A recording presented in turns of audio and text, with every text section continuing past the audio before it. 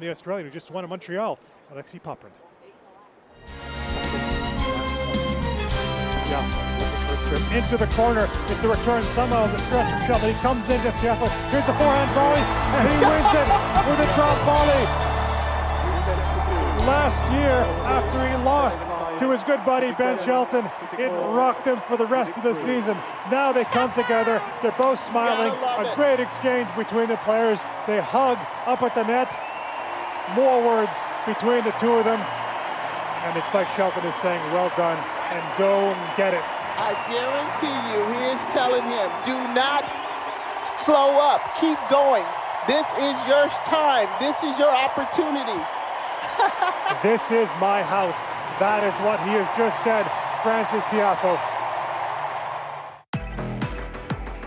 Welcome to the 2024 US Open, the next chapter of spectacular. Make it a sublime summer and be there live in New York City for the US Open. As the official fan ticket marketplace of the US Open, Ticketmaster still has tickets available to many upcoming matches, including 100% verified resale tickets offered by US Open subscribers. Go to Ticketmaster.com/US Open Tennis and score tickets today. That's Ticketmaster.com/US Open Tennis.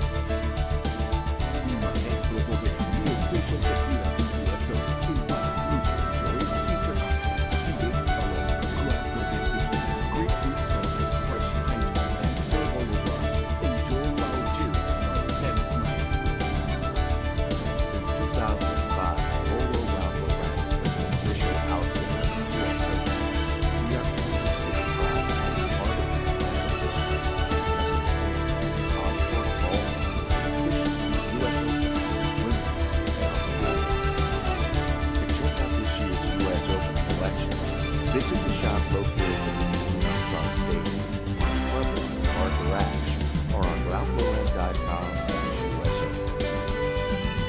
Chase has been a proud sponsor of the U.S. Open for 43 years and is committed to providing the best experience for customers and fans. Chase customers get access to the Chase Lounge, Chase Terrace, and more. Visit chase.com/US Open to learn more. Capacity is limited.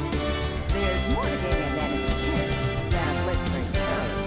That's why the USTA works with Deloitte.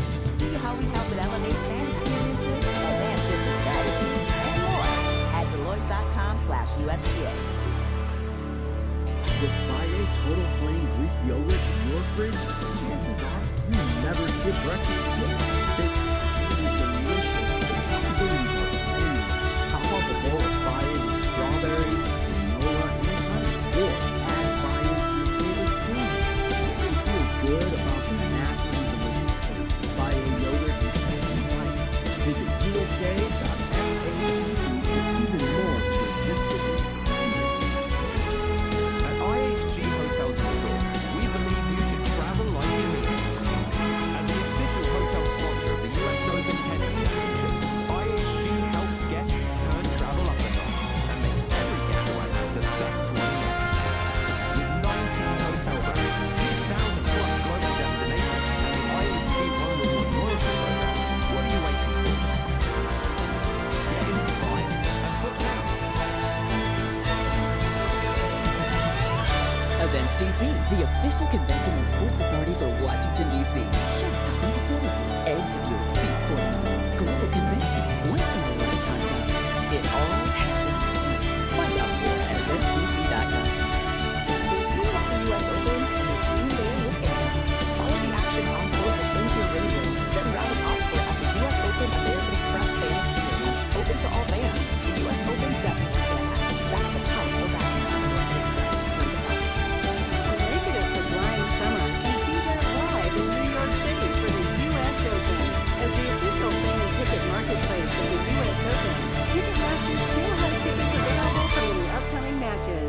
Including 100% verified resale tickets offered by US Open subscribers. Go to Ticketmaster.com/US Open Tennis to score tickets today. That's Ticketmaster.com/US Open Tennis. Do you hear that? It's the sound of millions of data points being transformed by Watson X, including IBM Granite models. the result? Match reports for every singles match. Experience it at ibm.com/US Open. This is tennis on AI. Get ready for the 2024 US Open Tennis Championships. Get ready for the next chapter of spectacular. Sensing the moment, approaches the baseline, answers with a backhand, missing, cross court. We're going to a third set tiebreak, and the crowd is on their feet inside Ash. Get ready for the next highlight, the next challenger, the next to make history. The greatest of all time turns back the clock and is moving on. He winds up flat on his back. He's turned over. He's sobbing. And he is the U.S. Open champion. Get ready to go all day, all night, and all the way up. It's an 8. And the dream has become a reality. The U.S. Open. Spectacular awaits. And a pleasant good evening. Welcome in to night number 5. Here on U.S. Open Radio, presented by American Express. Mike Cation, joined by Mark Woodford and Gil Gross here in the studio before we send him out and about and around the grounds. Guys, it is very hard to come down off of a match like that, an atmosphere like that inside of Ash. First, let's talk about some timing here. We obviously have matches right now that are on Grandstand and 17. Grandstand, Ruud and Shang are in the midst of a first set tiebreak. Nakashima and Musetti on Stadium 17 right now. Also some doubles on our outer courts, but listen, I think it's one of these matches we're going to be kind of talking about as maybe the match of the tournament here. Frances Tiafoe in 5 sets, 6-3 in the 5th over Ben Shelton. And Mark, let's start with you. You and I talked about it the other day, just how much that particular matchup could potentially mean to Frances, especially after losing to Ben a couple of times. Your thoughts on what you saw, especially in that 5th set? Well, I saw a guy that played with a lot of heart, and which is not unusual for Frances. He is passionate and he gives everything. But I saw someone that was ready to seize the moment. There wasn't much fear at all, which I think in the past, there have been these moments where he's oscillated his level. He hasn't been able to maybe hold on to those emotions. He's just been kind of wild out there. Today, in that 5th set, was someone that had eyes on the finishing line, and it was terrific to see. I mean, what an atmosphere. No kidding. Gil, you also spent time with Taylor Fritz on Armstrong as well, along with keeping an eye on Tiafoe and Shelton for about 3 sets. Talking about what he just said about Frances and those wild oscillations, I think we have to give a lot of credit to David Witt. Anytime that Frances starts with a new coach, there's this trajectory. It's almost like he needs somebody else to kind of push him and give him a little bit of that self-belief, and I'm just wondering what you see from that partnership so far. I think personality-wise, it's been a really good fit because David Witt has this ability to bring the laid-back feel that Frances really enjoys, and then also say, okay, let's lock in, let's go to work. And I think Frances needs that balance. He also has spoken about getting less high and less low. Keep it a little bit more steady. And I think David has recognized that. They've focused on that. Wayne Ferreira's big thing was the focus in a match. Like, let's not have those dips. And Wayne did a great job with that. I also want to point out the resilience, though, of this match, because it was a 3rd set tiebreak loss. And in a best of 5, that can always be a turning point, and it was last year. When Frances came in last year, he was the alpha. He was the favorite. And when he lost that 3rd set tiebreak, he wilted emotionally in the 4th. It was not the best version of Frances. He didn't have the energy. He didn't have the positivity. And I think a lot of this was lessons learned from last year. He was in the same exact spot scoreline-wise, and he said, it's going to be different this time, and it was. I also think we need to talk about the fact that he came back, or nearly came back, from a 6-0 deficit in that tiebreak today. I think that really kind of set the tone for what we saw the back 2 sets. Gave him a lot of heart, that belief to, 6 love is a fair distance, isn't it? And to close that gap, look, it set the tone maybe for sets 4 and 5. That belief, I think in the past Tiafoe we have seen at times he could have disappeared in that 4th set, but But I like what Gil has mentioned, the rapport that he has built already with David Witt, and trying to, it's not to avoid those highs, obviously we want to avoid the lows. Right. But if we can just find a bit more of that middle ground, and I think that's where there could be more of Frances Tiafoe in this tournament. You also kept an eye on Taylor Fritz here today, who was just nice, clean, business-like performance from him. And I know Zina Garrison, who was on just a little while ago, just talking about the fact that, okay, is it time now? Is it time for one of these Americans to have that breakthrough and actually win one on the men's side? Listen, Novak has not looked great yet. He's been fine. Jannik Sinner, obviously a ton of things happening around him in this world right now. Frances, Taylor, Tommy Paul. I'll tell you, Taylor looks incredible. Yes, he does. He looks awesome. And obviously, the more impressive performance, although he was fantastic today against Francisco Comasagna, we were bracing for a real battle against a Matteo Berrettini, who's been awesome this year. And the way he returned serve was eye-opening. And I thought today, the way he volleyed was eye-opening. He was 23 for 29 at the net. I asked him about it afterwards. I said, wow, that's some of the best I've ever seen you volley. And I know you've been working on it for a long time. Was it the Olympic doubles medal? I mean, what happened here? And Taylor was like, look, it's been a slow process of getting better and better at the net. There was no quick breakthrough, but clearly he's feeling a little bit more comfortable up there, and that could be an X factor if he faces a Zverev in the quarterfinals. It's also notable to me that we haven't been focusing and talking about him too much. You know, there was so much focus on what we were going to see with Frances and Ben, and obviously the Jannik Sinner news last week kind of took away from anything else, but it feels like Fritz is kind of playing under the radar right now. And this happened last year, too. He got a favorable draw. He absolutely smoked the competition through 3-4 rounds. And then it was quarterfinal time. And once you hit quarterfinal time, all right, it's a different vibe there for Taylor. It's, are you going to break through? So, of course, that looms pretty large for Taylor Fritz. So basically, we're getting to this scenario that we've been there before. It really is up to Taylor to take this one step further now. I mean, you know, I think we that have followed the sport over the past few years, we've talked him up enough times now. It's time to step up. Yeah, and it feels like this is the year. Yeah. I know that might sound silly considering we're only in the third round, but again, I don't feel in this particular portion of the draw that there's anybody who just, you say for sure, Novak has always been that guy. I don't feel that it's a certain bet right now with Novak Djokovic. However, in regards to Fritz, let's say he loses in the quarterfinals here. Let's also give him some credit. He's been second week at all 4 slams. He's the first to do that since Andre Agassi in 2003. There's no doubt that we're wondering if Taylor's going to go a step further and make that breakthrough. But the consistency from major to major to major, particularly for the American men on clay, that's notable. That's worthy of praise. And, you know, even if he does take another defeat in the quarters, I believe that would make him 0 for 5 for his career.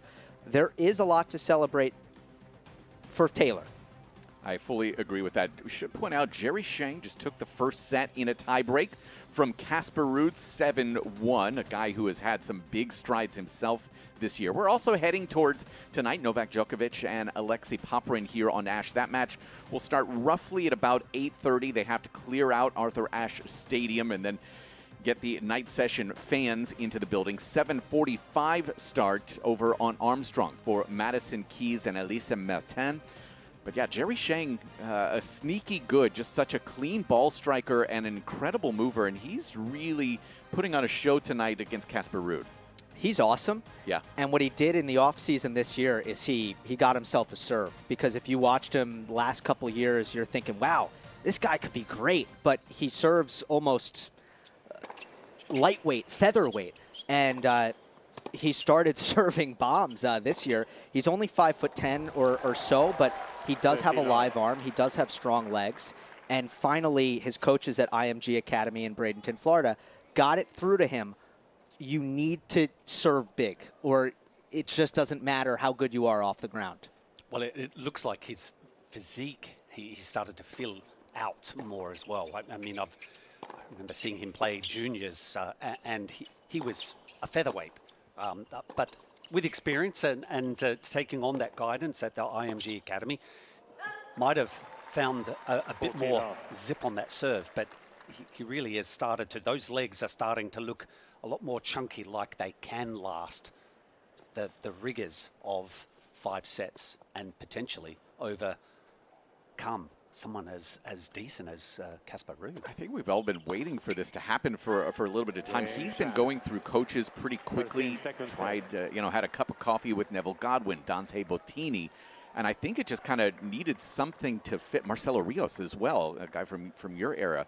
Yeah, that's the kind of quality that Chang has had in his corner, and it looks like just something finally stuck and finds a good path for himself through this summer. Well, watch out for Chinese tennis. I mean, they are starting to put together some worthy names. It's not that they have not had worthy names in the past, but they are coming together. Yes. I mean, we've got Triple Z that has unfortunately defaulted. Must have hurt himself in the first round here, but he's formidable. He's playing well in doubles. We've got Shang. There's a couple of others that are just starting to come together.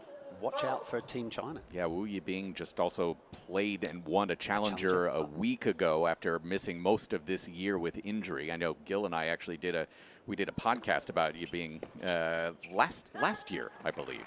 Yes, we did. That's a good memory. I did see that he's had some success on the Challenger Tour over in China. That's good to see. Yes. Hopefully his fitness levels don't start to improve and he can compete at the level that he's capable of. I had something on Ruud. I was just digging into my tennis abstract, and Casper has really struggled with lefties at majors. His win-loss record lifetime, lefties at majors, is 8 wins, 6 losses. How many of those are Rafa? 1. Really? Yep. It's not an excuse, Mike. Okay. See, I was actually a little disappointed the other day because you grabbed an interview with Casper after his win in that last one, and I was expecting you to follow up with a question. So what's the program for tomorrow, rest day? Do you go and practice with a left-hander because your record is a little shaky? That's a good question. You didn't ask that. Yeah, that's journalistically very irresponsible of me. He did have to race over there. Wow. We should give him 10 out of 10 because you captured the interview with him anyway. As he was signing autographs afterwards as well. Yeah. Yeah. Do you know what it's like to try to ask questions when your legs are burning? You feel like Yours a couple or of his, cylinders. He just finished the match. And I just walked from 17 to grandstand. I mean, come on. You were sprinting that day. He's going to be in the next Olympic Games. He's going to be running the world, the tennis world, in the next couple of years. I think we've all acknowledged that here. Brandon Nakashima, also a guy who's had a phenomenal summer, struggling in the second set, losing 5-2 to Lorenzo Musetti after taking the first set 6-2. And Nakashima, another one of these just kind of overlooked players who kind of needed to go through a little bit of a dip himself, but seems to be back on that rise. I'm really trying to beat the drum of the Brandon Nakashima serve. In 2024, among top 50 players, he's 8th in hold percentage. And if you look at the names around him, you're going to see Rublev and Djokovic and Berrettini. You're going to see, Ben Shelton. You're going to see the biggest servers in Brandon Nakashima. And it's not because he hits 138. He doesn't hit bombs, but his spot serving is top notch. And he's picked up a couple of straight set wins, and I think if you look at the statistics and you see, wow, this guy's serve is performing at a really, really high level. He's obviously got a good handle on his game this season. He has resurrected himself. Probably the knock on him was that there wasn't an area of his game that stood out. It's a sneaky good serve. Yeah. It's not a fast pace. He tucks it into the corner as you described, and it is just coming together for him. I think in the live rankings, he's now sitting at top 40 before this result. So potential to go higher.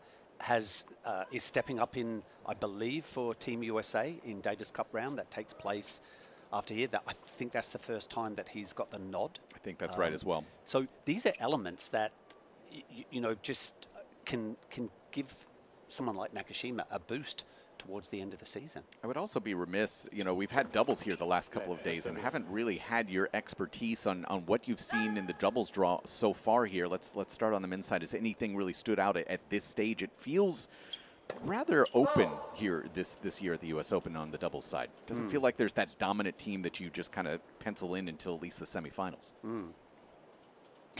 Yes. Yes, I'm a little kind of flat with the doubles. Really? Yeah. It's just kind of at the moment. Yeah. I drifted. Last night I called, I did on TV the Ram Salisbury match. They just got over the line against an alternate pair, which is not to say that an alternate pair is below level. The guys that they played were amazing. It was an exciting match.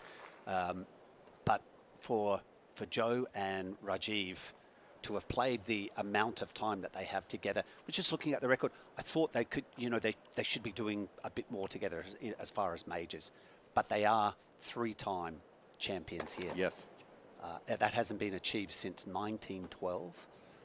So they're going for a four-peat, which is amazing. It's been only done in 1905, I believe, as well. So I didn't realize anything existed that long ago. It does. It does. So do you want me to? His data bank doesn't go back that far. Yeah, I thought you were going to make an old person joke and say, did you play in that particular Open? I thought that's where you were going, Gil. Was he looking at you or me for that? I'm not going to be at your level anywhere close to it. We're going to take a break and then start getting you ready for Madison Keys and Elisa Mertens, which will start at 7:45. You are listening to U.S. Open Radio presented by American Express.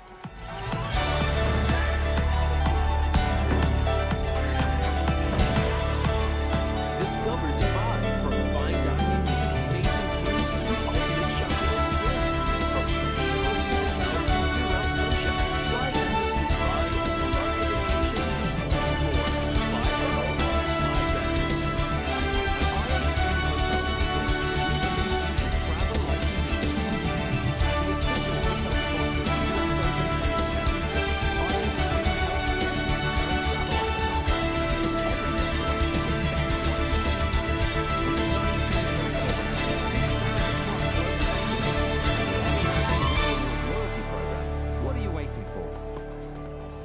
Get inspired and book now.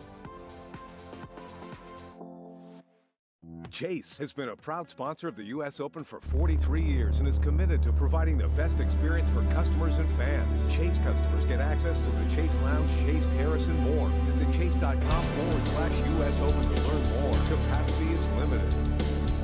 Friday, total free Greek yogurt in your fridge. You never skip breakfast.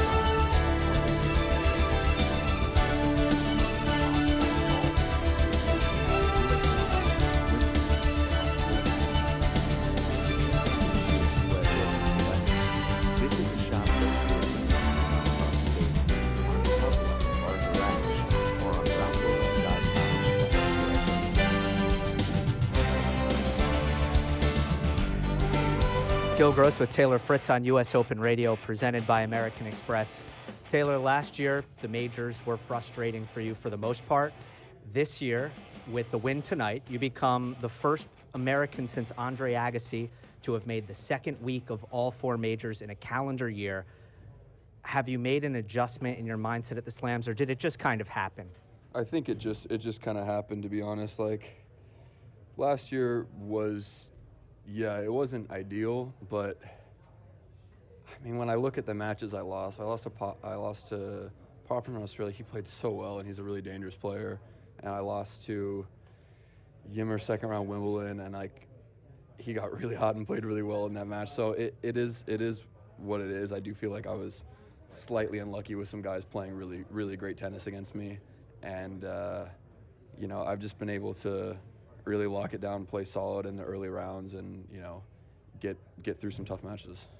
You're an Olympic medalist in doubles now. This was some of the best I've ever seen you volley. 23 for 29 at the net against Comasanya in this third round match. Do you feel like you've made a breakthrough with your net play? I don't know if I'd call it a breakthrough, because it's been a very consistent, slow, just improvement over the years. It's something I've been working on for such a long time, and I mean, I can get so, I'm not going to, I can get so technical and specific about it, because I think there's a lot of different scenarios coming to net, some that I do really well in, some that I don't do really well in, and it's like, it's a whole conversation with my coaches when I'm trying to explain things. But today it was a big part of the plan. I knew that he is really fast and he's great defensively out of the corners chipping. He is very quick to go to the chip on defense. So I just can't allow him to stay at the back and just reset points with the chip. So it was you know, a big part of the game plan today to be attacking and following in, and I did a really good job. Yeah, you nailed it. Good stuff, Taylor. Thanks. Thank you. This is US Open Radio, presented by American Express. Drink Evian, the source of refreshment for your body and mind, with naturally occurring electrolytes for a cool, crisp taste. Mountain-made minerals. Alpine glacier rocks. To you, Evian. Live young.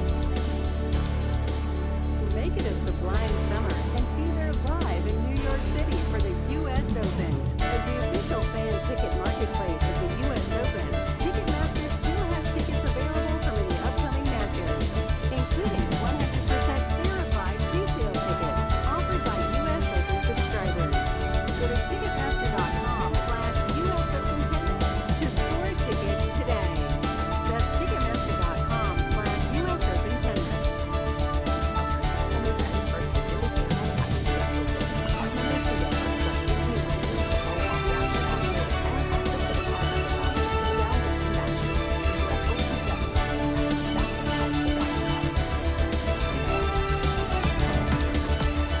Welcome to the 2024 US Open, the next chapter of spectacular. It's Mike Cation, Mark Woodford, Gil Gross. Gil with that interview with Taylor Fritz, who does await the winner of that match between Ruud and Shang. That is over right now on grandstand. Again, Shang taking the first set, 7-1 in a breaker on serve, 2-1 in the second. It's a madhouse out there right now, Woody and Gil. Just in terms of the fans, you know, just one of those unique situations where, because of the fact that Ash went a little bit longer today, 4 hours plus for Francis and Ben Shelton, as a result, we're just starting a little bit later, about an hour and a half later for that. So fans having to wait to get in, but once the day session clears out, everything gets cleaned on Ash and then moved back in. But it's packed, and it's a great thing to have that many fans here, and it's going to be an electric atmosphere, you would think. Congested. It's very, very tight on some of our screens there. But it reminded me of Roland Garros down in the alley that they have that from Chatrier that overlooks some of the media center and some of the outside courts. When Chatrier does finish, there are just throngs of people, and it's like you just cannot move at all. But fantastic atmosphere. It is right now, and it will be for the match. Have you guys seen the people stacking the honeydew glasses? It's apparently become a real thing this year. What happened to the just chugging the beer and be done with that? Yeah, no, because of the fact that they're the collectible glasses, people are just getting like 8-foot tall stacks of cups.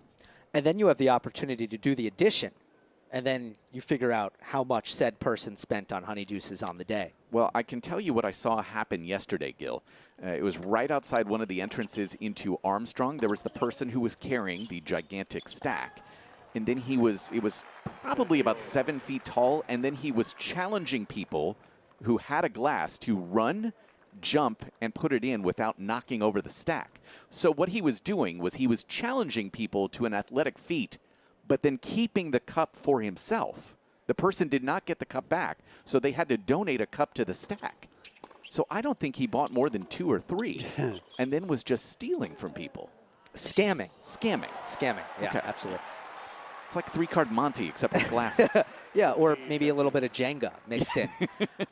So there's a new rule at the U.S. Open this year, right? No matches, if it can be avoided, are starting after, is it 11:15? 11:15.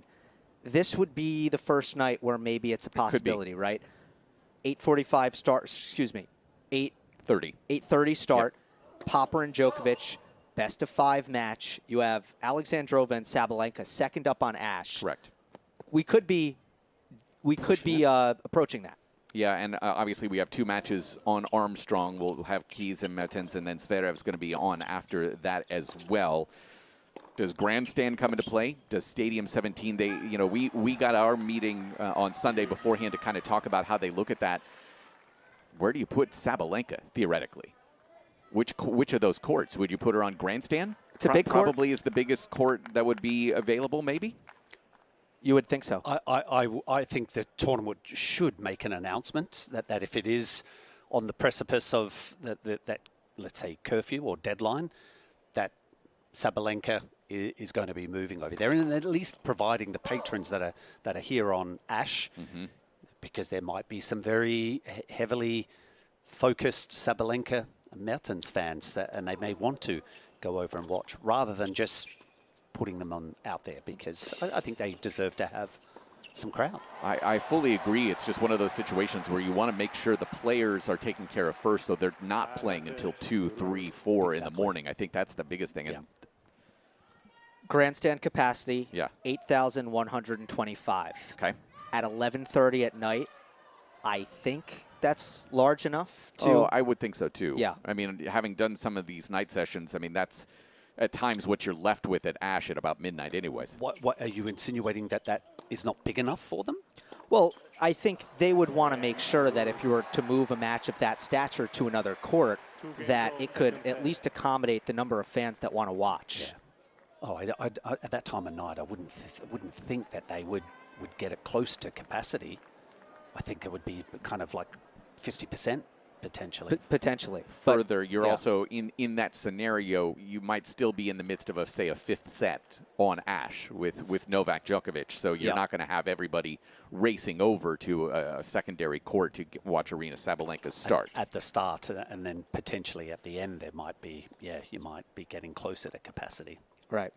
But I think it's absolutely the right rule to put into place so we don't have those. I mean, you and I, all 3 of us have seen those matches that last too late, and then a player 2 days later is still cooked from being awake until 8 a.m. the day before. As a player, I think if you were given that option, I certainly would say, yes, I'd be happy to go out there at 11:30 and start my match rather than waiting to potentially play maybe 12 if you have the option, or coming back the following day. I think I'd rather get it done, get it started. I think that's absolutely the right way to go. We are heading towards Madison Keys and Alyssa Mertens on Armstrong. They will be walking on in about 5 minutes. So let's put a little focus on there. Madison Keys, obviously the big story with her, just her health and the hamstring.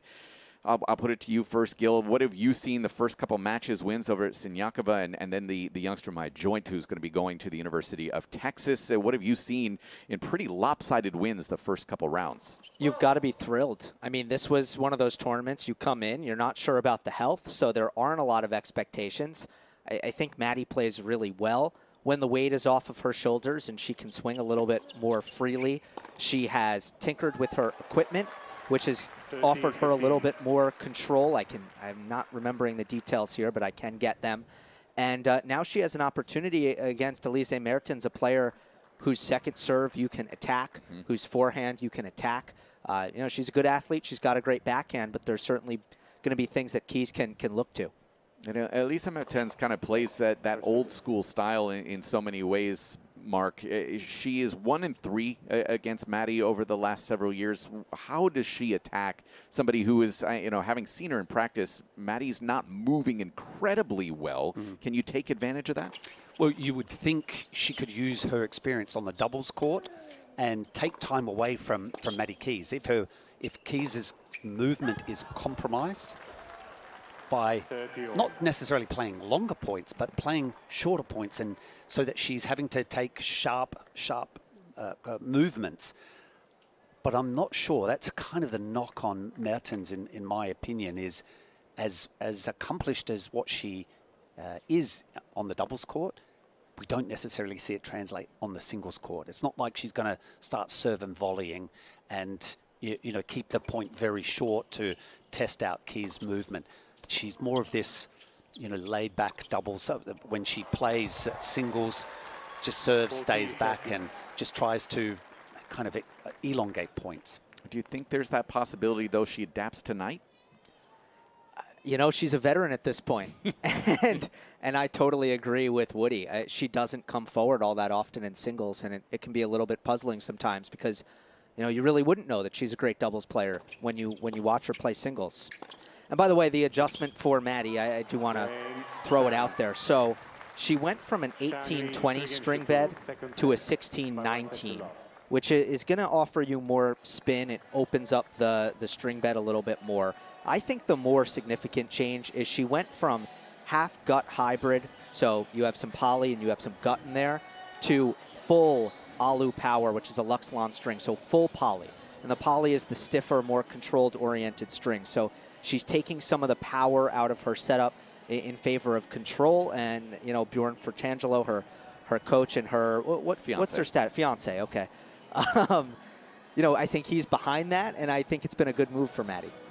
Yeah, Bjorn is somebody who retired a year ago. Foot really never allowed him to kind of explore his talents, but it was a rough transition into the coaching side, just kind of getting away. I think we've all kind of gone through that in our own various, you know, Gil and I, maybe not to the same level as Mark Woodford, who went into coaching. What was that transition like for you when you immediately stepped away from tennis?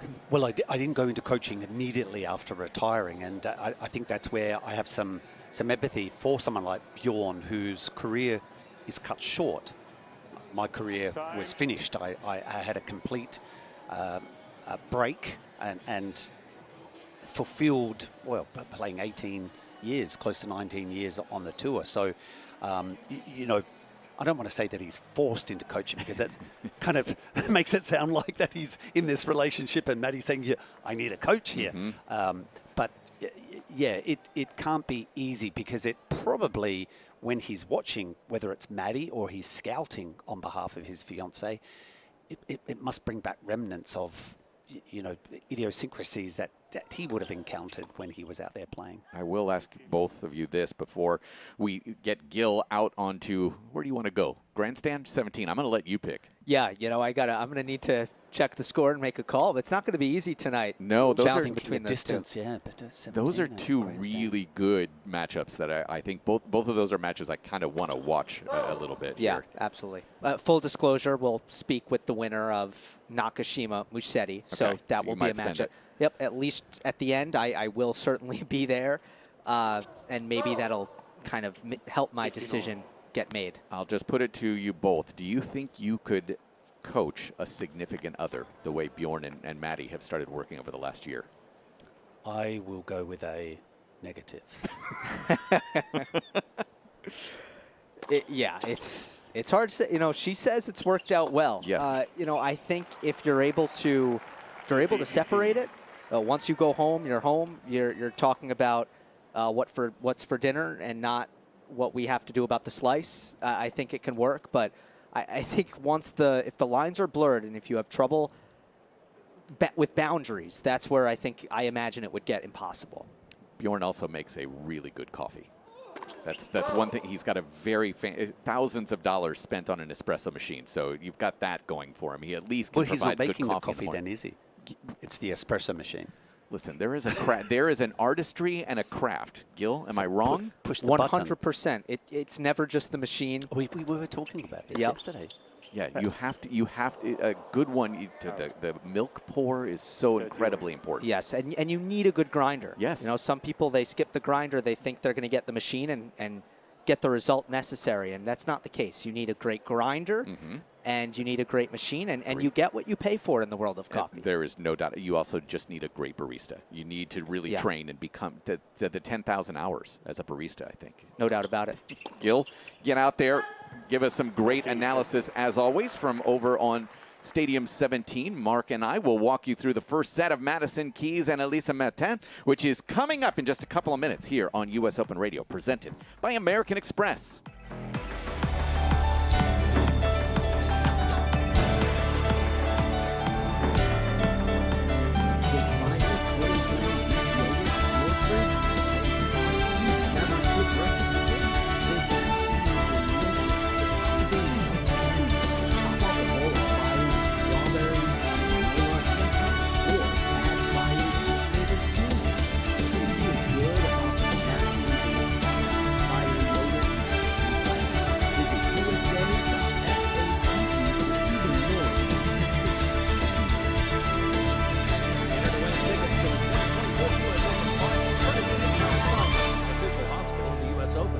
By September 1st. No purchase necessary. See official rules. Visit mountsinai.org/US Open Sweeps.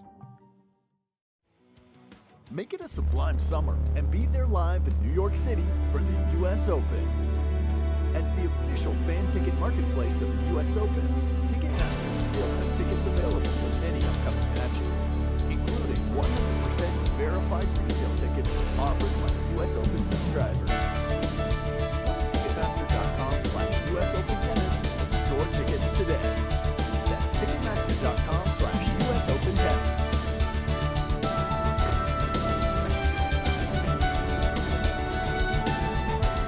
Mike Cation, Mark Woodford, ready to bring you inside Armstrong, where Madison Keys will take on Elisa Mertens. Last couple of minutes of warm-ups here. Madison, the 14 seed. It's been a while since she hit that career high, 2016. At number 7 in the world. 2 straight set wins for her as well for her opponent, the 28-year-old Elisa Mertens out of Belgium, who comes in as the 33 seed, the sneaky little 33 seed, who also has 2 straight wins over Kudermetova and Tomljanovic. And you kind of talked about it during our analysis a couple of minutes ago, Mark. Elisa's been really close and just been in the 3rd, 4th round consistently in the slams. It has just been that inability to get over the hump, get to consistent quarterfinals, consistent semifinals, 1 semifinal to her credit at the 2018 Australian Open. But it has always been a frustrating watch because you think she's capable of doing so much more, especially, again, as you mentioned, using those double skills on the singles court. Yes, she's having to live in the shadow of 2 other famous Belgians before her, and Justine Henin and Kim Clijsters, and she just hasn't been able to live up to similar levels of what they achieved on the singles court. Certainly shines bright on the doubles court, but yes, it's like she starts off in these tournaments quite accepting 3rd round, 4th round, and that's kind of the max. Someone like Madison Keys, that drive is to be there. That goal for Maddie Keys is to, I mean, she has an offensive game, but she, to start on the first round, on the Monday, the goal is to be there in the second week. And I think that's an advantage that she takes into this match. And when it gets close, those are the moments where those subtle differences can make the difference of winning and losing. Christian Raska, our chair umpire, warning the crowd to settle in for a beautiful night of tennis here. Madison Keys taking an extra second to look at the return of serve, while Mertens getting her last couple of serves in. Did you ever find that to be offensive as a player? When you were warming up your serve and then all of a sudden your opponent ran over to take a couple of returns and see it early? So I used to do that when I first came out onto the tour. You would. You'd be one of those people. Yeah, I was. and Todd and I, we both used to do that at the back end of, in particular, doubles matches. I'm sure I used to do it in singles as well, but it happened in a doubles match against Ken Flack and Rob Seguso. Yeah. And yeah, they took exception to both of us returning, and to me in particular because I hit a few more returns. Okay. And so we had a bit of an argument in the locker room afterwards about it. That they didn't take a shot at you, did they? I mean, with words they did. Okay. Yes. They should have taken one shot at you too. Maybe a little butts up. No, I was pretty quick with my hands. Yes, you were. Yeah. That's indeed true. You were very quick with your hands. But we did settle it afterwards. I mean, certainly we weren't doing it in any offensive way, but Right. I can see now, upon reflection, that it can be annoying to those who were serving. And speaking of serving, Mertens to serve from the far side. We're ready for play inside Armstrong. Service good. Keys forehand into the net. It's 15-love. Mertens wearing a white visor tonight. We're going to call this a plum skirt. White top with pink and plum highlights. 15-love in the opener. Serve net and good. Another one upcoming for her from the far side here inside Armstrong. Crowd continuing to file in. Again, a late arriving crowd due to the fact that the matches ran long during the day session. Serve is into the net here at 15-love.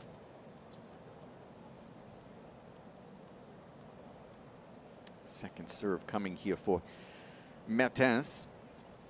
That is good to a backhand from Keys short. Mertens backhand. Keys has to stretch for that one. Backhand slice to a Mertens. Backhand up the line. Running squash shot lob from Keys will miss long. It's 30-love.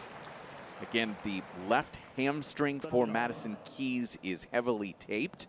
She has had to retire from her last 2 tournaments. It is obviously such a huge benefit to have a day off in between matches here in New York.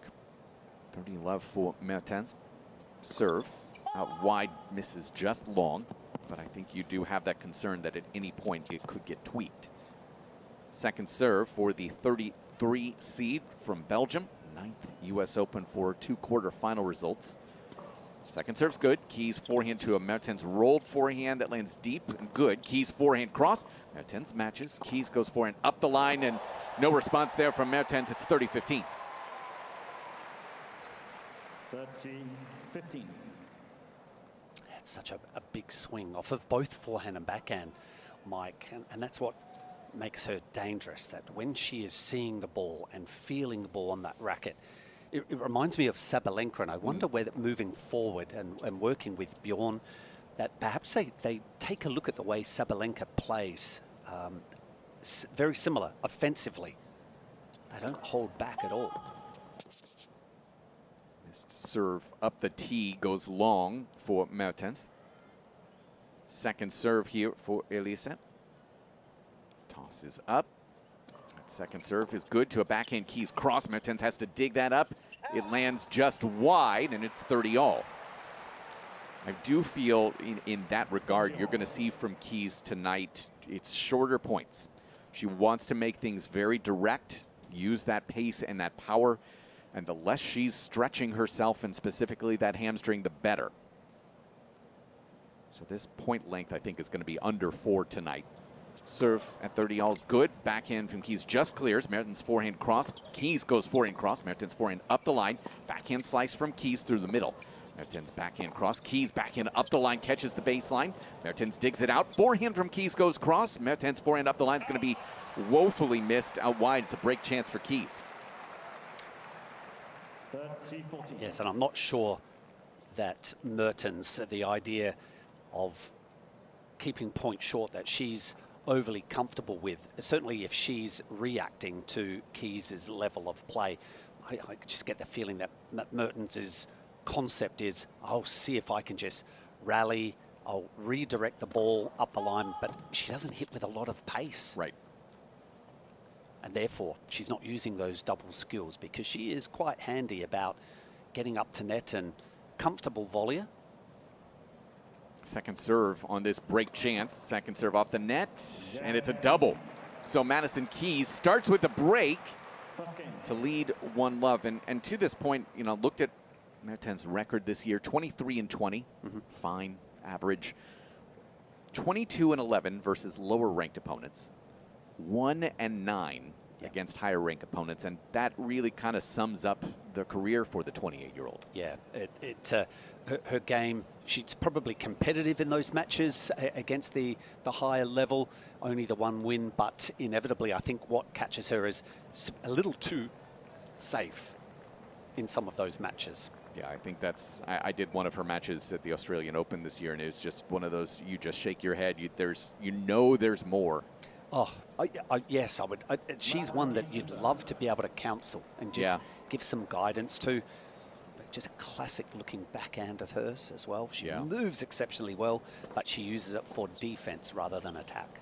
Keys going big on the forehand off the net, lands good. Mertens going to have a forehand pass, and she cleans that up very easily for love 15. Keys wearing the, we'll call it an olive green and white with salmon trim. Black visor for Maddie as well. And the white Nike kicks serve. T good. Lob return lands good. Keys rolls a forehand cross. Mertens forehand cross to a Keys forehand cross. Mertens forehand goes middle. Keys go forehand in middle. Is into the bottom of the net. It's love 30. And there was, I think, the big swing that perhaps caused the mistake by Maddie Keys. It wasn't a heavily struck ball by Mertens, but Keys wasn't compact enough. This is another first serve out wide in this love 30 hole. Second serve for Maddie. That is good to a Mertens backhand up the line, running backhand from Keys lands short. Mertens backhand in behind it. Forehand from Keys is into the net. 3 chances for Mertens to get it back. Well, there's a good sign for the Belgian. Number 33 seed. She saw an opening with the two-handed backhand, and that's the confident side. I think we'll see her maybe approach behind the backhand. Agreed. Not so much off the forehand, but she has 3 break points. First serve is long, trying to go into the body from Keys. Yeah, just a lot of strapping on that left hamstring. Second serve for Maddie. That is good to a forehand Mertens. Keys goes forehand inside out. Mertens has to dig that out short. Keys backhand slice in behind it. Lob from Mertens lands right on the baseline. Perfectly struck. Breaking at love for 1-all. Wow. What a lob. Very difficult under the circumstances. I really like to see Keys come in behind that backhand slice, but Mertens' weight was going backwards, having to deal with the knife backhand approach. She just nailed that lob. Yeah, certainly something that she is capable of. Definitely have seen that lob type return quite a bit over the years as well. Yeah, she does. I've seen some spectacular doubles points that she's involved with. Forehand from Keys goes middle. Mertens forehand cross. Keys goes forehand cross with pace. Mertens forehand middle. Keys goes forehand cross. Mertens again forehand cross. Keys changes direction. Forehand goes up the line, draws a backhand error from Mertens. It's hard to find a service point right now. It's love 15. Yeah, and I wonder tonight as well, Mike, whether Mertens, as classic and handy that two-handed backhand of hers is, might be a night that she should play a few backhand slices to try and get out the strike zone of Maddie Keys. Serve here at love 15 off the net and long. Yeah, I was thinking in my head shape. Just the variety of heights is going to be incredibly If you're going to go important. with a two-hander, make sure that there is the variation. Yes. So love 15. Second serve. Mertens pulls back. Here's something in the crowd, so we'll restart her motion here. Serve. He's into the net. It's another double fault. Love 30. Second double for her. It is, you know, I've talked to a couple players who told me that inside Armstrong, it's just so loud. You really struggle the first few minutes to kind of just get adjusted to the ambient noise inside the building. Acoustically, both courts, in particular when the roofs are closed, not that they are tonight. Love 30 serve good. Keys forehand through the middle. Mertens goes backhand cross. Keys backhand slice, really hard for her to recover. She gets a lob over Mertens. It's going to miss long, but yeah, she seems to really struggle pushing off out of that ad corner and really getting that cross step over back towards the center. And I think trust. Yeah, it is trust. I again can sympathize with her because I used to hurt my left adductor after many matches, and after a while it is, you know, just being able to, can I get my leg anchored down without feeling a little bit of a twinge in there. 15-30 second serve. Mertens pulls down her toss, apologizes to Maddie. Now we go again with this second serve. That is good to a Keys backhand cross. Mertens backhand middle. Keys goes backhand back up the line, catches the baseline, and also grabs a couple of break chances at 15-40 as Mertens can't come up with the forehand. You know, Mike, you get a second serve, we go. That's Bjorn Fratangelo, fiance and coach. I do see that the physio is in the tunnel, Woody. That's not a good sign. We'll see who that physio visit is for. 15-40 serve, good. Chip return, middle. Mertens goes back behind Keys, very smart, into the deuce corner for 30-40. Might be a passage of play from Mertens behind that serve. Wide, and then go to try and wrong foot Keys. 30-40. Serve from Mertens, near side of the court. Serve is into the net. Jerry Sheng right now with a set point over on grandstand. 7-6, 5-3 with Casper Ruud. Keep you updated on that one. 30-40 second serve for Mertens. Good. Keys back in through the middle. Mertens has to dig out a backhand. Keys big inside outer. Mertens throws up a lob. Keys rushing to it. Swinging volley. Put away. 3 breaks to 1. Keys with the lead. We're going to stay here and just keep an eye here on the fact that the physio is courtside. It might also just be very simply, Woody, just checking to see if Maddie needs the tape retaped at all. Okay, it's just some maybe electrolytes, more than likely then, that she just dropped off. Eye drops. Eye drops. Relieve the tension. I think we're all a little bit nervous, again, considering Maddie's pulled out of her last 2 tournaments. You have to be concerned about that. Yeah, and given tonight is another one of those balmy nights and sweating already. I'm surprised that she's not wearing sweatbands because I would imagine the sweat is pouring down onto that grip. Very hard to hold onto your racket, but also with tape around your leg, once you start perspiring, that tape starts to loosen up. And she wants the reverse effect. That tape is there for support. Yes. It's to keep it tight so that when you are anchoring that leg down, you're not kind of clenching your teeth. Nothing worse than when you're trying to run, stop, anchor down, put that weight, and hit the ball without kind of that agony. Yeah, and again, having that stable base so important with how big of a swing she has as well. That's right.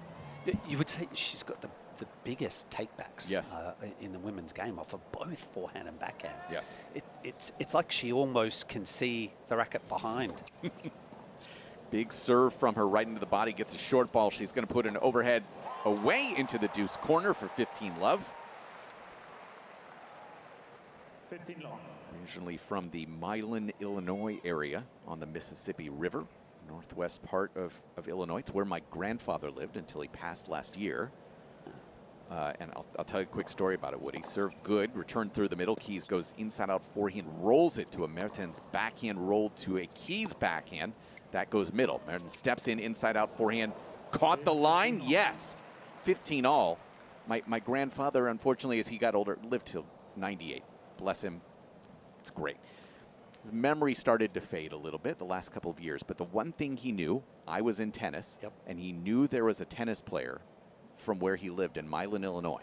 So every conversation that we had the last 5 years of his life, that other player? He said every time, did you know there's a tennis player from Milan, Illinois? Yes, I know Maddie. I've met her before, Grandpa. Forehand here from Keys into the corner, digs it out, does Mertens, but misses long for 30-15. Did you furnish him with a photo? Oh, yeah. Yeah. We took a picture one time and sent it to my grandfather. Nice. Yeah, it made him very happy. 30-15 here, Act 2-1 for Maddie Keys. Serve out wide is an ace. Beautiful. Lovely action on that serve. Nice knee bend, and then she drives up, not necessarily into the court, but it is up. And not only does she get the pace, but she combines it with an incredible amount of spin, top spin on that second serve, a big kicker. She goes first serve here at 40-15, good into the body, gets a backhand, goes into the net, so it's 40-30 now. Immediately slaps that left leg. How does the hamstring really affect the serve for a righty, that left hamstring? Would that have any impact on the serve at all? I think maybe when she's coming down after contact, because she's landing on that left leg. Big forehand into the deuce corner. Chip back from Mertens. Keys goes inside out, forehand off the net and well long. Deuce now. Robbed there, Mike, with the forehand. We've spoken about how tightly the nets have been are this year's tournament, but usually they sit up that one, just contributing to moving over the baseline. It just shows the pace at which she hits, especially off that forehand side. The biggest on tour. Deuce now at 2-1, serve long and wide. Second serve coming for Keys. High ball toss, serve good. Mertens forehand missed into the net. That's a bad miss on the second serve. Yeah, it's a 70 mile per hour second serve. Just a simple miss. Sometimes the slower serve is the hardest one to return. Way too much time to think. Been there a few times. Yeah. Game point here for Keys. Serve into the net. Second serve upcoming. Toss goes up. It's a high toss again. And oh my, completely missed the timing. That ball, I don't even know how to describe that. It floated at about 40 miles per hour, missed the doubles alley. Might have missed long as well, but just a complete shank. Double fault. Deuce number 2 now.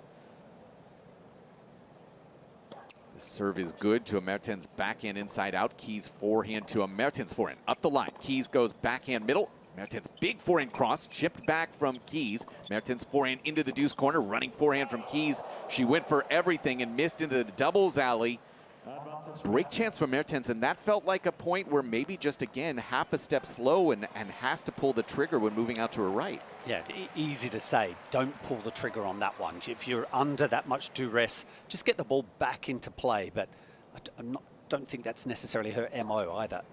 Kick serve, gets a short ball, does Keys, goes forehand inside out, Mertens backhand cross. Keys volley lands good, Mertens there, rolls it right through the middle, but Keys is waiting and finishes with a little roll right onto the tee, back to deuce. Wow, I love it. The serve, it kicked back into thinking, played that point with a purpose, started with a kick serve and then came forward. I thought the approach shot might not have been, well, could have been better executed. Got a little lucky winning that point, fending off a break. 17 minutes into this one, deuce number 3, serve, good, but a let, did catch just a little bit of it. Keys takes a long look over at her opponent, makes sure she's in the place. And now we serve. We go with a Mertens forehand cross on the return, now has forehand up the line. Keys tracks that down, backhand slice. But Mertens was on the approach and Keys misses into the net. It's another break chance for Mertens. 5 minutes, 40 seconds in this game. Looking for our 4th break to start the night. Break point number 2 here. Keys, high toss, serve out wide is wide. Second serve for Maddie. That is good to a backhand Mertens cross. Keys backhand is into the net. Break after break after break after break. 4 of them, 2-all. Well, that was a shame for Maddie Keys there. A couple of games worth. I think she was up 40-15 and correct. Just contributed. It's not like that Mertens came out and earned that break of serve. It's like she was given the break back. Well, I think it also just kind of, we need to talk about what's realistic expectation for Maddie Keys here. This is no doubt a half step, maybe a full step in terms of the speed has dropped off, and she's having to make adjustments in her game because of the health. I don't think she would play if it weren't the US Open. Yeah, yeah. And if you are then making allowances, perhaps try not to be pulling the trigger on those shots when you're pushed to the corner, like that one there. She kept the ball alive and at least got it back over and provided the opportunity for Mertens. Kind of froze on that volley. Yeah, that's a textbook easy high forehand volley to an open court. Again, to kind of describe how it's happening, when Keys moves out to her left into that ad corner, normally you have an explosive cross step getting back to a scissor step back to the middle.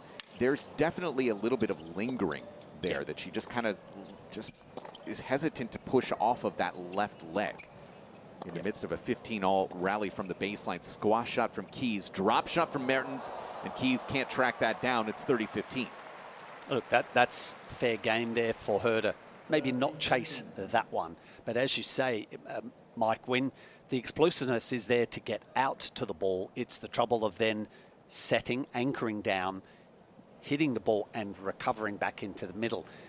That's where the teeth are clenched, I would expect, for Madison Keys, because it's the US Open. She's willing to see if she can manage and work her way through this encounter. 30-15 and a second serve upcoming for Mertens. Has one win in 4 opportunities against Keys so far. Serve caught the back of the service line. The return missed into the net. 40-15. Mertens looking for the first hold of the night. It's been very quiet, calm, as we typically expect from her. Doesn't give you a lot of emotion on the court. Toss goes up, serve, good. Backhand from Keys to Mertens. Backhand back up the line. Rolled by Keys to a drop shot from Mertens. Doesn't even get to the net. It's 40-30. Pacey first serve by Elise Mertens, but I don't think it's still enough generated to really bother Madison Keys. I think it might be tonight, though. Again, I just think the fact that she's taking away time, it might not be the pace, just so much as taking away time from somebody who's not moving 100%. Game point number 2, serve number 2 for Mertens. Serve tee is wide and long. Will anybody hold tonight? When's the next match starting? You mean the men's match? We will see. Novak Djokovic is gonna get onto court in just a couple of minutes at 8:20 is when we have the interviews, and 8:28 first ball. Deuce now for Mertens, 2-all in this first set. Serve, good. Keys forehand launched up the line, goes for it all, misses long. To some tepid applause there from the crowd. There was one person clapping. Semi-finalist last year, Madison Keys. Mertens never passed the quarterfinals here in New York. Serve out wide is good. It's an ace. Oh, it's a let. Oh, cheeky little let there. Both of them were walking towards the seat. So I'll try this again here. First serve for Mertens. Add in, serve. Netted. Trying to go body with it.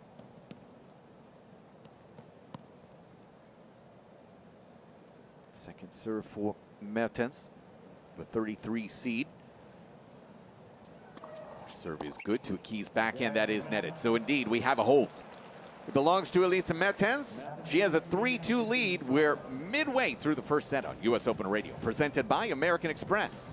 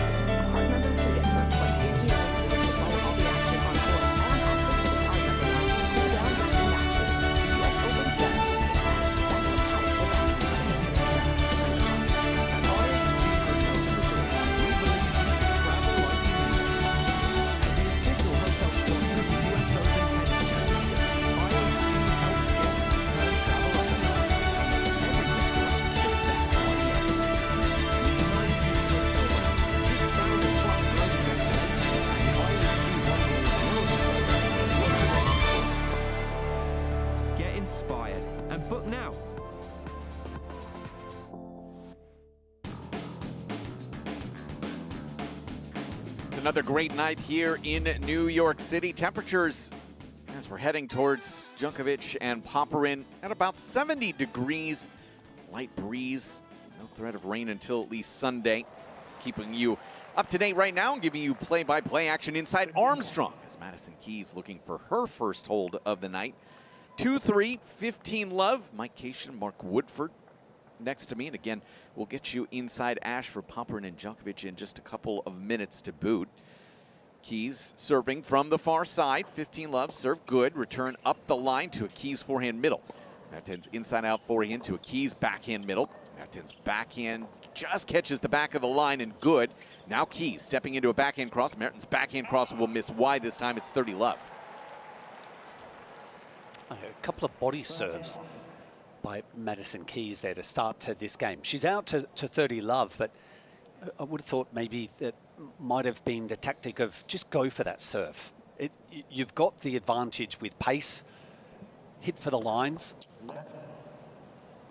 and then rely, if you miss, rely upon that heavy kick of the second serve. And if you need to go body there, but I don't know if that's, maybe she's just a little safe right now because of that leg, Mike.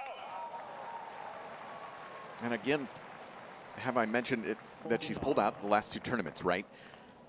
This is the stage where you wonder how much the last two matches, even though they've been pretty quick, 4-1 and 4-love, if they're taking a toll, especially with practice on the off day, how much practice is actually going into the day-by-day routine right now. Overhead from Keys is put away. Huge spin on that ball on the Mertens return, and Keys had to make last-second adjustment to put it away. But you just have to wonder how much Maddie is in a normal routine versus where she was, say, 6 months ago. Yeah, and middle forehand when you're in the rally. Second serves, I need you to create opportunities and come forward. That was fiance and coach Bjorn Fratangelo. yeah, and you only have just such a brief moment there, and you don't want to flood your player with too much information, but it just seemed like there were two very straightforward concepts. Just trust that. That's enough. Of course, as a coach, you probably want to say about 5 or 6 things. Yes, you do. Definitely the notes app is full right now for Bjorn Fratangelo. No players, they don't read notes these days, do they, on the change of ends? Naomi Osaka did last night. It had her journal open, was reading notes and also taking notes.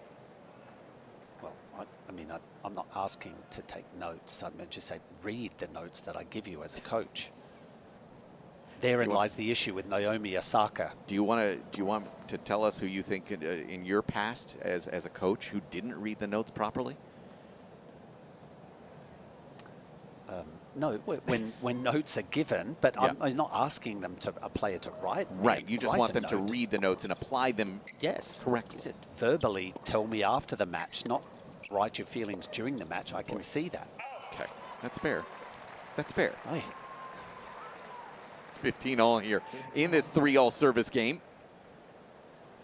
Sometimes the expression, getting it out onto paper is actually very helpful, though, Woody. Do that after the match. Okay, got it. I think you're very clear. During the match, Understood. You've got a few things to worry about. So Mertens here, last game with the original balls, near side, 15-all serve, good. Keys goes forehand middle. Mertens backhand inside out to a Keys forehand again, rolled middle. Mertens inside out forehand. Keys backhand slice lofted short. Mertens backhand up the line. Lob from Keys will miss well long. 30-15. And I go back to something we talked about an hour ago, Mark. She's going to have that opportunity to move Keys and move in behind it. As soon as Keys is moving sideways, there's nothing coming with pace. And we have seen that a few times with Mertens, haven't we? That she is actually exploring the front of the court. Yeah, I feel like the net points here for Mertens today is going to be a higher percentage than normal for her, and understandably so. 30-15, second serve for Mertens. Good to a Keys backhand middle. Mertens rolls a forehand into the net. And there's the return of serve. Remember, Coach Fratangelo on the sidelines was asking her to be aggressive with the return on the second delivery. There was a well-struck return. Keys has won 9 of 13 second serve points on the Mertens second serve. So just keep that in mind as we move forward. 30 all here, and a second serve is coming. First serve missed into the net. Keys, by the way, has only won 1 of 5 second serve points on her own serve. So it is a weakness for both. Second here for Mertens. Missed it wide. Double fault, number 4, and a break chance for Keys, who is 2 of 3 on the night.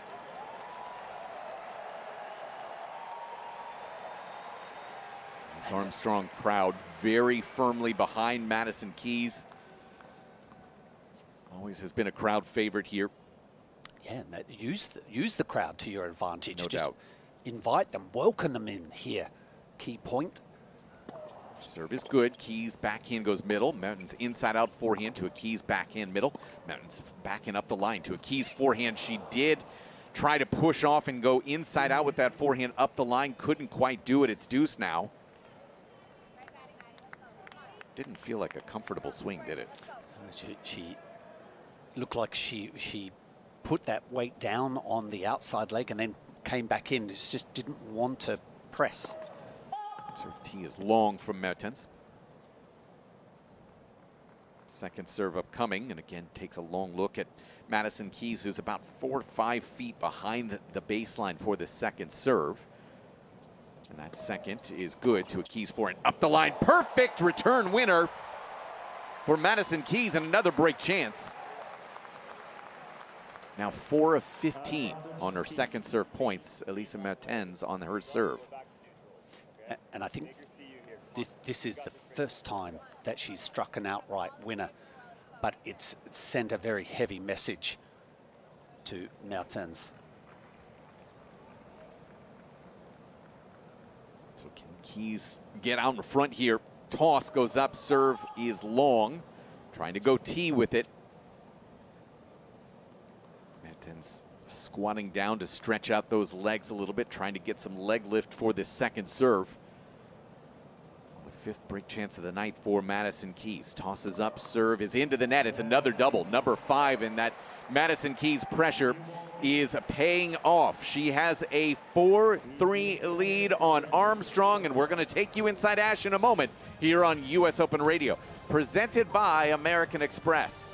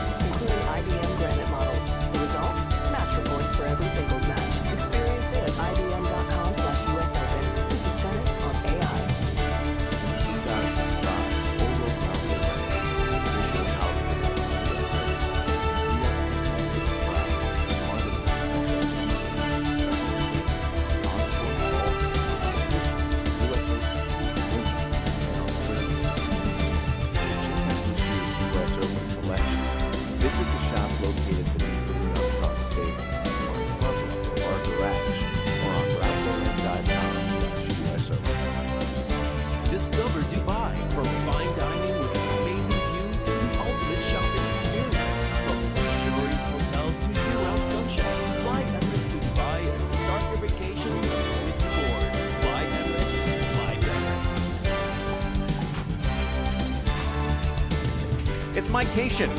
That's Mark Woodford. We're going inside Arthur Ashe Stadium. Let's get you ready for Novak Djokovic and Alexei Popyrin. Those two will be getting interviews here any second, Mark, so I may have to interrupt you, which I choose not to do very often. Fine. I'm curious is if Nick Kyrgios is going to be asking the questions. And if he is, hopefully he's dressed a little better. Would you see what Chris Eubanks wore when he went out and interviewed Francis Tiafoe? Full suit.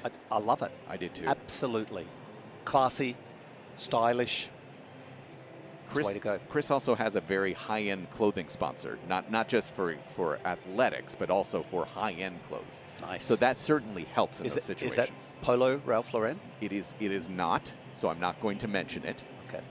But he's very proud of that sponsorship. He should be. I'm sure that he would look just as slick. He definitely would, no doubt about it. But it's This matchup in particular, listen, Novak is through, and actually let's hear from Alexei Popyrin right now. A summer with some really strong results. What's been the key to your success? The hard work that we've put in as a team over the last few years. It's paying off slowly. I think everybody knew that I had the level to be able to play at this level, but didn't quite show it. But luckily this summer I have. You've played Novak tough in the past. What's the biggest challenge in facing a player like him? Just the big points. He steps up. You know, he is one of the greatest of all time. So, you know, he's always going to bring it on those big points. And I think last 2 times I played him, the big moments a little bit got a little bit ahead of me. So, hopefully this time's different. Good luck. Thank you. So Alexei Popyrin grabbing his bag. Just waiting now for Novak Djokovic. Indeed you are. So Alexei throws on the headphones. Now we get to hear from Novak Djokovic. Novak, how would you describe your level through the first 2 matches, and how do you feel physically? Yeah, feel good. You know, it's the 3rd night session, and just grateful to be part of another night session that is obviously best in the world here at the US Open.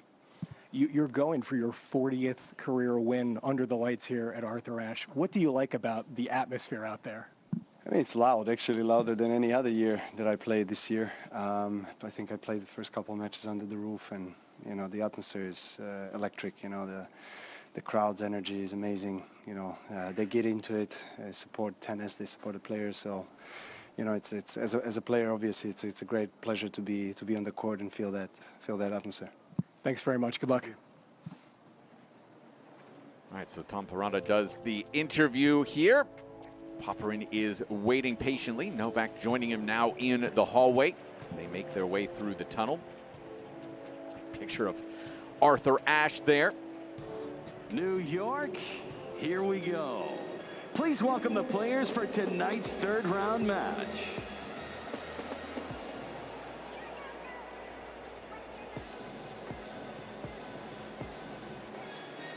From Australia, Alexei Popyrin.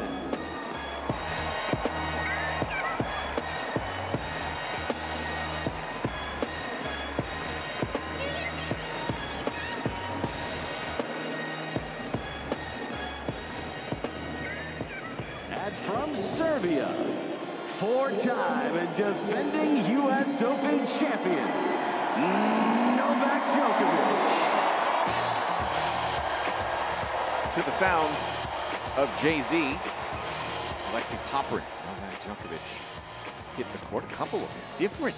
We got 2 Jay-Z songs next to that. Big Jay-Z guy? No. No. All right, I will turn away and discuss with my guy Claude over here. Listen, this is one of those matchups. You know, you heard in the pre-match interview. It has been close. The times that they played, Novak has won all 3, one in straight sets, and then they played twice in slams earlier this year. Both of them 4 sets, Australian Open, also Wimbledon as well. But, you know, we heard Alexei Popyrin, what a summer he's had. 8-1 in this hard court summer swing, and obviously winning Montreal. I was there, Woody. I was in Montreal.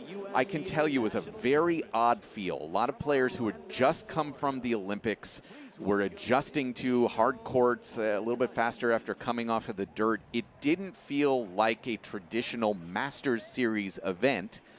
I don't want to take anything away from Alexei. Novak wasn't there. Carlos wasn't there. Yep. He took advantage, and he knocked off 5 top 20 players in the run to the title. You can only beat who's up the other end, right? And I agree with you. I was back at home in California watching the Montreal event unfold, having been in Paris. And unfortunately, the Montreal event is affected by the Olympics, which it comes around once every 4 years. So it is just a blip. But the trophy went to Alexei. I think he probably surprised himself in the end, and that he was able to work his way through. He does have a potent game. It's a big game, but it's repetitive. It's behind the serve. The forehand goes in the off direction. He's looking for the backhand up the line. The one thing that it will depend on how he's feeling is how many times he gets to net. He's very competent up at net, but is that going to be enough. We know that Novak Djokovic likes to play. He is aware of his opponents and what they can and can't do, and usually covers what they can do.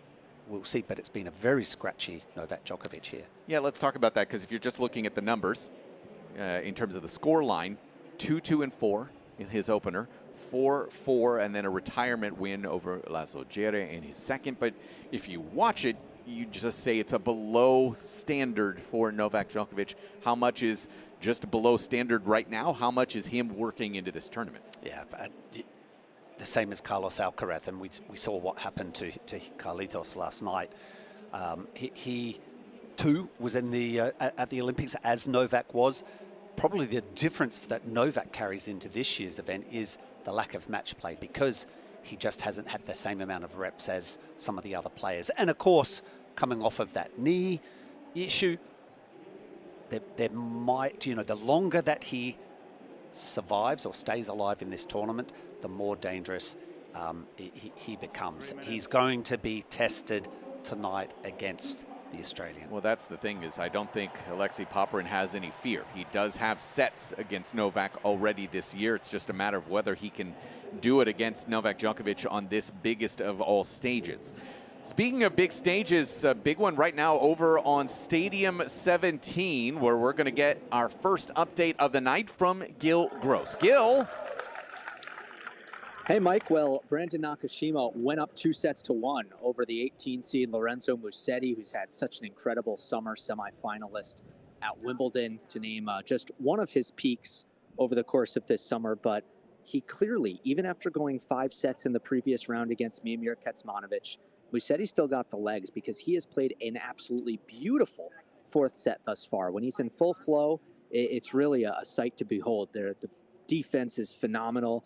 He can hit his forehand big. He moves so well. There's volleys and drop shots, and we're seeing all of it in this 4th set. Musetti's up 3-love, and it's probably about to be 4-love. He's stepping into a forehand, and it's an inside-in winner.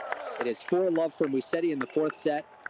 And I'll be keeping an eye on this one, as well as Grandstand, where Casper Ruud is looking to come back from down 2-0. And real quick, Gil, you and I and Mark also talked about the Nakashima serve and how much it's improved. How is Musetti attacking that serve from Brandon Nakashima? He's making sure not to stand too deep in the court, but he's not driving the returns. He's blocking. He's got very good feel with that tactic. He's already taken out Riley Opelka this tournament. And back at Wimbledon, he beat big servers Giovanni Pecci-Pericard, Taylor Fritz. He's very good with the block return.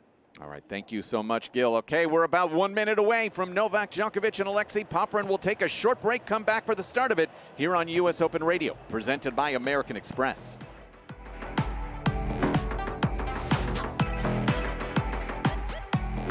Chase has been a proud sponsor of the U.S. Open for 43 years and is committed to providing the best experience for customers and fans. Chase customers get access to the Chase Lounge, Chase Terrace, and more. Visit chase.com/US Open to learn more. Capacity is limited. At IHG Hotels and Resorts, we believe you should travel like you mean it. As the official hotel sponsor of the US Open Tennis Championship, IHG helps guests turn travel up a notch and make every getaway the best one yet. With 19 hotel brands, 6,000 plus global destinations, and the IHG One Rewards loyalty program, what are you waiting for? Get inspired and book now.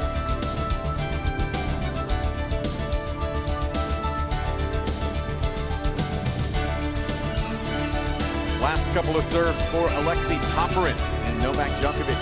Popyrin the 28th seed, Novak the 2 seed. Meanwhile, over on Armstrong, it was actually Elisa Mertens who got a medical timeout just a second ago. Looked like it was the left hip for her. Madison Keys, of course, dealing with the prolonged hamstring issue. Maddie is about to serve at 4-5. We're going to definitely be keeping you updated on that one from here inside our studio, while Gil Gross keeps us updated on Stadium 17 and on Grandstand. He mentioned that Casper Ruud trying to find a comeback. Ruud took the 3rd set from Jerry Shang, 6-love. So Shang with a 2-1 lead, trying to pull off first top 10 upset for him here at the US Open. A very talented player in Jerry Shang. Players have hit the benches. Last couple of sips of water for Popyrin and Djokovic. Fourth meeting for the two of them. Novak wipes the sweat off of his brow. Once again, do see that bandage, that knee brace on the right knee for Novak. His night outfit, the light blue shirt, dark blue shorts, blue shoes as well. Looks over at his team, shakes the racket towards them. Last couple of words. Popyrin putting his towels into his 2 towel boxes. About an hour and a half after the expected start, but finally here we are. Novak Djokovic from the far side will serve first as we're ready for play inside Arthur Ashe Stadium. As the crowd hushes, we're ready. Toss, serve, misses long, trying to go out wide for Novak. Second serve upcoming here for the world number 2, 37 years of age. Serve good. Popyrin backhand middle. Djokovic inside in forehand good. Popyrin has to pop that up the line. Drop shot Djokovic. Popyrin there with the forehand up the line. Lob from Djokovic is not nearly enough. Popyrin easy volley into the deuce corner. It's love 15. I wonder how many times in his career, first point, the drop shot is executed. Yeah, that's actually an interesting question. Of the hundreds of matches he's played, how many times has he had a drop shot in that first point? Right. I could understand it on a clay court, but on the hard courts here? Interesting. Love 15 for Novak. Serve, tee, good. It's an ace. It's 15 all. As Mark mentioned, first tournament for him since the Olympics. Wimbledon finalist. Semifinals in Australia, quarterfinal in Roland Garros before withdrawing with that knee injury. 31-7 on the season. Serve long, trying to go backhand body.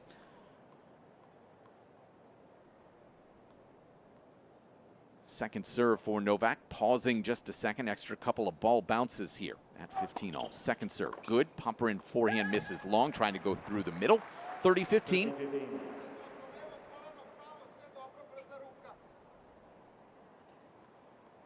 You and I called that opener for him against Radu Albat, where he was at times quite agitated with his team. 30-15, serve off the net and long and wide. Second serve coming here for Novak. And again, quite deliberate in between first and second serve while he thinks about his target, which is a perfect one. Up the tee for Novak. Second ace already and game points. Gee, and for me, it started at Wimbledon. I thought a lot of guys there, in particular on centre court, they were motoring their second serves. Happened in Paris. I've seen it already with Djokovic in this tournament. Uncanny, the pace of the second serves. Yeah, that was 111 on that second serve. He's redlining the second serve. Second serve here at 40-15 is good to a backhand Popyrin. Forehand up the line from Djokovic, misses wide. 40-30 now. Is there something in particular you're wanting to keep an eye on with Novak tonight after the performances against Albat and Djere? Well, in both of those matches, the serve was way off. I mean, he was below 50% in that first match. It didn't improve much in the second match. He committed a lot of unforced errors as well. So 2 areas I think we need to focus on. Forehand from Djokovic lands good, and the ensuing forehand from Popyrin does not. So in hold to 30 for Novak to get things started. Right now it's a set point over on Armstrong for Elisa Mertens. Madison Keys did have a game point in the run of play, but has failed to close things out, and she is, not thrilled with the backhand performance right now. Take a long look over at Bjorn Fratangelo. Third set point right now for Elisa Mertens in that game at 4-5. Lexi Popyrin. Yeah, he's got some decent names in the box right now. Neville Godwin and Leighton Hewitt. And Xavier Malisse. And Xavier Malisse is there too. It's not bad to have that team. Multicultural. Yeah. Australian. Lives in Dubai. I believe a South African girlfriend to boot. Yeah. A man of the world. Cosmopolitan. Popyrin ready. 7-4 here in New York over the years. Third round this year. 19-21 as well. Serves at love one, out wide, but it's a let. 22-16 on the season. As I mentioned, 8-1 in the summer hardcourt swing. 28 in the world, career high at 23 back earlier this month. Serve T good, lob return misses just long. Yeah, and that's a key for progress tonight. Alexi Popyrin, that first serve, has been able to locate a high percentage of first serves, because that then provides the opportunity for him to go around with the +1, the forehand. Ace up the tee for 30 love.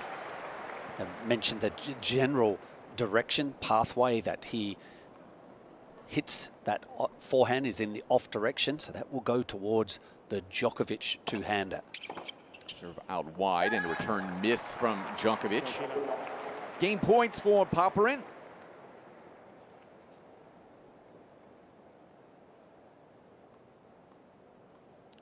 Maroonish red top, cream colored shorts. Serve good to the body. Now has a backhand up the line. Djokovic forehand. Volley from Popyrin, and then Djokovic steps into a backhand up the line into the deuce corner. 40-15.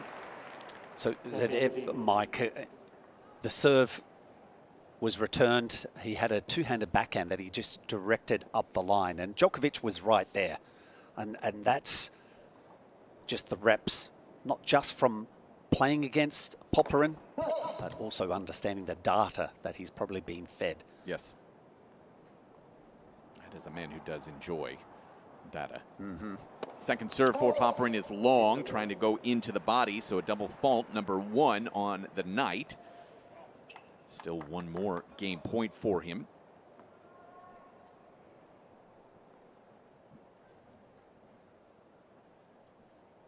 Takes a long look again, pretty deliberate himself is Popyrin. Finally ready to go. Toss, serve into the net. Yeah, it definitely has a lot of pace on those serves. Has already gotten to 126. Could tip into the 130s at some point. Second serve, good. Djokovic hits a forehand to a Popyrin. Inside out forehand. Djokovic tracks it down. Backhand up the line, misses long. 1-all. Yeah, he does have pace behind that first serve. But again, tonight, it's not about necessarily acing Djokovic. Right. Just be prepared. Trust that you've got a very, very good first serve. And if that return does come back over, then you're really looking for the forehand. I think sometimes some of the big servers, they just get so used to getting cheap points. And when the ball does come back, you have to realize you're serving down to one of the best returners all time. You have to be prepared to hit 2-3 balls every single time. It's not going to be that serve, an unreturned serve all that often here tonight. Although Novak did struggle with it a little bit in his opener, was adjusting to the timing. I think he's gotten that rather clean at this stage. It got better as the second match with Gera unfolded. Djokovic inside out forehand to a slice backhand. Popyrin up the line. Djokovic forehand cross. Popyrin forehand cross will miss wide. It's 30 love in this 1-all service game. 3 winners, 1 unforced so far for Novak. Serving at 50%. Those are the 2 stats that Mark Woodford wanted to keep an eye on here tonight. Novak also has said a couple things to our chair umpire as well. Yeah, just about the quality of the balls. Looks like one has been taken out of the rotation already. Yeah, indeed. So for the moment, we're playing with 5 balls. We'll get another one put in here in just a second, but one of them not to Novak's liking. 30 love, serve out wide is long. Second serve here for Novak. 2 of 4 so far on his second serve points. is good to a forehand Popyrin cross. Djokovic digs it out. Popyrin inside out forehand. Djokovic backhand cross. Popyrin goes backhand cross. Djokovic backhand through the middle. Popyrin forehand to a Djokovic backhand up the line. Running forehand Popyrin cross. Djokovic forehand middle. Popyrin goes backhand rolled. Djokovic forehand inside out. Now is going to step into a backhand slice, but didn't quite step into it, did he? 30-15 now. Into the net from that backhand slice. So we mentioned that Popyrin loves to play from his position, hovers around the ad court and looks for the forehand in the off direction. For Djokovic to try and handle the positioning of Popyrin going up the line to the Popyrin forehand, to move him out of that ad court position is something that I would expect him to explore tonight. So look for the Djokovic backhand up the line himself. Brings me to this interesting debate that maybe nobody else will find interesting. Is it backhand down the line or up the line? Serve through the middle of the box and a forehand missed into the net. Which one is it? I'll go with both just to kind of move it forward. Okay, thank you. I'm happy with up the line and down the line. I feel like we need to have definitive Does it matter terms which here. end you're, I don't really know. I just say things. I'm just making things up as I go, Woody. I think that's pretty evident. Djokovic is hitting it up the line and Popyrin is going down the line. I think that's fair. Regardless, Novak has come up with an ace. That's a definitive wonderful term. ace. Yes. And he sits down with a 2-1 lead. Indeed, he does. Slider out wide, got the job done. Let's go out to Gil Gross for an update over on Stadium 17. Gil. Lorenzo Musetti in the fourth set, up 4-1, threatening 5-1 here at deuce in a Brandon Nakashima service game. Musetti's one of these players. Whenever you have a stark improvement, you look to the why. And what Musetti has said is that his the birth of his son last March, or this March, with his girlfriend Veronica, welcomed their first child, Ludovico, which is an incredible Italian name. It's completely changed his mindset on the court and his outlook in life. And just watching him play out here, he is so emotionally engaged. I would describe it as a fiery performance. He's living and dying with every point, but not in a bad way. It's been a pleasure to watch. But Nakashima just held for 4-2, guys. So he did get one of those breaks back, which is certainly a positive for Nakashima. But I think it's a great point that Gil makes. When you have the ability to have a little bit of perspective, it does allow you to perform, I think, at your very best, Woody. Well, for someone who waited to have kids until after my career finished, because I just basically felt that it was to have a wife and kids, that it was going to take too much away from my tennis performance.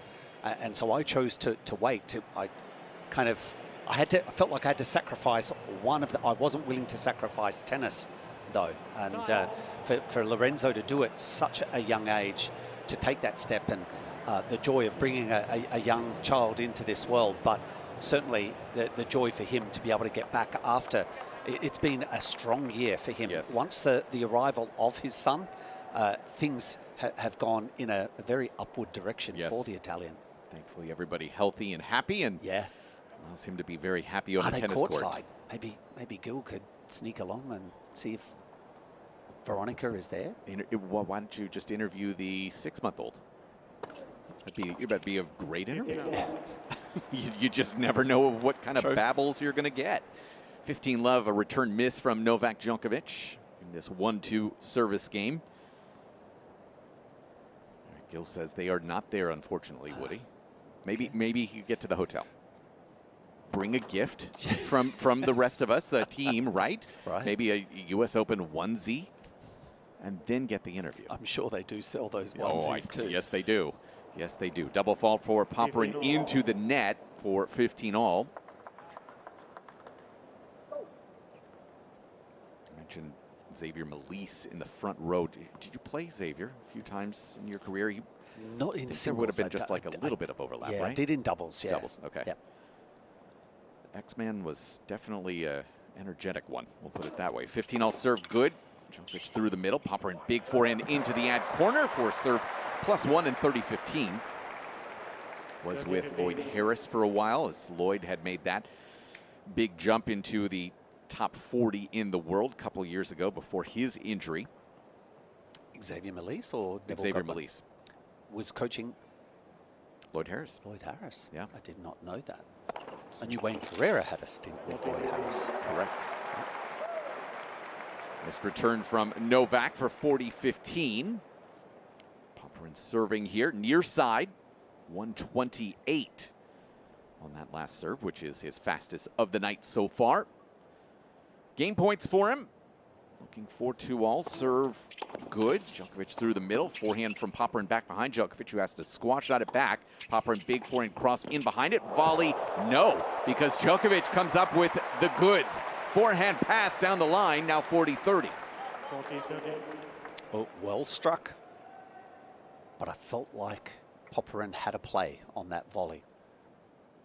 Might not make the same mistake if he tries to recreate a very similar point, but as I mentioned earlier, he's very handy up at net. Doesn't get enough credit, I don't think, Popyrin. Let's get the game, however, 2-all. Another missed return for Djokovic. 6 unreturned serves so far for Alexei Popyrin out of 10 is a very good percentage to win 60% of your points without having to hit a second ball. Mm-hmm. You may know this one, Mike. I understand a few years ago, Alexei opted to work with one of the data analytics group, and just it didn't really resonate with him, I understand. Felt like it was too much information. It distracted him in moments in matches. Yeah, he definitely has talked about that. A net cord winner for Novak that just pops straight up and then trickles over for 15 love. And that's the thing, Woody, you have to know your player. If you are a coach and bringing those kind of numbers and stats, you have to know how they will incorporate that into their games. Because ultimately, the whole point is to simplify for your player, not make it more complex. Right, and it was confusing him, wasn't it? Yes, it was. So I understand, yeah. Missed first serve here for Djokovic, and again, we're keeping an eye on that serve percentage. It's dropped below 50%, 6 of 13 so far. Second serve for Novak misses long. That is a double, first of the night for 15-all.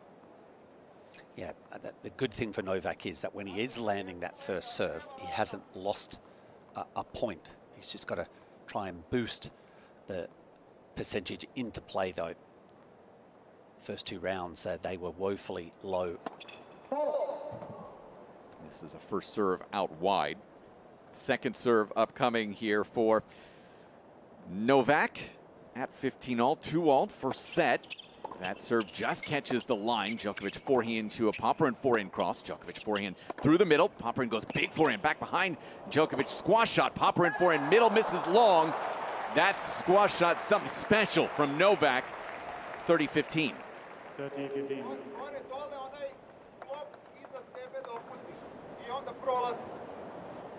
He had some words towards his team there.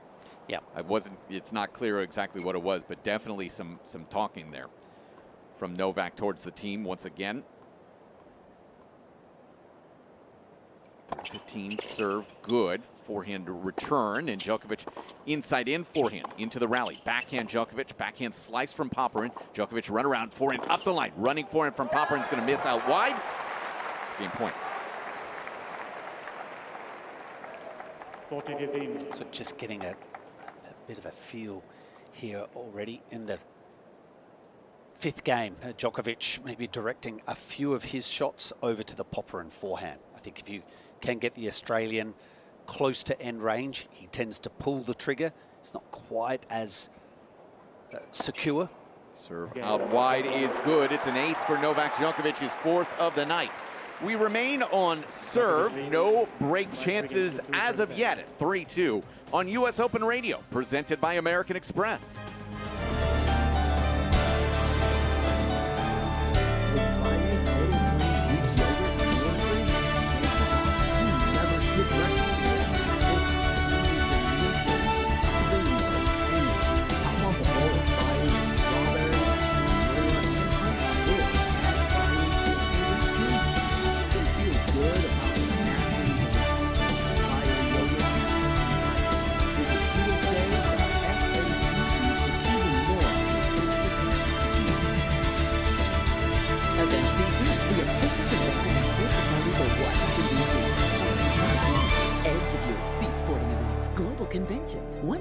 lifetime dollars. It all happens here. Find out more at eventsdc.com.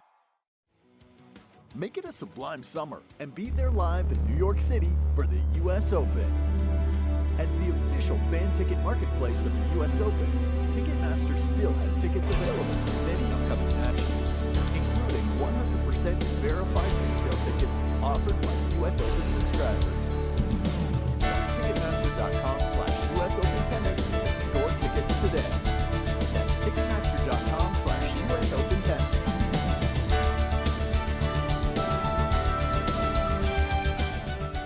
Gilgross updating from Stadium 17. This fourth set has been quite the roller coaster. Lorenzo Musetti missed 6 serves in a row. That's 3 straight double faults to give the second break back. It is now 3-4 Nakashima serving, but he faces break point after a phenomenal squash forehand pass by Lorenzo Musetti. All right, thank you so much, Gil. Yeah, that is becoming a wild one over on 17. Should also point out, tiebreak right now for Madison Keys and Elisa Mertens in their first set. Keys with a 5-3 advantage over there as Alexei Popyrin serves from the far side. 2-3, serve out wide is wide. Want to get to what we saw during the changeover as well here in just a second. Second serve for Popyrin is good to Djokovic forehand cross. That's a return winner. Quickly to love 15. And Novak, Woody, you and I were watching and looked a little bit agitated through that changeover, was talking to his team, making motions, and they sent out an electrolyte drink to him. And mind you, that's after 20 minutes of action, 5 games. Yeah, early, isn't it? We saw in the previous round against Laszlo Djere, he did call for the physio, Milan, to prepare something relatively early as well. Also dealing with it seemed like an abdominal trouble. We had the trainer late in that match, or before Djere called it quits. Seemed to have trouble with his breathing. That was the night, it was the hottest day. Right. They closed the roof. There was just no air in the stadium at all. Yeah, and as the night progressed, it just got more and more humid. Even though the temperature was dropping, it got much more humid and really difficult to play. And Alexei Popyrin has gone off here in the wrong direction. Has missed a couple of forehands. And Novak Djokovic does have the first break chances of the match at love 40. I will say I'm not sure that a electrolyte drink helps you with your breathing, though. No, it does not. Anyway, break points here. See how Popyrin handles. He can serve his way out of these situations. Serve is good. Djokovic forehand to a Popyrin forehand inside in. Djokovic forehand cross. Popyrin tracks it down forehand middle. Djokovic forehand cross. Popyrin forehand middle. Djokovic forehand cross. Popyrin tracks that down cross. Djokovic forehand to a Popyrin forehand. Djokovic forehand this time middle. Popyrin inside in forehand. Djokovic forehand cross. Popyrin forehand goes middle. Djokovic forehand up the line. Backhand slice from Popyrin lands good. Djokovic forehand into the deuce corner. Tracked down by Popyrin. Drop shot from Djokovic into the bottom of the net. 15-40. Lengthy rally indeed, and in general you would give the balance over to Djokovic if there are rallies such as this, but because he's not in the best form and in the previous 2 rounds, sometimes at the end of these long rallies he's really struggled with his recovery. 19-shot rally, I completely agree with you. Seeing him bail out with a drop shot, it just feels a little bit. Yeah, I think there might be physical discomfort. I think you might be onto something here. Serve is good. Ship return misses long. This for me is an area that Popyrin has shown some maturity. It's not necessarily a shot that's added velocity or that he's moving way much better. It's handling moments like this from love 40. He's pegged it down to 30-40. Still has to survive one more point. Serve T is good. It is an ace. He has fought off all 3. And interesting, you mentioned that when he was asked about the matchups with Novak after his second round performance, Popyrin said first, no, he doesn't quite enjoy these matchups. It's very difficult, but he says in those last 2 in Australia at Wimbledon, he really just struggled in the biggest moments, whereas Novak did not have any problems in those big spots. So it's good to see him performing in a spot like that. Return goes through the middle. Forehand from Popyrin is into the net, so it will be another break chance for Novak. First set on Armstrong did go to Madison Keys. 7-5 in the breaker. She also just got a quick visit from the physio over there as we get to our fourth break chance here on Ash.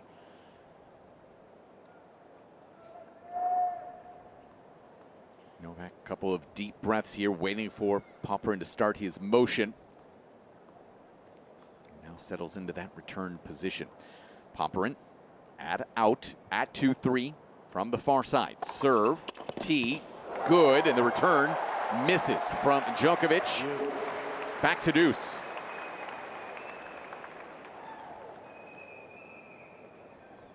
Good pop, 128 mph. And is that also the tactic of Popyrin to maybe not look at the Djokovic backhand? We spoke about his general pathway of attack to that side. Tonight, it seems like he's going to the forehand. Yes, it is. Popyrin goes forehand up the line. Djokovic tracks down a backhand. Popyrin run around, inside out forehand to a Djokovic backhand cross. Popyrin goes backhand slice up the line. Forehand from Djokovic short. Popyrin digs it out. Djokovic inside out forehand in behind it. Backhand from Popyrin misses into the net. Another break chance, number 5. So, yeah, in pressure moments, a player, you will always revert back to something that you're comfortable with. And so whilst at the moment it seems like Popyrin's checking out the Djokovic forehand, under pressure, we see a big point here.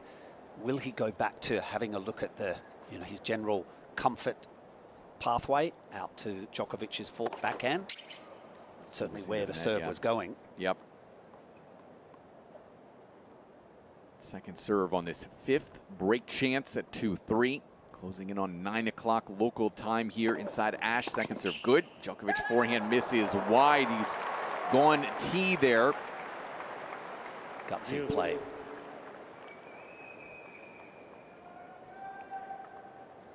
In fact, Novak, looking over at his team, says 3 serves that went tee when he was expecting them out wide on the ad side. 6 minutes in this game. 6 minutes for game 6. And another deuce. See if Novak grabs a 6th break chance. Serve, good. Djokovic backhand middle. Popyrin forehand to Djokovic, forehand cross. Popyrin forehand cross. Djokovic forehand goes through the middle. Popyrin inside out forehand to a Djokovic backhand middle. Popyrin inside out forehand. Djokovic backhand cross. Drop shot Popyrin to a Djokovic backhand that he tries to push up the line and misses into the doubles alley. Game point for Popyrin. Wow. Interesting play. Execution by Popyrin. Change up. And Djokovic was able to chase it down, but never really balanced. He never was able to arrive without his movement, just kept going through the ball. So after fighting off 5 break chances, Popyrin now with a game point of his own. Serve into the body, in behind it, backhand volley, lob from Djokovic, will miss long. We stay level, 3-all.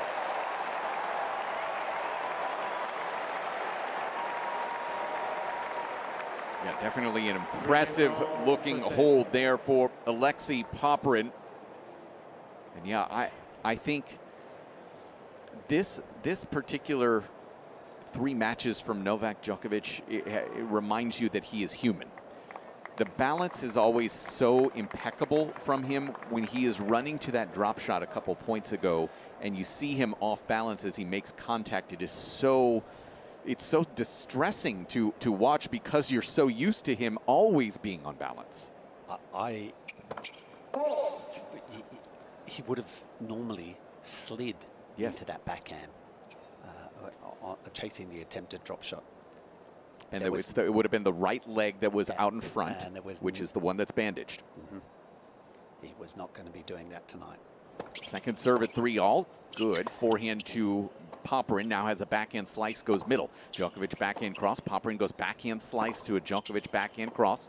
Sliced again from Popyrin. Djokovic this time backhand up the line, clean as a whistle. Backhand winner for 15-love. 15-0. Second of the night off of that wing. 9 total winners for him. 4 of them serves, 3 forehands, 2 backhands. 6 unforced errors along the way as well.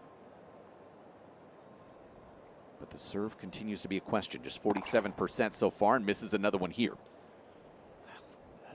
It's still, even from our position, calling, Mike, you can tell that the ball toss doesn't have a lot of height, but he's elevating. He's releasing the ball into the court. Serve good. Popyrin backhand is netted. It is 30-love. 39. Do you have a quick fix?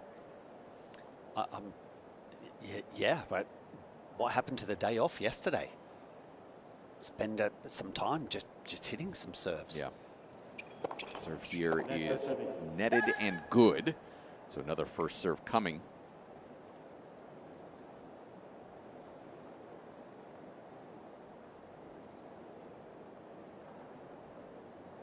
And again, quite deliberate when he has the time to do so. Serve good. Return misses long. 40-love.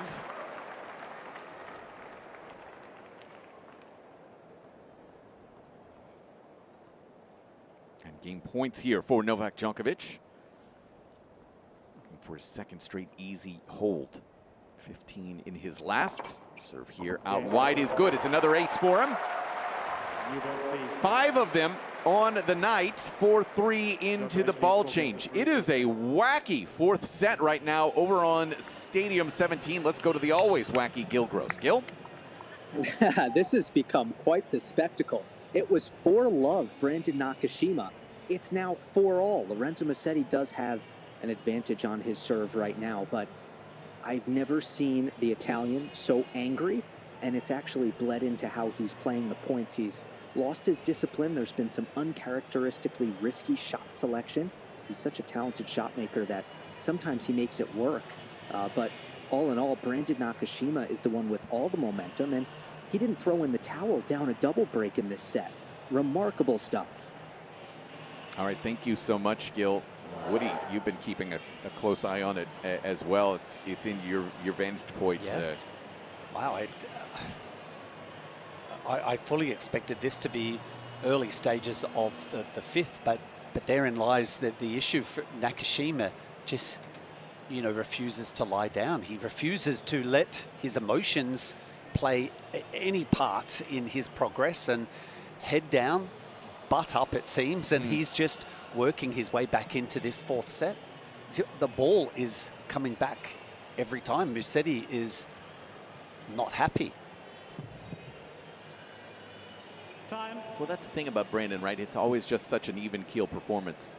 Even when he was struggling, you just right there. There have definitely been some tougher moments for him over the last couple of years, but just right there every single second.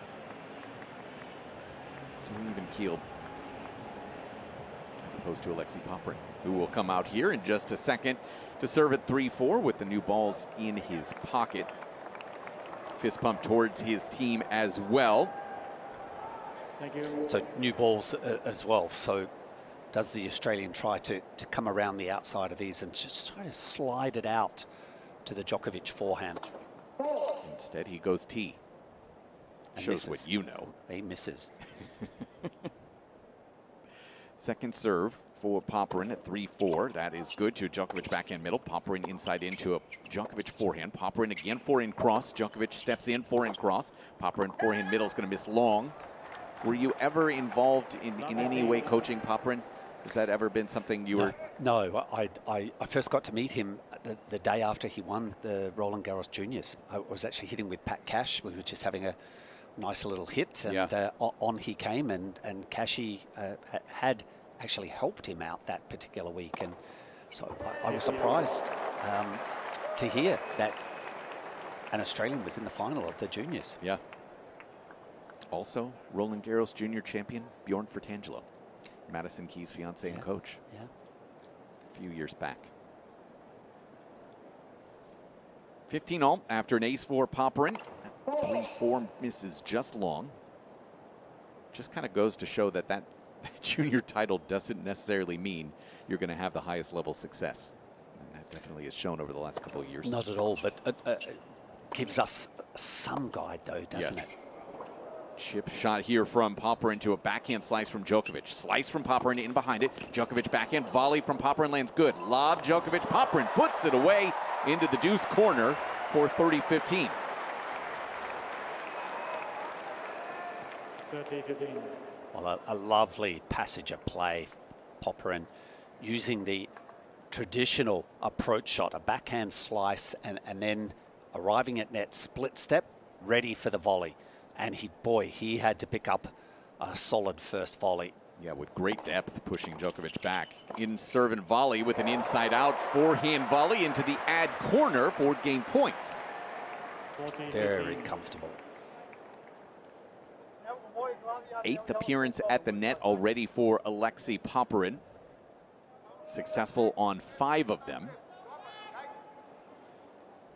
Nice technique, getting to see a replay on the screen as well. He didn't overextend his arm. He didn't play the volley with a straight arm. He just made sure that his feet followed the ball.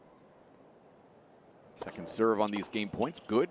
Djokovic goes up the line and Popyrin meets it with a backhand. Now Djokovic backhand up the line, perfect. Oh my word, that's just delightful. Caught the very back of the baseline. Backhand winner once again. Oh, it's almost like 2/3 out or 1/3 on the line. Didn't even look at the replay up on the screen. Novak just knew. But still 40-30 on the Popyrin serve. Djokovic taking one extra step back on this first serve return, which is T-netted. Second serve for the 28th seed from Sydney. That is good to a Djokovic backhand cross. Popyrin goes backhand into the net from 40-15 to deuce. 3 deuces in his last service game. First one here. Well, it's another area. An advocate for playing aggressive attacking tennis, I think, is for Popyrin to throw in a few serve and volleys tonight. He's got to try and keep Djokovic honest. Serve T good. It's an ace. 4th of the night for Alexei. Idea of maybe once every 3 games, 4 games, must be a serve and volley against the best returner. At the game point, serve T is a let, to apparently the dismay of the crowd.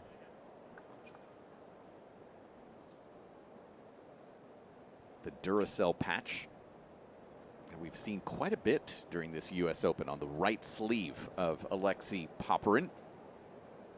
Try this again, serve, good. Serve and volley, has a half volley, gets it into the ad corner. Lob from Djokovic, overhead good, but Djokovic there with the backhand, but it's netted. 4 games all and has really come through in the big moments so far here tonight. Yeah, and what's pleasing to see for Popyrin followers is that in the past, in these moments, he's had a tendency, certainly at love 40 in the last game, and a tight game just there, his head would hang.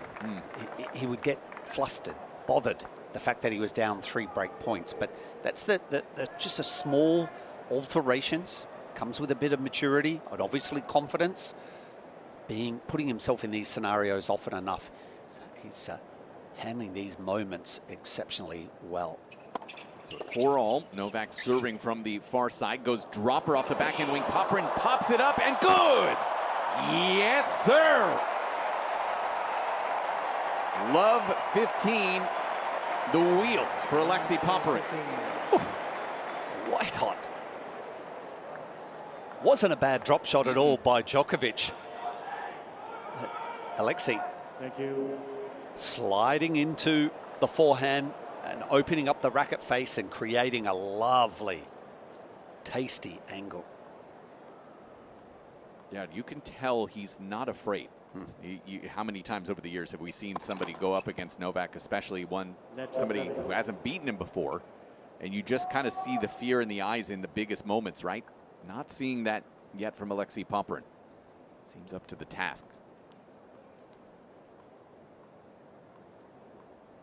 Casper Ruud serving for set number 4 against Jerry Shang over on grandstand. Serve from Novak, netted. Second serve is upcoming. Right at 50% for the night. 11 of 22 on his serve percentage. Has won 6 of 10 second serve points. This second good to a backhand popper in middle. Djokovic, oh my, he shanked that one off the forehand wing. Barely staying in the court. It's love 30. And there's, for me, Mike, the value of winning that first point, but coming out to the back end of the first set. So a point like Alexei won on the first point, I feel like there's the second point is because of what happened in the first point. The hangover effect. Yep. Love 30 serve. Novak misses just wide going tee. Big moment for Alexei Popyrin. About 2 feet behind the baseline for this second serve. Talking to himself just a little bit. Second is good to a Popyrin forehand right into the body. Now Popyrin stepping into an inside-in forehand for a clean winner. And 3 break chances at love 40. Well, the difference tonight led in with that Alex with the forehand. He generally goes in the off direction, but tonight the change is going over to the Djokovic forehand, and boy, he let rip on that forehand cross court.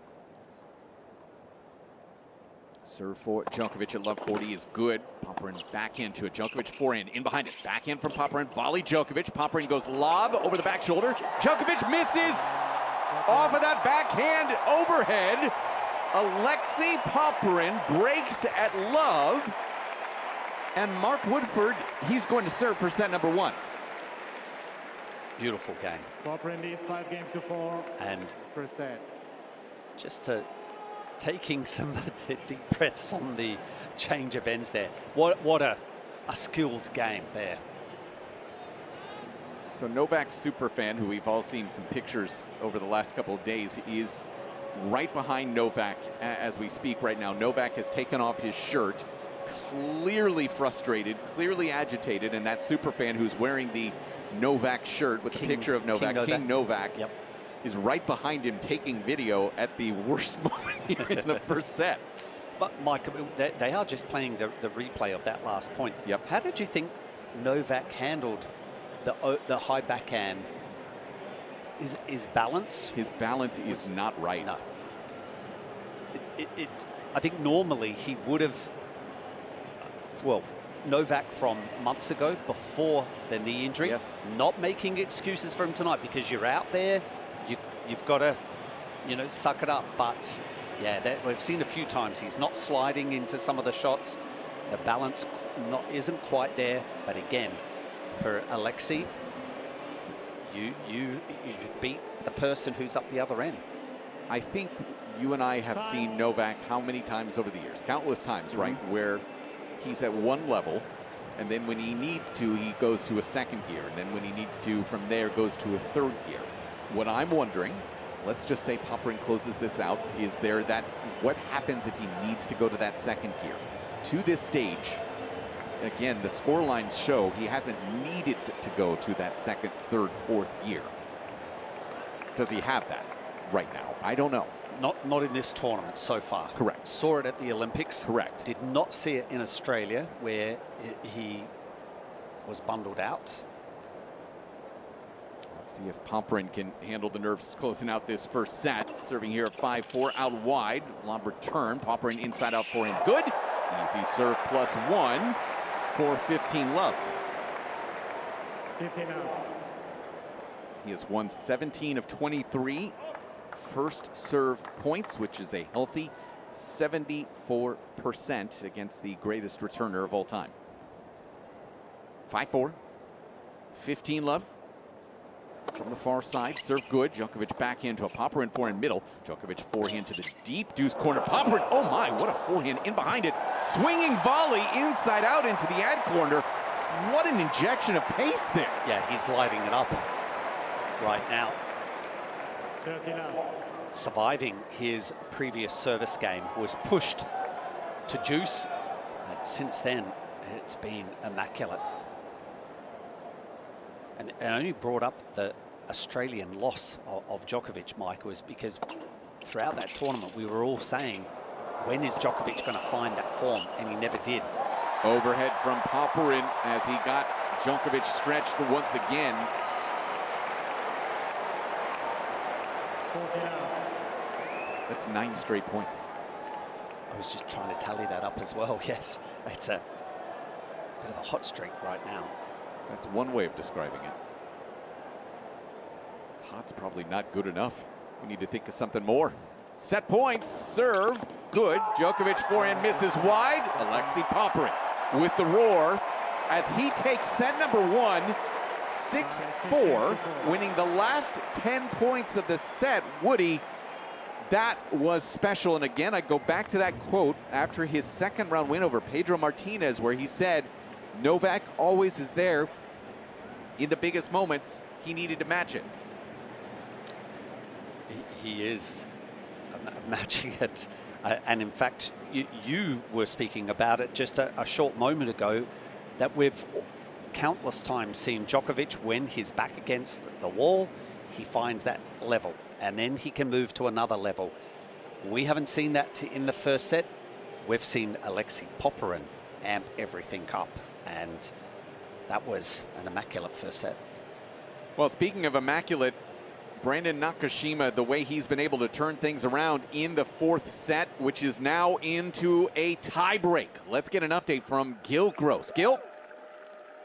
And Nakashima just clubbed a forehand on the dead run cross court, a la Juan Martín del Potro. He's up the mini break in the tie break. It's only 2-love. And I gotta say, guys, this is the best environment I have experienced all US Open long. There is actually a vocal contingent of Italians in the crowd. And I think they got going first. Now they're being countered by this American crowd getting behind Nakashima. There is energy on both sides, and it's now 3-love to Nakashima, the San Diego native. All right, thank you so much, Gil. Also some drama over on Grandstand, where Casper Ruud takes set number 4, 6-3 from Jerry Shang. So those two are headed to a 5th as Ruud looks to come from 2 sets to love down over on Grandstand. And I was saying to somebody earlier today, Woody, these first 4 days, always lots of great action. There have definitely been some upsets. I don't want anybody to think there haven't been. Yep. It's also been kind of run-of-the-mill. I didn't feel like we'd had that one day where it just felt like there was just excitement everywhere.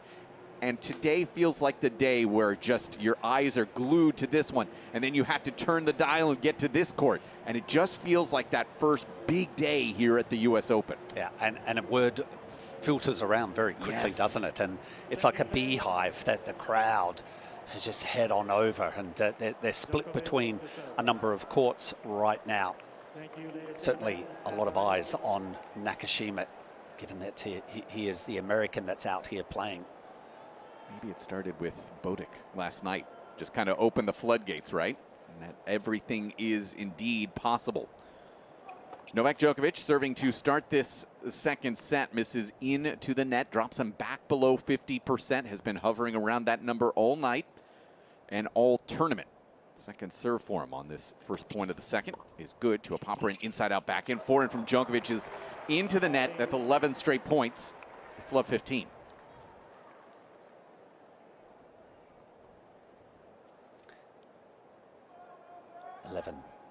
Consecutive points now. He better start to find the dial, turn the dial, Djokovic. Otherwise, we could be on back-to-back nights, Mike, with 2 massive upsets. 2 of the 3 favorites on the men's side. Yeah, 1 is out. Novak on the ropes. Serve good to a Popyrin forehand that just misses long, so that ends the streak at 11.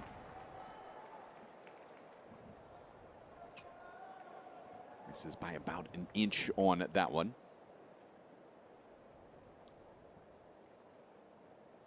15-all here for Novak in the opener. Here in the second, serve good. Popyrin forehand to a Djokovic forehand inside out. Popyrin backhand slice. Djokovic backhand cross lands good. Slice from Popyrin into the net. 30-15, good angle there explored by Novak Djokovic. Yeah, well, whilst he can rely upon the ground play and angles creating by Djokovic, I think it's really going to start to change if he can land more first serves. That will give him a better opportunity to get on top of the ball and start controlling the point. Well, after a missed first serve here, he just took another look, despite being on the opposite side at his team. He just threw in a double as well, second of the night, but it's clear that that has not been solved. That serve component has not been solved. His team all looking at each other. Is it your fault? Is it your fault? Were you supposed to fix this? Okay, regardless. So Boris is there in the middle, and he is looking at they're furnished with a screen with all of the stats. Tablet, yeah. So obviously he knows, is well aware that the first serve percentage is really looking dark right now. Game point, though, for Novak after a missed return. Serve goes up. It's good to a Popyrin backhand up the line. Djokovic forehand to a Popyrin forehand cross. Djokovic forehand cross. Popyrin goes forehand middle. Djokovic inside out forehand to a backhand slice from Popyrin. Back up the line. Djokovic forehand cross is going to miss wide.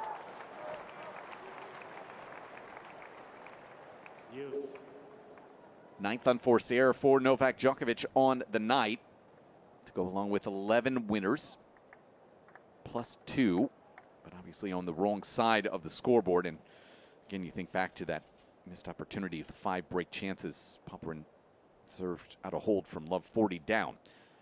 Deuce now from the near side, Novak. Serve, good. Lob return. It's going to be an overhead from Novak. Oh, he's got it. With Novak, it's always a little bit of an adventure on the overheads, especially with the height expressed there. But a game point. Yes. He has to have some small weakness. The Djoko smash. Yeah. It's his kryptonite. Game point for Novak. Serve, netted.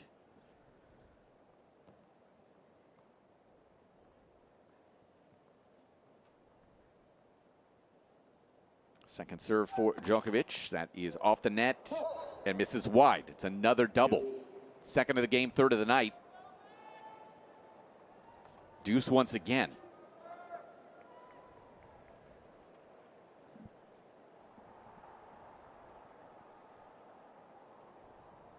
Deuce number 2, Popyrin waiting.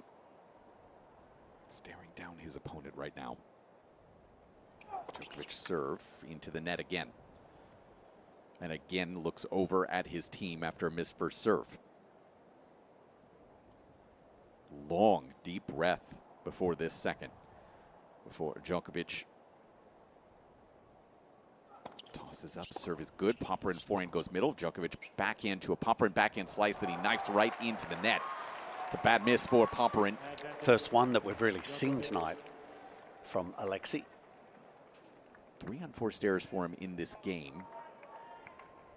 Definitely giving Djokovic just a little bit of breathing room. Game point for Novak.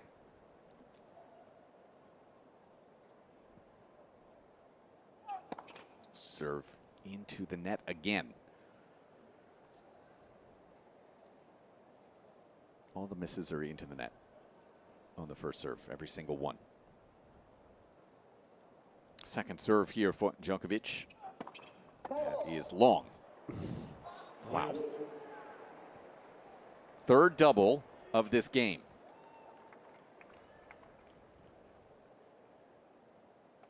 .47% the serve percentage for the night. He's made 4 of 10 in this opening service game of the second. Again, takes an extra couple of seconds here, an extra couple of ball bounces for Novak. Deuce number 3, serve good. Popyrin forehand is into the net. Game point.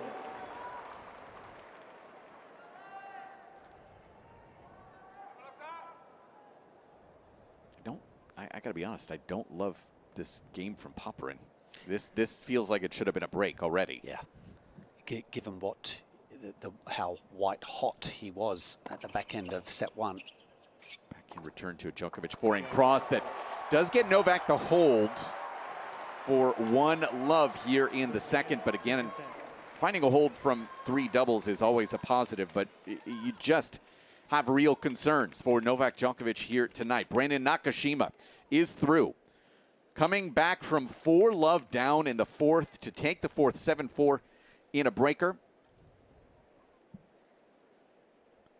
But we'll hear from Brandon Nakashima with Gil Gross in just a couple of minutes. But that one just wrapping up. Meanwhile, 1-all 5th set for Ruud and Shang.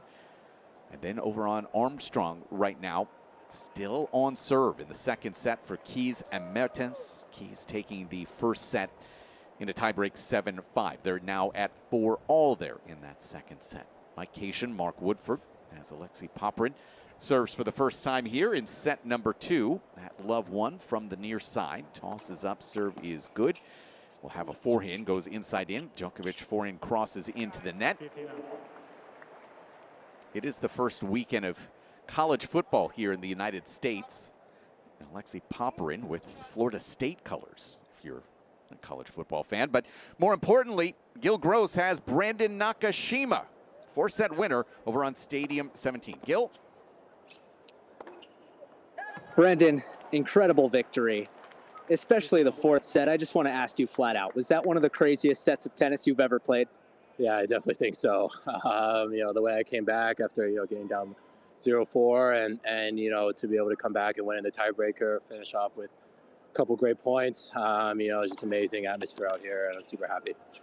You were up 2-1, right? So your mind could have drifted to the 5th set. You could have started to go through the motions. What was in your head when you were down love 4? Yeah, I just told myself, just keep fighting for every point. Try not to not give him this set too easily, and just make him work for as much as possible. Was able to scrap a few games out, and next thing you know, we're at 4-all, and it's another new match. So I'm really happy with the way I was resilient at the end. This environment is incredible, and I know growing up as an American player, you dream about playing at the U.S. Open with a crowd that's getting behind you in a rather raucous manner. How did that feel? Yeah, it was amazing out here. This court was unbelievable the whole match. The fans were super exciting. It just makes playing out here so much fun, and I really appreciate all the support. Thanks, Brandon. Congrats. Thank you.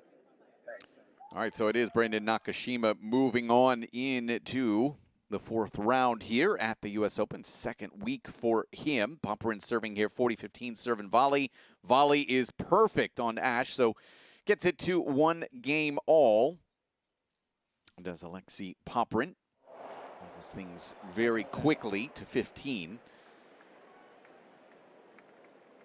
Brandon Nakashima, of course, University of Virginia product, played just 1 year. His brother Bryce now playing Ohio State.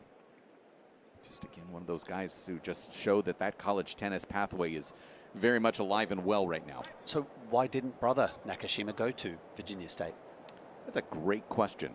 And I'm going to let the college coaches tell you why. Because, listen, Ohio State right now, they're the one school that hasn't been able to get that national title. And I think there's a kind of a push to get some of the biggest talents there.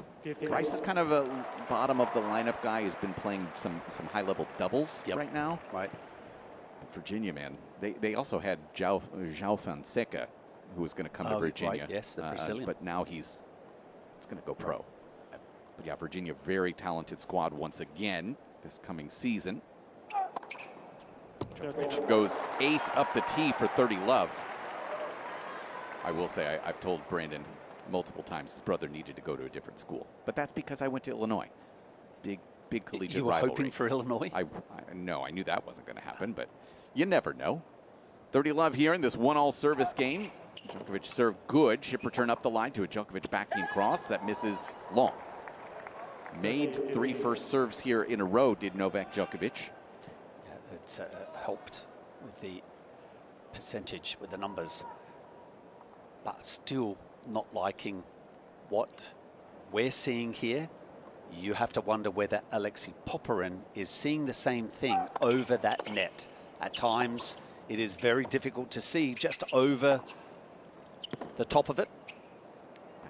From Popyrin will miss long. Djokovic's going to have game points here at 40-15. And, you know, Woody, were there moments where you were playing against the top 5 guys in your career and you could just tell that they were not having a great day? Do you have that recognition as a player? Yeah, I think it does appear. I'm not saying that it was every time, but you've got to be able to take advantage of it as well. It's one thing from recognizing it, but then it's to actually implement taking that next step. Yeah, you have to seize the day when it is available to you. Djokovic knows his back out in front, 2-1 early here in the second on US Open Radio, presented by American Express.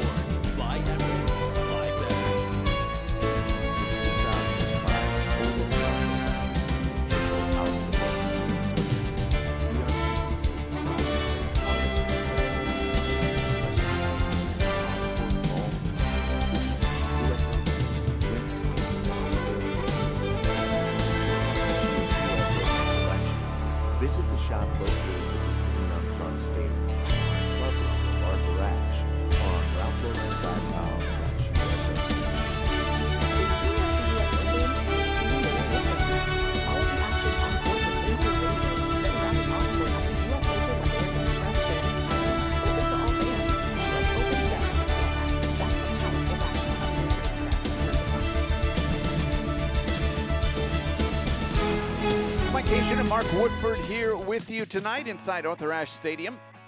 First set went to Alexei Popyrin, 6-4, 1-2 here in the second. And Woody, the big off-court news today, the breakup, if you will, of Craig Boynton and Hubie Hurkacz after 5 years together. No. Yes. I wouldn't make something like that up. You are a wealth of information. Where do you have a phone call, text message? Hubie put it on Instagram. Really? Yeah. So, and is he announcing a fresh? He hasn't announced the new coach yet. Okay. But yeah, 5 years together. That was a very successful partnership. It was ultra successful. What a for Craig as well to actually see the ability of the Polish player 5 years ago. A very raw talent. Yes. But boy, he certainly helped build Hurkacz into a top 10 player. You do wonder who he's going to go with, but I think there are going to be a lot of people calling Craig Boynton. His success with Sam Querrey, Steve Johnson, and then Hurkacz as well. I mean, that's, yeah, he's done it here over the last 10 years, just continued to elevate players. And Craig also spent time with Jim Courier. Yeah, the very end of Jim's career, yeah. So he's going to be wanted. Has he cut his beard yet? No. I wouldn't hire him until... You need fresh shaven. Yeah, new look. Okay. I mean... Fresh start for everyone. You know, Braxton in the back are one of our production team. Very long beard. I walk past him every day. Yeah. And slap him on the back of the head. It feels unkempt. It is. He needs a fresh look. There's a family of birds nesting in it. It's a little bit odd. 1-2 here in the second. I saw yesterday's food in there too, not just birds. Mr. We're just taking pot shots at a guy who is making us sound good for the last several days for no reason. Please keep our sound up, Braxton. Yes, thank you. A lot of words in my headphones right now that I can't repeat for y'all. 1-2, 40 love here for Alexei Popyrin, serving from the far side. We've crossed over the 1 hour mark. Serve is an ace. It's a way to get things done. Nice hold to Love. He's only lost 1 service point so far here in this second set to 2-all. Second set. Keys, Mertens, 5-all. Casper Ruud did just get a break to start the 5th set. He leads 2-1 there on grandstand as we're down to 3 courts here for the rest of the night. Certainly have some empathy towards the players who have to go on after these 2 matches on Ashe and Armstrong. That could be problematic in terms of just how late they're going to be going here tonight. Djokovic serving out wide, has a backhand, goes through the middle. Popyrin backhand slice to a Djokovic backhand cross. Popyrin backhand slice again, good depth. Djokovic backhand middle. Popyrin goes backhand up the line to a forehand Djokovic. Popyrin now goes backhand cross. Djokovic digs out a backhand. Popyrin inside in forehand. Djokovic matches forehand cross. Popyrin forehand cross. Djokovic forehand cross with depth. Popyrin forehand just lands on the baseline. Now Popyrin forehand up the line. Drags Djokovic out to that ad corner, and the backhand miss from the world number 2 gets us to love 15.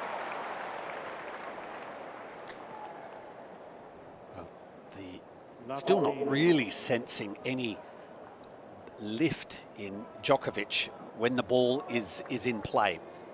I think it's going to start with the serve. If he can land more first serves, then we might see an increase in just that confidence level from the rallies. That being said, he's serving 67% here in the set, 12 of 18. And still don't feel like we've seen that lift to match it. This is a first serve here. Second serve for Djokovic. Takes a little look over at Popyrin. Now ready. Serve. Good. Popyrin backhand cross. Dug out by Djokovic. Lob. Popyrin inside in forehand. Into the deuce corner. Big fist pump from Popyrin as he gets it to love 30. And what's interesting, Mike, as well, is that even though he's making more first serves, it's the second serve that's all of a sudden now looking very vulnerable, only winning 2 of 7 in this set. He hasn't been able to find that balance behind the first or second. It's a big spot here for the Aussie. Can he find joy? Serve good. Popyrin backhand middle short. Djokovic forehand, tracked down by Popyrin. Volley Djokovic into the juice corner. Popyrin lob over the back shoulder. It's into the net from Novak Djokovic, and Popyrin 3 break chances. And another high backhand volley where Djokovic did not seem very comfortable at all. It wasn't a very difficult high backhand volley.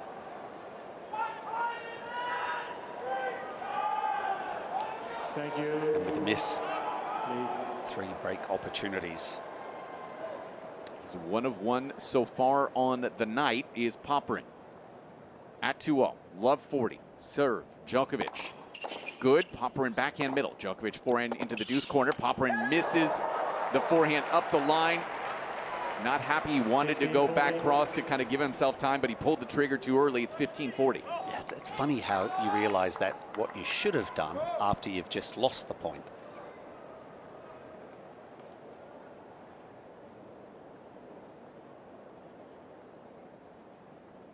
So break point number 2 of the game, 3 of the night for Popyrin. Serve, 15-40, well long, going T.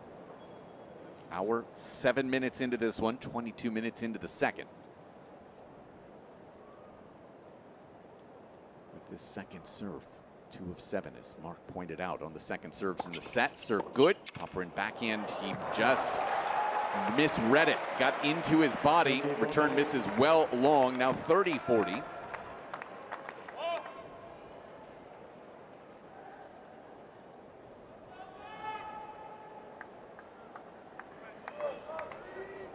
Feels like we're getting a lot of video of Novak's right knee. You do question whether it's 100% here tonight. Break chance number 3. Serve clock's at 3-2. Toss goes up. Serve netted.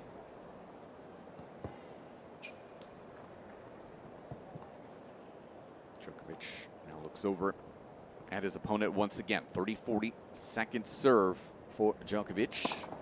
That's good to a Popyrin forehand middle. Djokovic forehand inside out to a Popyrin backhand slice that goes cross. Djokovic backhand cross, Popyrin backhand slice. Djokovic steps in, backhand to a Popyrin backhand cross.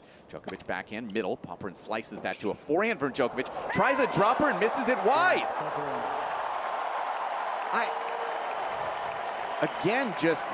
You're just so used to him having perfect balance, and again, moving forward, didn't have it and pushes the ball wide. Yeah, there was no balance at all. He never arrived stable.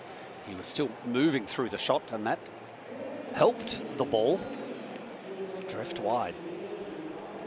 I am just, again, it's so stunning to see the greatest player of all time have these type of moments now for the third straight match where he doesn't look incredibly comfortable. One person who is absolutely on balance, and the speed has been on display. He's gone from 17 all the way over to grandstand.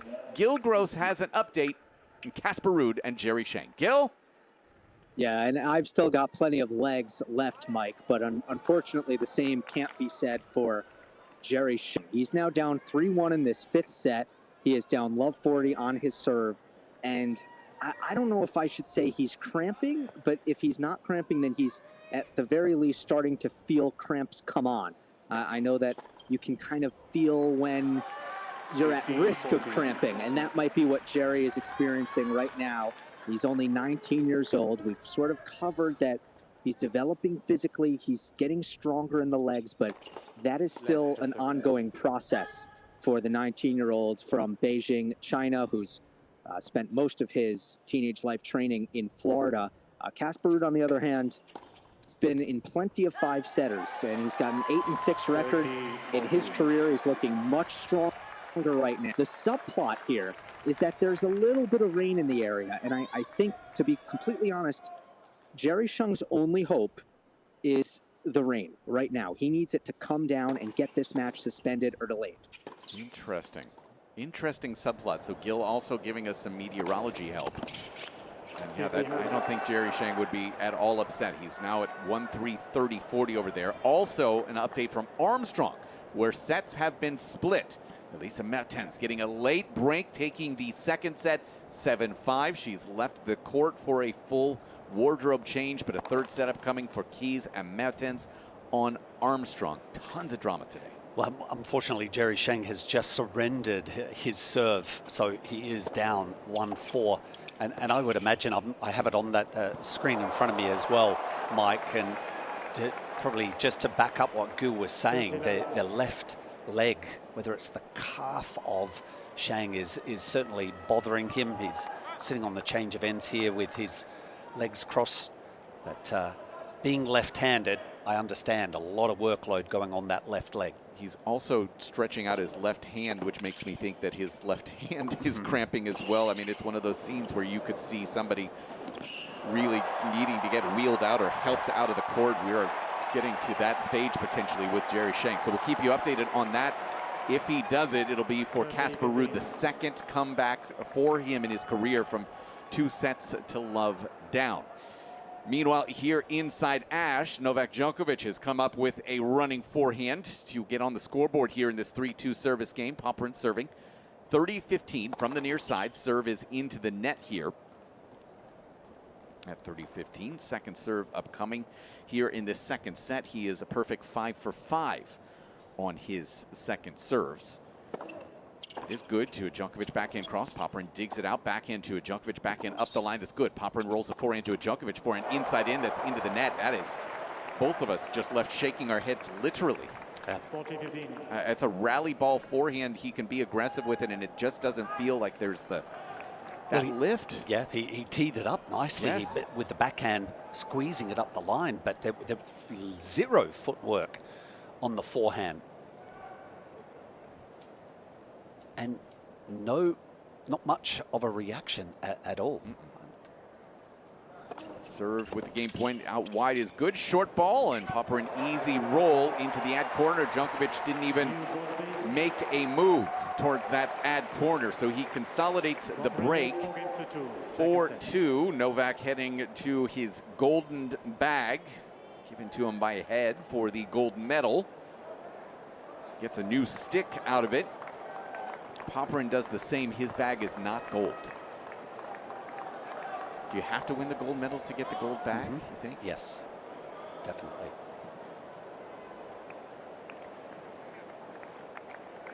I'm not seeing Neville Godwin there. I'm not either. He's still officially listed as the coach, but Xavier Malisse is there. Could be a joint, that's how it's listed as a joint situation. 3-point off the serve for Djokovic for 15 love. Well, in the driving seat right now is the 28th seed, Popyrin. Out wide is very long.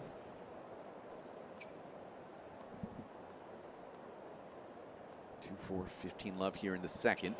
Second serve good. Popyrin chips a return, good depth. Djokovic forehand to a Popyrin backhand cross that pulls wide. 30 love. There's not too many occasions that could say that with Popyrin in the driver's seat against, say, Djokovic. But he can just comfortably sit on this set and break lead. Good depth on the return. Now Popyrin backhand inside out.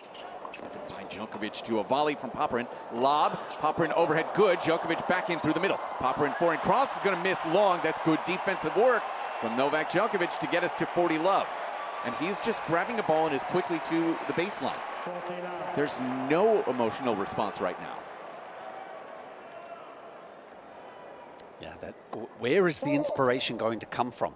If it's not coming from within, which generally is the rule of thumb, is it the crowd, or is it Popyrin going to donate, get tight? It doesn't seem like that Popyrin is frightened of actually winning tonight. So it's going to have to come with the combination of the crowd and Djokovic being able to find a solution here. Just threw in his 5th double fault of the night to get us to 40-15. Serve good. Popyrin back into Djokovic forehand up the line that he just misses wide, and again just immediately turns around, grabs the ball, and is on to the next point. Already at the service, or excuse me, at the baseline, ready to start his motion. This is so far from an average performance from Novak. 40-30 now. Serve, net, trying to go tee. Second serve, Djokovic looks over at Popyrin. Couple extra ball bounces. Toss, serve, good. Popyrin forehand is into the net. And Djokovic closes his eyes and will walk over to the chair, down 4-3. Alexei Popyrin setting a break to the good here on US Open Radio. Presented by American Express. Sunscreen Day with La Roche-Posay Ultralight Sunscreen. It blocks up to 98% of UVB rays and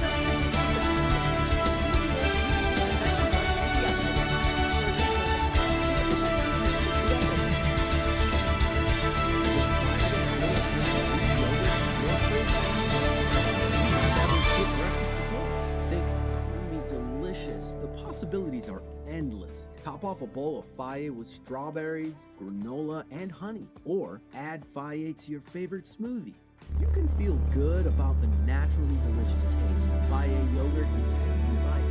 Visit usa.fage for even more. Discover Dubai, from fine dining with an amazing view to the ultimate shopping experience. From luxurious hotels to year-round sunshine. Fly Emirates to Dubai and start your vacation the moment before. Fly Emirates, fly better.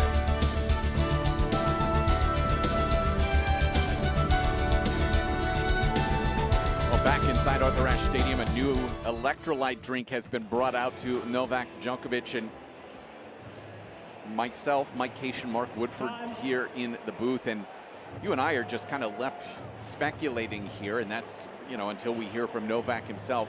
We do know, obviously, before the tournament started, he pulled out of one practice. Yep. Is that knee worse than we are being told at this stage?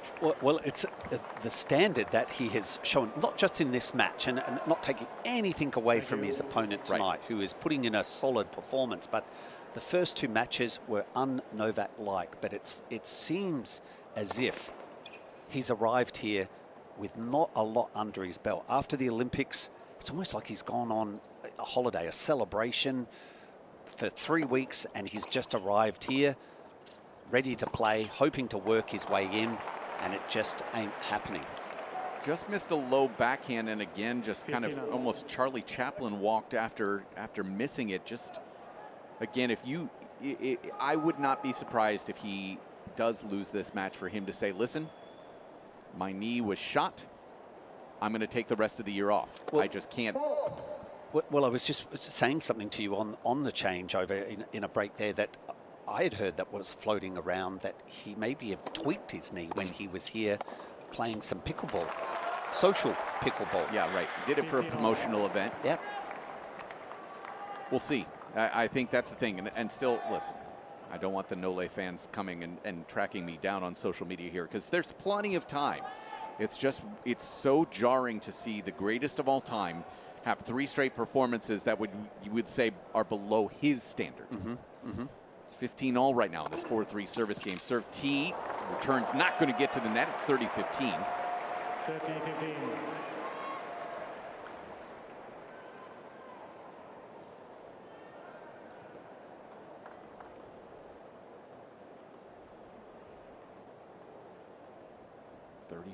Here for Alexei Popyrin. From the far side of the court, serve is good. Djokovic through the middle. Popyrin goes inside in, forehand, turns on it perfectly well into the deuce corner. Forehand winner once again. 40-15. There's the brand of Alexei Popyrin, that big serve. Sends it out wide into the corner, and then he's just hovering around on the ad court looking for the forehand. Djokovic was waiting for the inside outer. Gets burned by the inside in. Second serve upcoming here, in this game point for Alexei Popyrin. Djokovic with a wry smile on his face right now. Serve is good. Djokovic back in middle. Popyrin goes forehand into the net. Trying to go back behind Novak for 40-30 now. 40-30.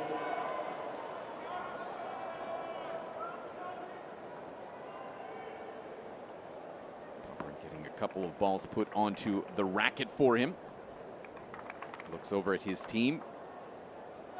Confident look from him. Djokovic again just waiting for Popyrin to get set. Now he's set into his trademark return position. 40-30, serve, netted.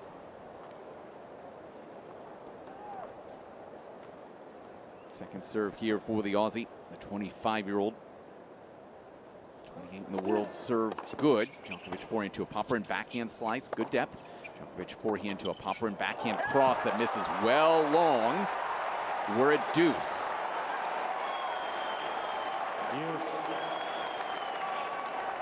So crowd, again, they don't want to be seeing another superstar being bundled out. Can they have some impact on the outcome?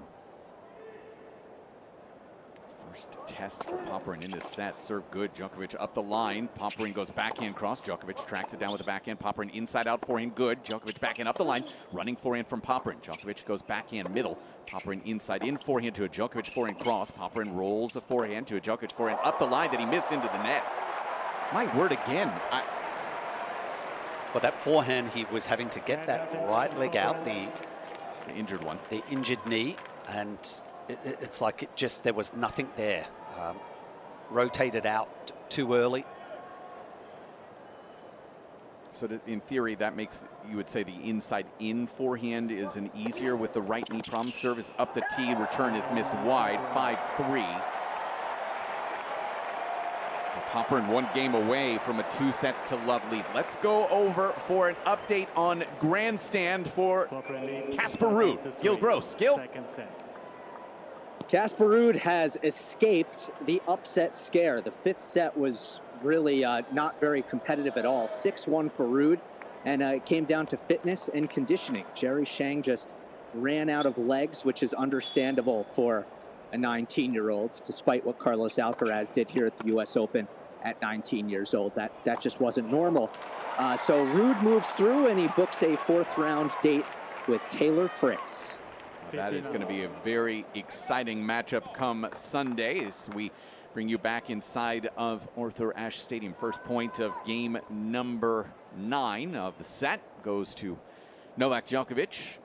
It's 15-love. Serve. Missed long. Might have gotten the member of the ball crew in a very sensitive spot there as well, unfortunately, Woody. Second serve for Novak, good to a Popyrin backhand cross. Djokovic backhand cross. Popyrin slices through the middle. Djokovic forehand cross. Popyrin tracks it down. Djokovic inside out forehand. Popyrin throws in a 1-e, and it's into the net. Uh-oh. Alexei Popyrin's just hurt himself. Alexei Popyrin has just hurt himself right under the Djokovic camp. 39. He is bent over in anguish right now. Something with the right leg. Was that cramped? We're getting a look at a replay right now. Moves out to his right. And then, stretching back to his left. And it looks like a right knee here. He's back out onto the court. It's 30-love here in this 3-5 service game. A grimace from him. Djokovic serve, good. It's an ace.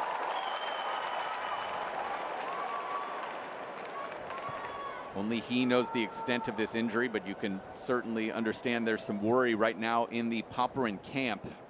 3-5, 40-love serve, tee, good. Popyrin didn't even move for that serve. Well, this adds another level of intrigue here. Popyrin looking over at his team, walking very gingerly. Kind of levels the playing field, though, Mark. Both players now with a right knee issue. Popyrin choosing not to ask for the physio here. Well, and I'm not just saying that, but I felt like on the last change of ends, that's an ankle. Alexei sat down and extended that right leg as he's doing so now. Yeah, so essentially he's doing what we all do when we're trying to stretch to warm up, the ankle roll with his right leg. We're getting another look at the replay. So he goes out to his right and pushes off a big slide there. And then you could just kind of see, just pulls up lame right afterwards, Woody. So maybe, yes, nods his head towards his team, trying to say that he's okay. But I think it's, you hope that it's just kind of a jarring right ankle situation is able to continue. You don't want to take off the shoe, the sock, to let it balloon potentially. But maybe you call for the physio after the set. Well, I mean, he's doing everything for himself now. It's just that those rotations, going in one direction and then back around to the other, just trying to test out the flexion there. Djokovic is out very early, wanting this to continue. So now is Popyrin bouncing on that right leg. One-legged bounce to just kind of see where it's at physically. Regardless, 5-4. Serving for set number 2. He won the first set against Novak at Wimbledon. Was not able to grab the second. First serve good.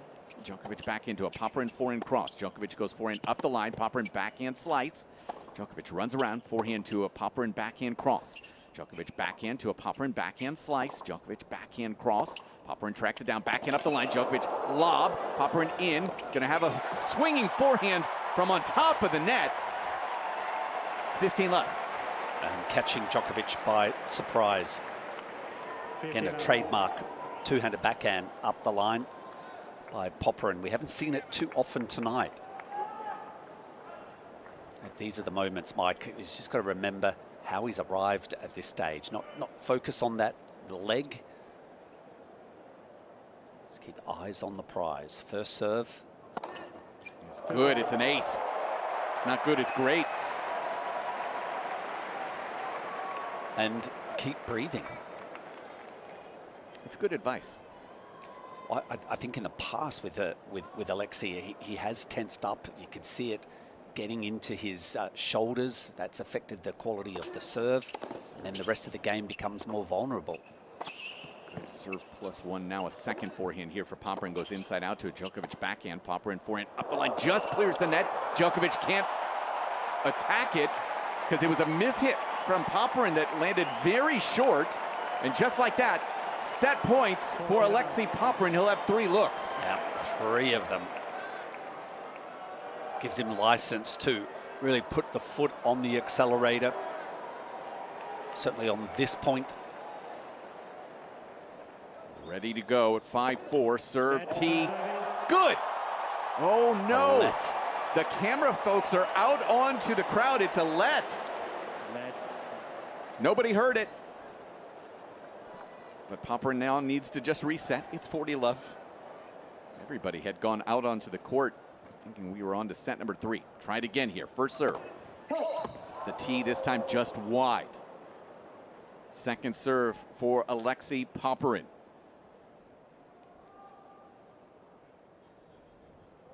First set point, it's good to it. Djokovic backing up the line, running forehand for Popyrin, lands on the baseline, now has a forehand inside in that's pulled wide. 40-15. It's good playing though. 40-15. Went out after the serve and the forehand. There's a couple more up his sleeve.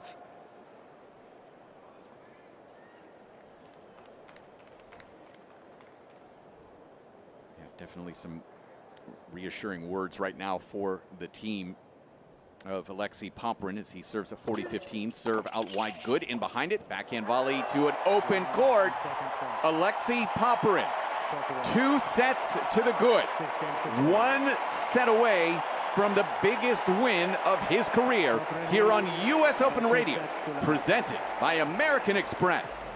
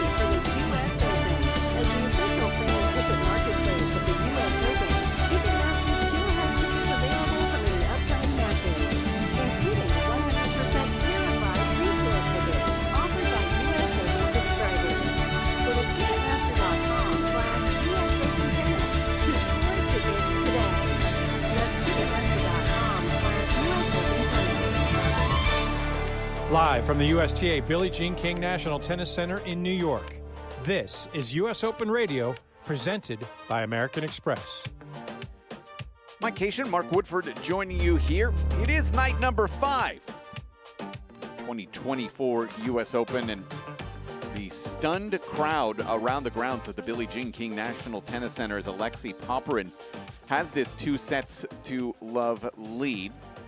Huge reaction from his team, but also Xavier Malisse in the front row just saying to him, hey, you've got to stay focused. This is not done.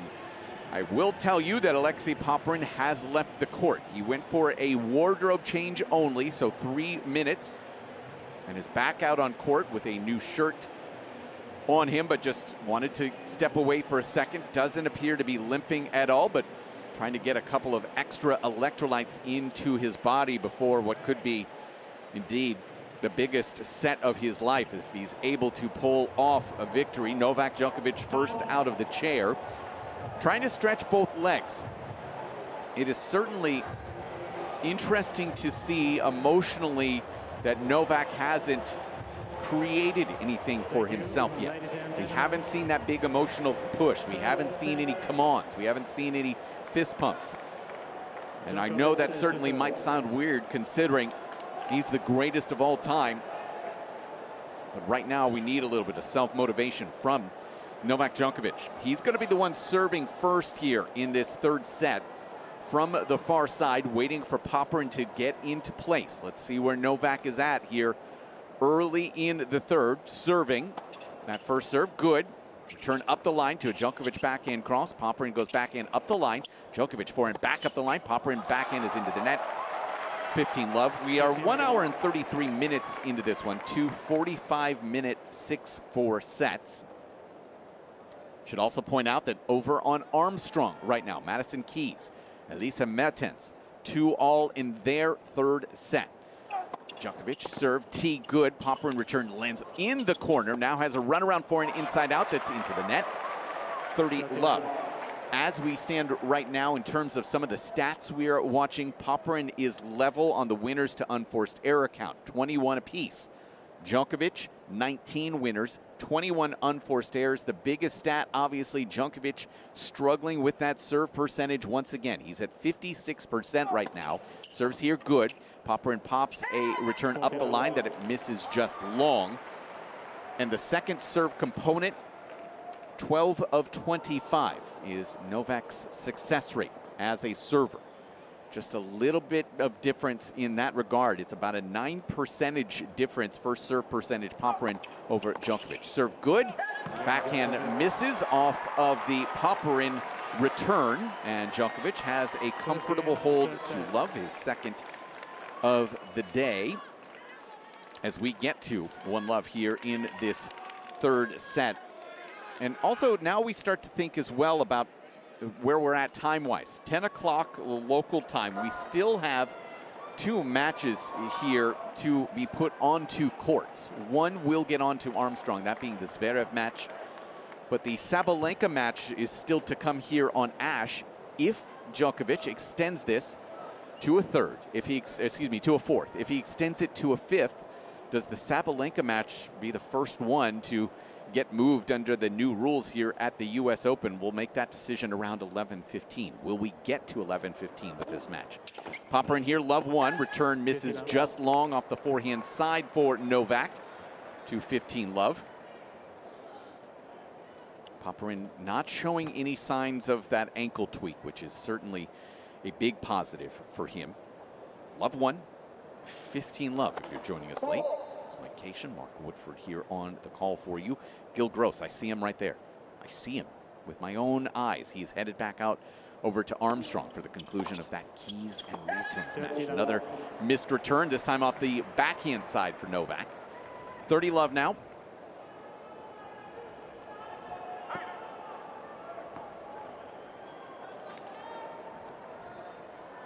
A lot of worry in the Novak team at the moment. Love serve misses just long, trying to go backhand body. Is Alexei Popyrin. Second serve for him. Popyrin 12 of 22 so far on the night. Gets a forehand, goes inside into a Djokovic forehand cross. Popyrin rolls a forehand long. Lost his footing ever so slightly. The bounce not quite there. It's 30-15. I feel like there's a different vibe. We're getting some bird's eye view of the player boxes. Just a different look to the Popyrin box compared to a bit of darkness, dullness. Yes, a lot of darkness. In Djokovic's end. 30-15 serve is into the net. Madison Keys just getting a hold to 3-2 in the third with Elisa Mertens. Second serve for Popyrin. Double. It's a double. Missed it well long. And an opening here for Novak Djokovic. Yeah, so we've played, 97 minutes. And Popyrin hasn't dropped serve, hasn't really put in a dodgy game. We've seen a couple of points, not really back-to-back points. So is this the moment where there's a bit of a dip? Serve out wide is long. Absolutely the right serve in the moment, no doubt about it. Just misses it. Second serve for Alexei Popyrin. Good to a backhand for Djokovic. Popyrin rolls the forehand to a Djokovic forehand up the line. Popyrin backhand slice, back up the line. Djokovic forehand cross. Popyrin forehand cross. Djokovic forehand up the line. Backhand from Popyrin's into the net. That did not look comfortable or balanced at all for Alexei Popyrin. Novak Djokovic fist pumping as he has a break chance.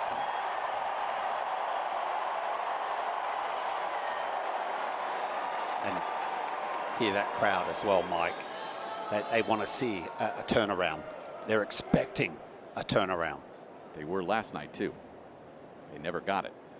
Serve, netted. Popyrin Interesting, when he came down, didn't put any weight on his right foot. Second serve for him.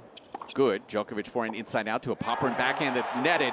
Novak Djokovic with a fist pump towards his team and towards this crowd, and a roar from him as he has his first break of the day, the first step of what is a very long journey potentially, but it is 2-love. Finally, he must be thinking. Popyrin, first average game in 2 sets. Madison Keys getting a medical timeout right now for her right foot as well. Gil Gross headed out to Armstrong for the conclusion of that one. Djokovic, 2-love, serve, tee, good. It's an ace. First of the set, 10th of the night.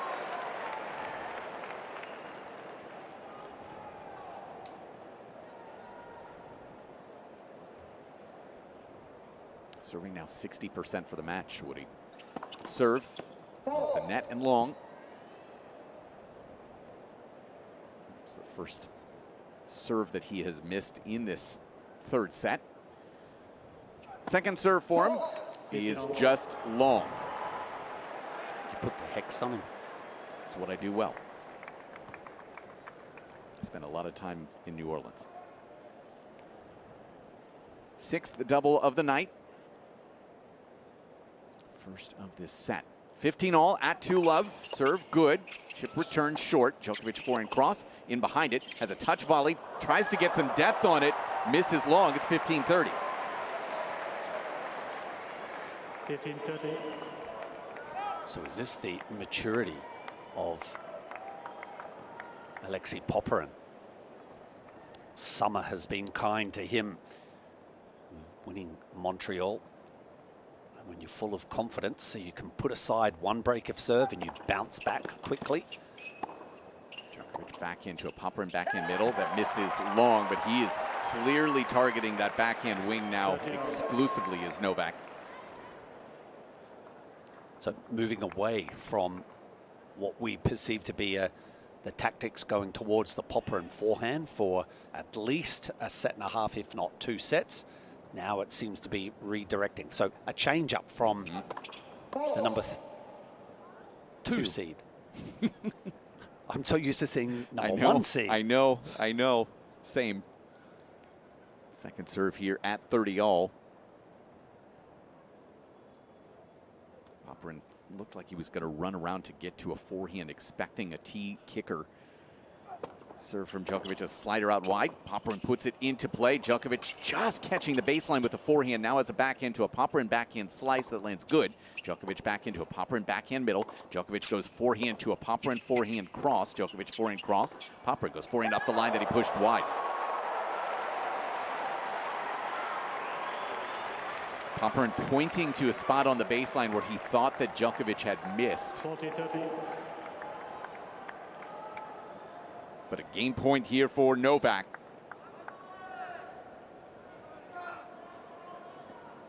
Yeah, I gotta be honest though, as we were just saying about the dark faces in the Djokovic camp, after this break, it feels like it's completely flipped.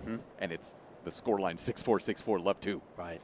Serve point from Djokovic up the tee, good. Lob return, Djokovic backhand cross, he missed it wide and long, my goodness. Youth.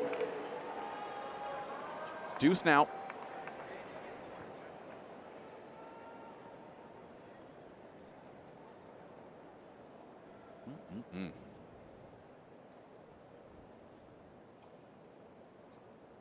Popyrin ready, waiting. Djokovic serve, netted.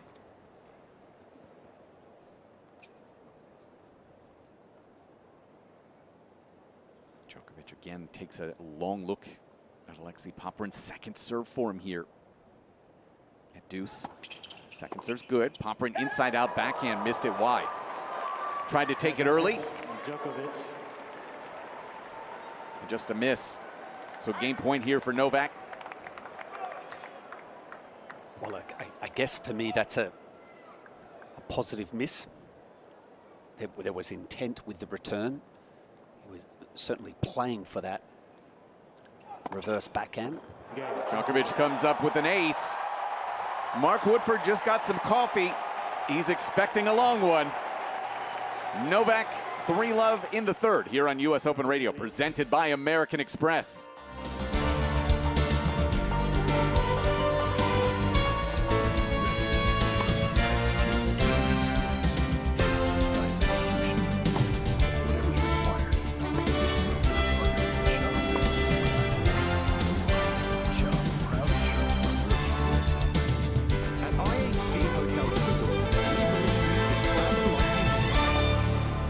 Hotel sponsor of the US Open Tennis Championship, IHG helps guests turn travel up a notch and makes every getaway the best one yet. With 19 hotel brands, 6,000 plus global destinations, and the IHG One Resort loyalty program, what are you waiting for? Get inspired and book now.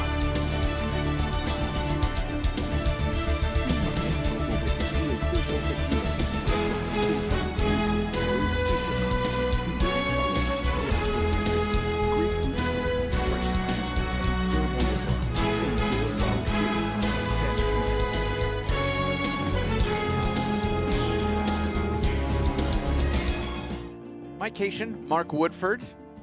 This is your style. Claude, hit your musical style. Claude, please. This is more the style that we need to come back with in between, and for the players as they're walking onto the court. I think you've been in Palm Springs way too long. Wait, that's not geriatric music. Woody. That's Woody. kind of bluesy. Woody. Thank you. We're in New York City. What we always have to have Jay-Z. Yes. We can go Jay-Z, we can go Nas, we can go Beastie Boys. I mean, we can go a whole slew of hip-hop artists. Biggie from Bed-Stuy. Please, there's someone called Biggie. Biggie Smalls. Notorious B.I. Oh, my. Claude, I'm going to need some help in here. Are you kidding me? Notorious B.I.G.? Yeah, I heard of that one. Yeah. Biggie. That's Biggie. Oh, Biggie Smalls, Notorious B.I.G. They're the same? Same. Why did they change his name? It wasn't a change. It's just multiple names for the same human. Boy, this is too much. Why can't you just keep with one name? That's who I know, Notorious B.I.G. Yeah, I can tell you really know him well. It is love 3, love 15 right now on the Popyrin serve, and he makes it love 30s. He yanks a forehand about 15 feet long. Love 13. I did a match in qualies last week where somebody lost from a set and 2 breaks. It was a women's match, set and 2 break lead, and it was the one break to get it from 4-love to 4-1, and you just knew. You just knew that it was going to go the exact opposite way. It just has that feel, even though Novak is patchy here tonight.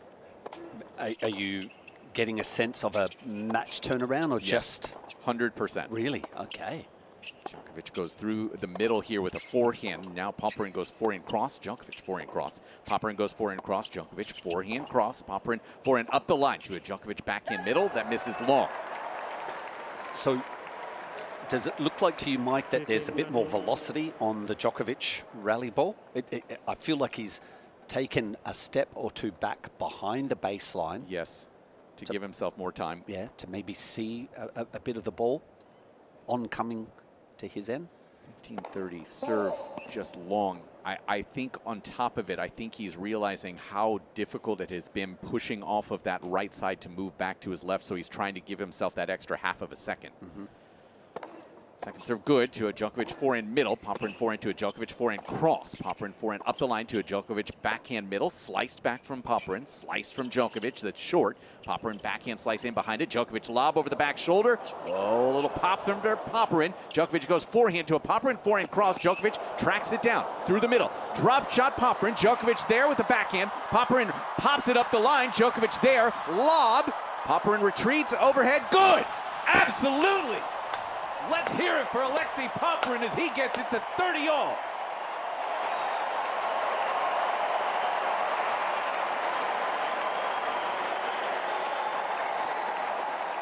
Brilliant.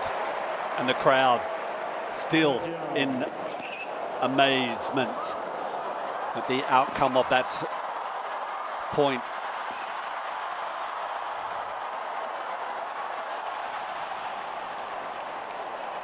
I have to say it though.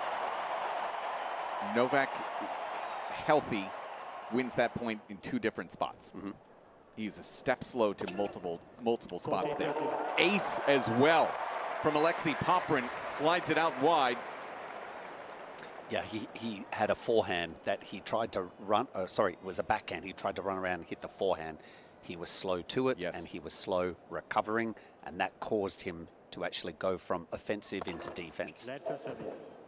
It's going to be another first serve here for Alexei. At 40-30.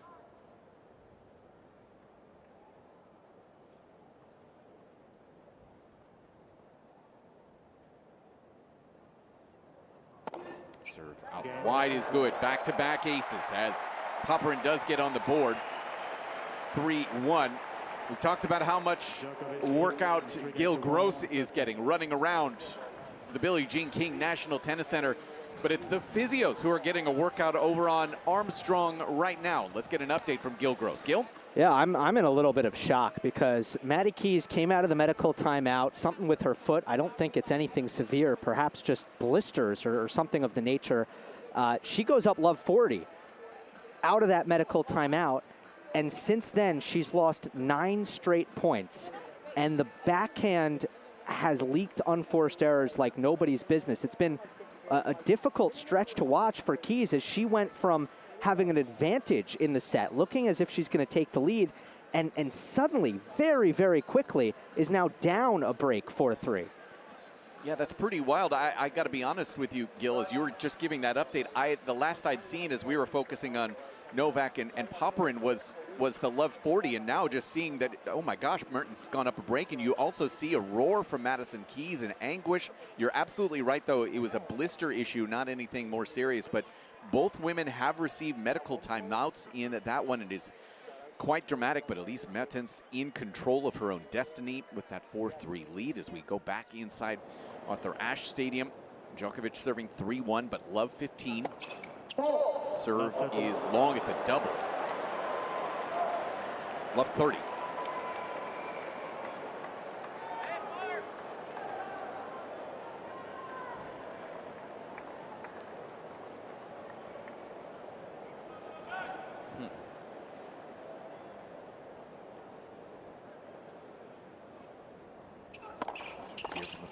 Good, return through the middle. Djokovic forehand, running forehand from Popyrin up the line. Backhand cross from Djokovic. Lob from Popyrin. Volley from Djokovic is square into the deuce corner for 15-30.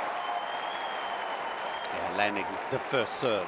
And that's the major difference for me. Contributing factor if he's going to move forward and win this set is stronger numbers behind that first serve. It allows him to take the next ball inside the baseline and start controlling the rally. Even enables him to move forward for a volley. The net and wide on the serve from Djokovic. Boy, he is just pulling down on that first serve. His lower back must be starting to feel it. Second serve for him. That is good to a Popyrin inside out forehand that misses well long, 30-all. 30-all. Footwork there went awry for Popyrin. Second serve wasn't packing a lot of 81 miles per hour. Yeah. Popyrin knows he missed an opportunity there, no doubt about it. 30-all in this 3-1 service game. Djokovic served good. Popyrin through the middle. Djokovic backhand to a slice from Popyrin. Djokovic going to have a forehand, goes cross. Popyrin forehand cross. Djokovic forehand up the line to a Popyrin backhand slice. Djokovic in with a volley, and he just misses it flat into the net. Eyes are closed as he turns around, rolls his eyes. Alexei Popyrin, his first break chance of the set. 30-14. He's usually very confident and comfortable on the forehand wing is Djokovic on the volley. Usually very compact. Nothing overly telling there. Thank you. Felt like he was leaning forward. I feel more so the knee bend wasn't where it needed to be, maybe. And maybe I'm just, I don't know. making it up in my own head, but just feels like that knee is a big, big problem. Serve into the net.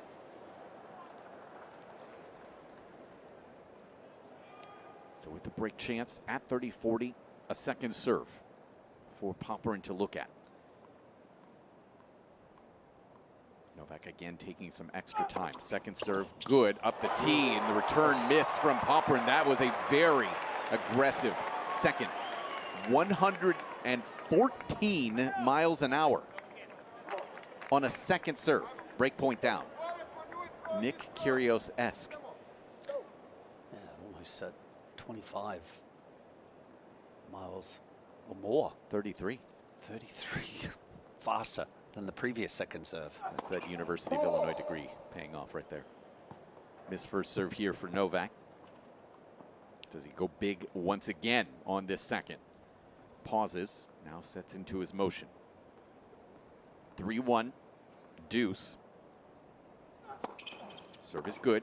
Popyrin goes through the middle. Djokovic backhand to a Popyrin rolled forehand into the bottom of the net. Game point for Novak. Advantage Djokovic.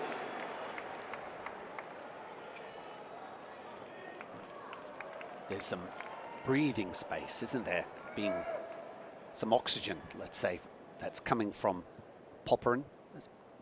Giving the oxygen over to Novak. That was a bit of a sloppy forehand.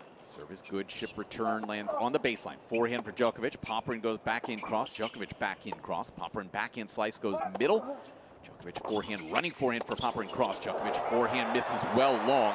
And to that point that you just made, Woody, as we're going to go back to deuce. Talked about it after set number 2. Popyrin was level. 21 winners, 21 unforced errors. Right now in this set, 3 winners, 12 unforced errors. -9. The thing is, Novak is -5. 3 winners, 8 unforced errors. It's leading to a clunky third set. So Popyrin nodding his head after getting a couple of words from Xavier Malisse in the coach's box. Another deuce here, 25 minutes into this third set. Novak set, ready, serve good. Popyrin gets a good return, now has a backhand, goes through to the middle. Djokovic inside in forehand, Popyrin forehand crossland short. Djokovic forehand up the line, he missed it. He pushed it wide. Didn't miss by much, but it's certainly not the same contact that we're accustomed to seeing. Opening up the line, missing it by half of a ball. 2 of 5 on his break chances here on the day is Alexei Popyrin. Another look here. 1 second mark on the serve clock. Serve netted from Djokovic. Woody left shaking his head. Popyrin better be ready for this big serve slider down the tee. See if Novak provides it. Second's good into the body. Popyrin forehand to a Djokovic backhand cross. Popyrin run around forehand, looped to a Djokovic backhand cross that he just flat misses.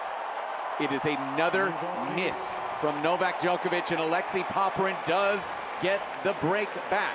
We are on serve, 3-2 in the third on US Open Radio, presented by American Express.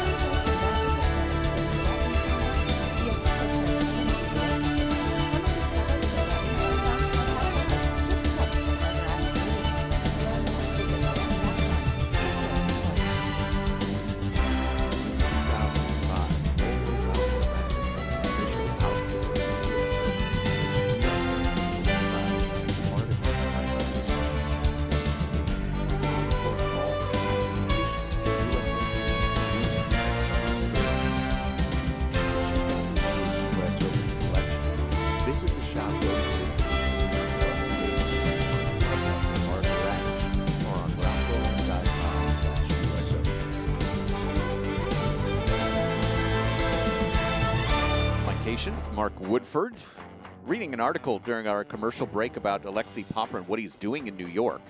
Says he's going to different restaurants every night. Said his favorite so far is called Coco.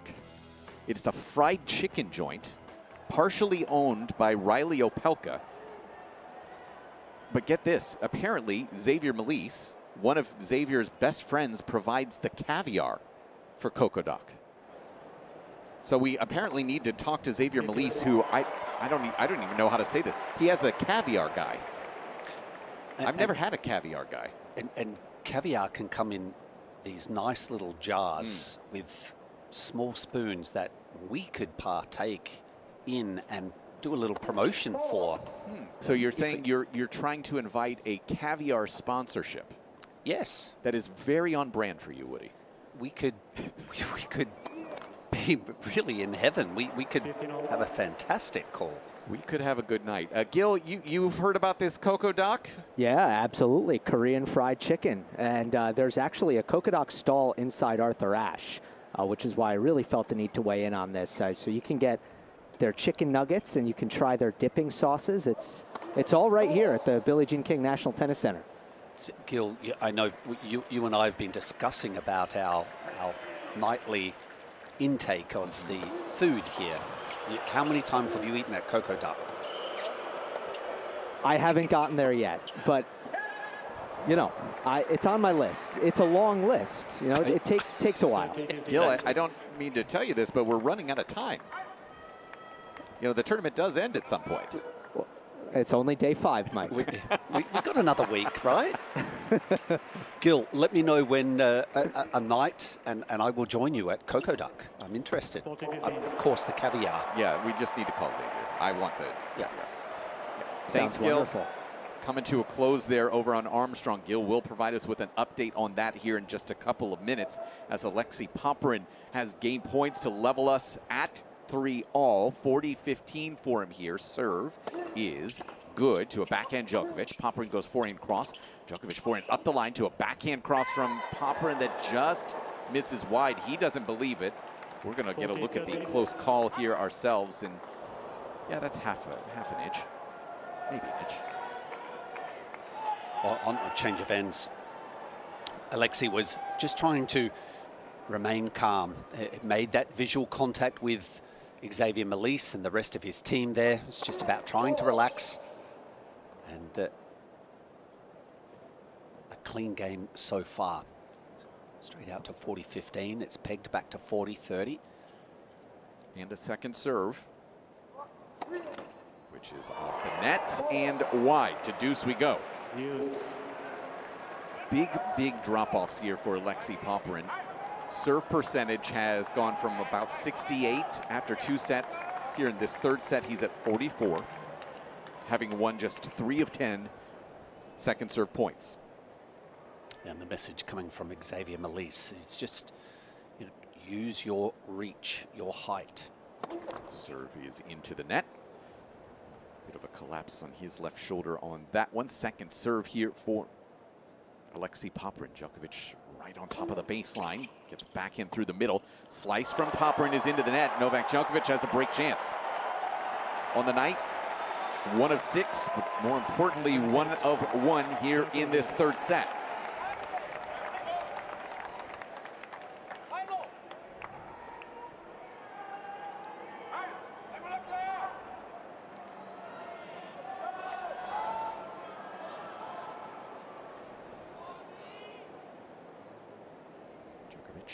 About 4 to 6 feet behind the baseline for a first serve return, maybe a little bit more. Serve is long. He's going to take several steps up now.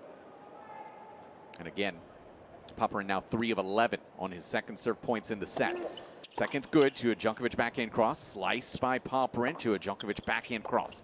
Djokovic now going to have a forehand, goes up the line to a backhand from Popyrin. Djokovic tracks down a forehand. Popyrin big inside in forehand to a Djokovic forehand. Popyrin goes inside out now to a backhand Djokovic. Popyrin inside out forehand, in behind it. Backhand volley with touch. Djokovic backhand up the line. Popyrin can't come up with it. Novak Djokovic has gotten the break back, waves his arms as this crowd is into it as he gets it to 4-2.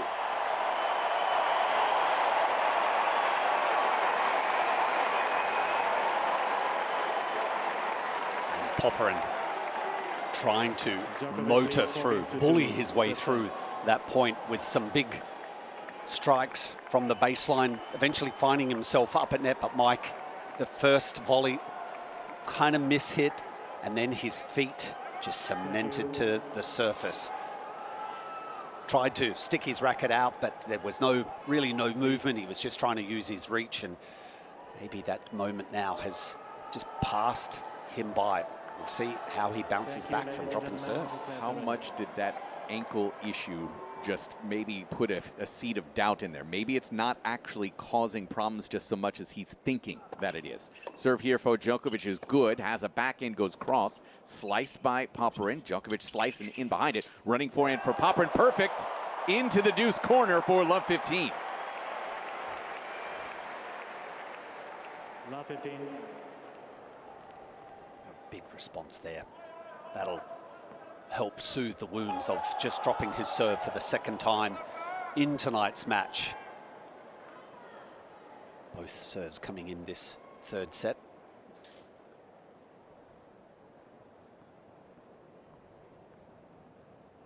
From the near side, Djokovic into the net. Again, full collapse from him on that first serve. He's gotten his win percentage up to 50% for the night on second serves at 17 of 34. Second serve for him, good. Popyrin backhand middle, Djokovic backhand middle. Popyrin backhand slice to a Djokovic backhand middle. Popyrin big inside in for him, not even close to the court.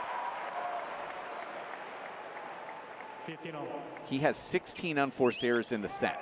He had 19 coming into the set.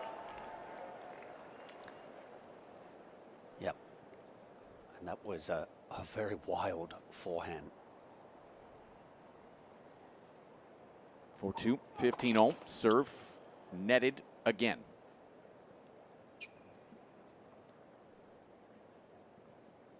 Second serve here for Djokovic, who's, yeah, you can sense he's trying to lean back and find the right rhythm and motion here. Second serve is good. Popyrin forehand middle, Djokovic backhand cross. Sliced from Popyrin up the line to a forehand from Djokovic, back up the line.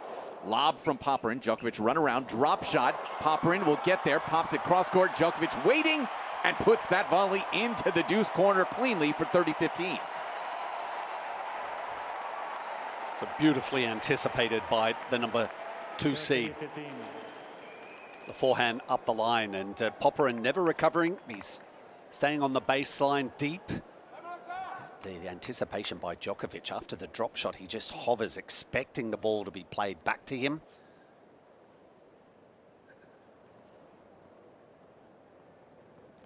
.15 now, and again, Novak's on the near side.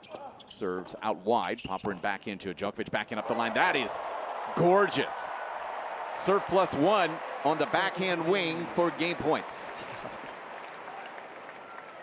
Precision with the backhand.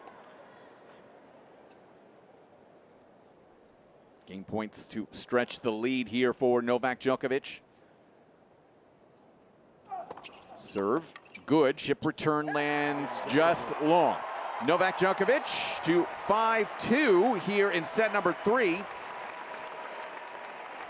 As we go over to Gil Gross. Gil, this one might be coming to a close in a very competitive battle between Madison Keys and Aryna Mertens. Lob from Mertens lands in the second net court of the game from Keys, and both have gone in Mertens' favor. It was the first point of this service game with Elise serving at 5-4 for the match. And Keys had a forehand cross court that just sat up for Mertens for an easy down the line put away. And then on that last point, an approach shot from Keys, nicked the tape, sat up, and Mertens had the easy lob look, and she got it over Keys' head. So now on match point, I'm gonna come in with some hush play-by-play at 40-15. Mertens misses the first serve down the tee and the tape. Mertens' second serve can sometimes get a little tight on her. Keys about 4 feet behind the baseline. Toss up for Mertens. Second serve into the Keys forehand, hard down the middle. Keys with the slice backhand moving to her left. Mertens digs up a low backhand. Keys does the same cross court. Backhand down the line by Keys. It's long. An unforced error on the backhand side from Keys. We saw so many of those down the stretch. And Mertens takes it 6-4 in the third and advances to the fourth round. After losing to Keys 3 times at majors in her career, she comes out on top of this one. All right, thank you so much, Gil. I can't say I'm overly surprised considering how difficult it's been for Maddie over the last couple of weeks with that hamstring issue, and Maddie is very quick off the court. Mertens moving on into the second week here of the 2024 U.S. Open. More still to come on Armstrong as Popyrin serving here 2-5. Backhand to a Djokovic forehand middle.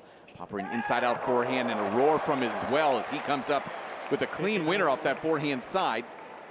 15 love. Yeah, it's forehand dominant, isn't he? Popyrin, number of winners off of the forehand wing. The backhand is devastating, but it's just not as powerful. 15 What a return from Djokovic deep into the ad corner, and just a block from Popyrin. Nothing else he could do. 15-all. Yeah, to your point. A goose egg on the backhand winners for Alexei Popyrin. 0. Thinking that he should ad corner for 30-15. Someone of his similar stature, maybe a Murat Safin type. That you think of Safin's backhand was probably the stronger side. It's not a bad backhand. It's not Popyrin owns it by any means. Serve into the net, but he just doesn't go after it. Places it, Correct. Maybe sets it up so that he then can motor a forehand. Serve is good. Gets a forehand, goes inside out, pushes that well wide. It's 30-all, but that's, I think a lot of it is just the fact that he does like to set up camp in that ad corner and just wants to hit forehands there, and has that capability of being so incredibly potent off that side in that corner. 30-all, Djokovic 2 points away. First serve is good. Popyrin inside out forehand, in behind it, has a touch volley. Djokovic going to be there with the backhand, goes cross. It's good. Novak Djokovic set point at 30-40.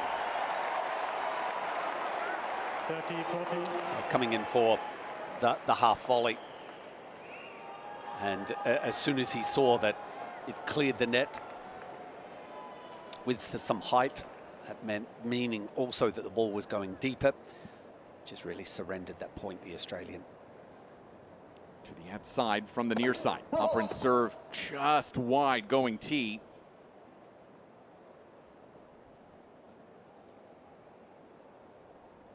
Second serve, good. Djokovic forehand to a Popyrin, backhand slice up the line. Running forehand, Djokovic. Popyrin goes forehand cross. Djokovic matches. Forehand from Popyrin to a Djokovic forehand volley from Popyrin, just misses. Not the cleanest set we've ever seen, but Novak Djokovic is there for it. He takes the third, 6-2.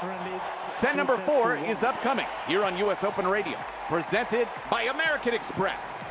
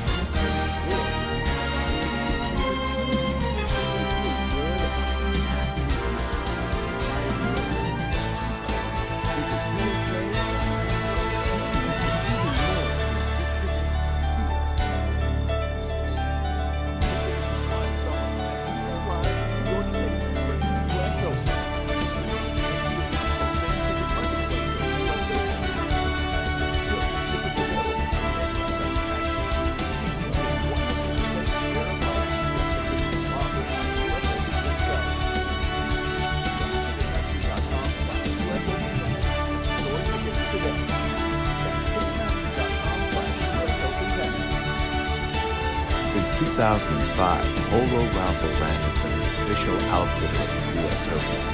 We are endlessly proud to be part of this special history, blessing fans, on-court ball crew, and officials of the U.S. Open, Wimbledon, and Australian Open. To check out this year's U.S. Open collection, visit the shop located beneath Louis Armstrong Stadium, on club level of Arthur Ashe, or on ralphlauren.com/US Open. Fourth set underway. Novak Djokovic at the line, ready to serve to start it. 42-minute third set. Djokovic serving to a forehand for Popyrin that's netted for 15 love. Mike Cation, Mark Woodford joining you here. Night number 5. Potentially that first late one here at the U.S. Open.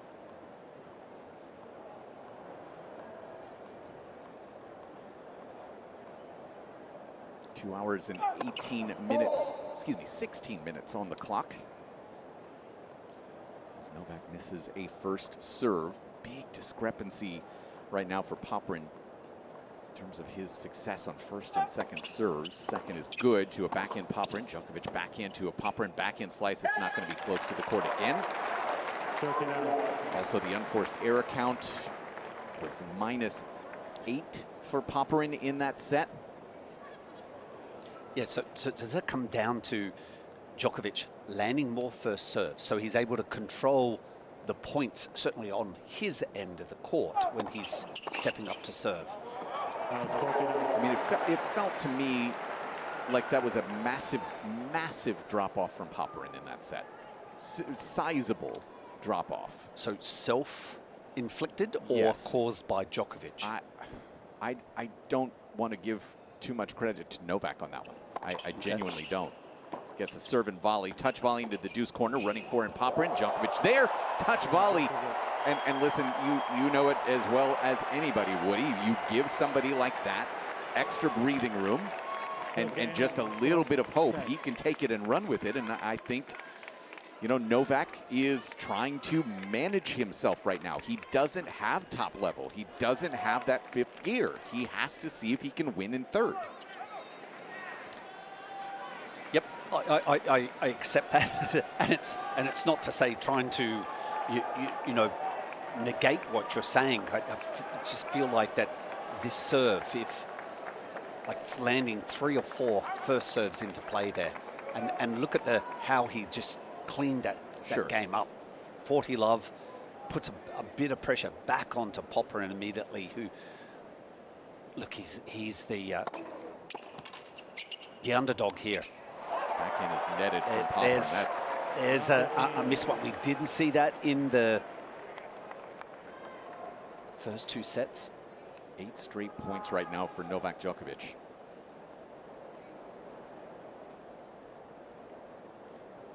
Popyrin serve from the far side, good. Lob return's going to miss. Wide, and you hear the roar from Alexei Popyrin.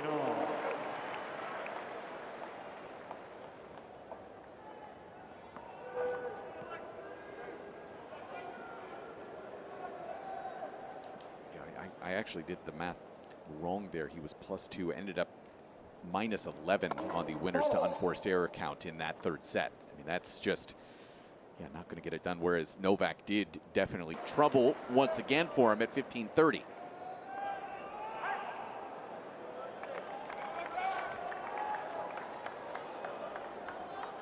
The opportunity for that forehand up the line, made sure that the right leg was behind the ball. Serve is good. Forehand return, cross court, running forehand for Popyrin. He couldn't catch up with it. Novak Djokovic with a break chance at 30-40.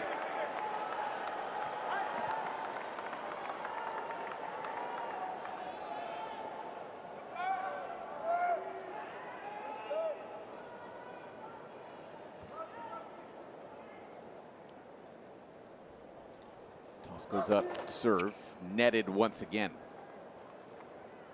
For the night, 15 of 37 on his second serve, points for 41%. Second serve good. Djokovic back in middle. Forehand for Popyrin, inside out. Lob from Djokovic is going to miss wide. Popyrin fights it off to deuce.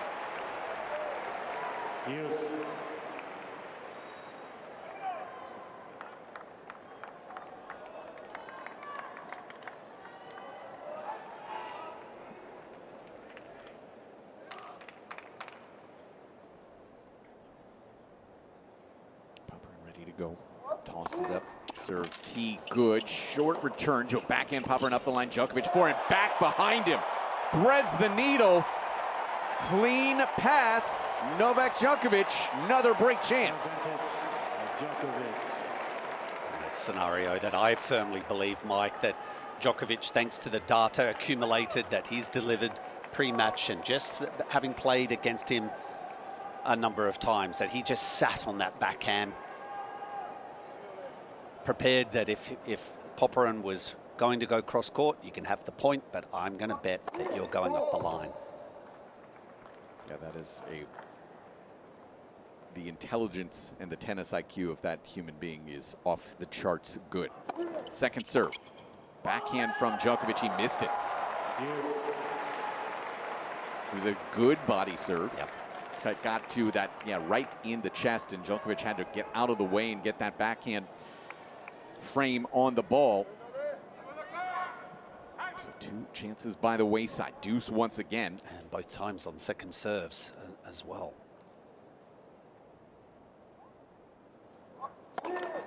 Net for service. My, that was a big first serve tee, but a let called.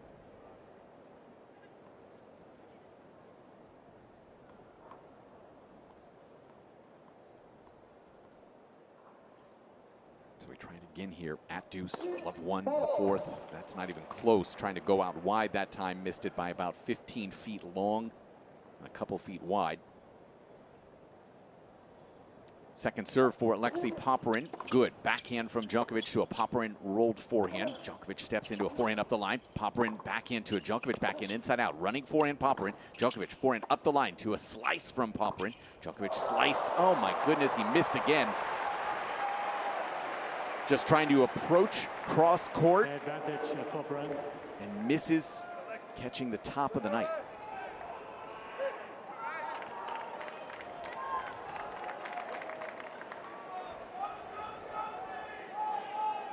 It's the first Aussie chant. Yes, that vacant seats have come down, have appeared lower to the court, so they've decided to come down. There's another Australian right there.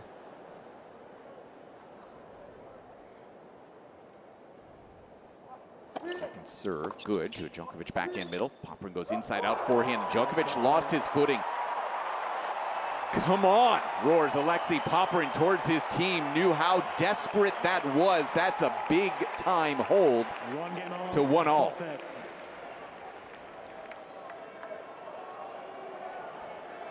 Yep. Important game. And that was a big roar as well. A lot of energy that's been stored up inside of Popyrin, just released right there. Yeah, let's see if that settles him back into it just a little bit here.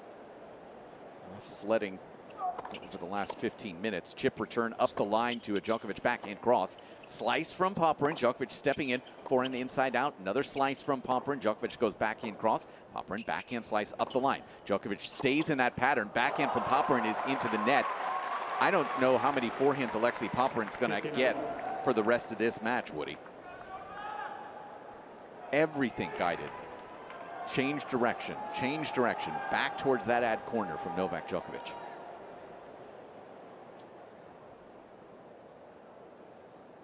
Love at 1-all.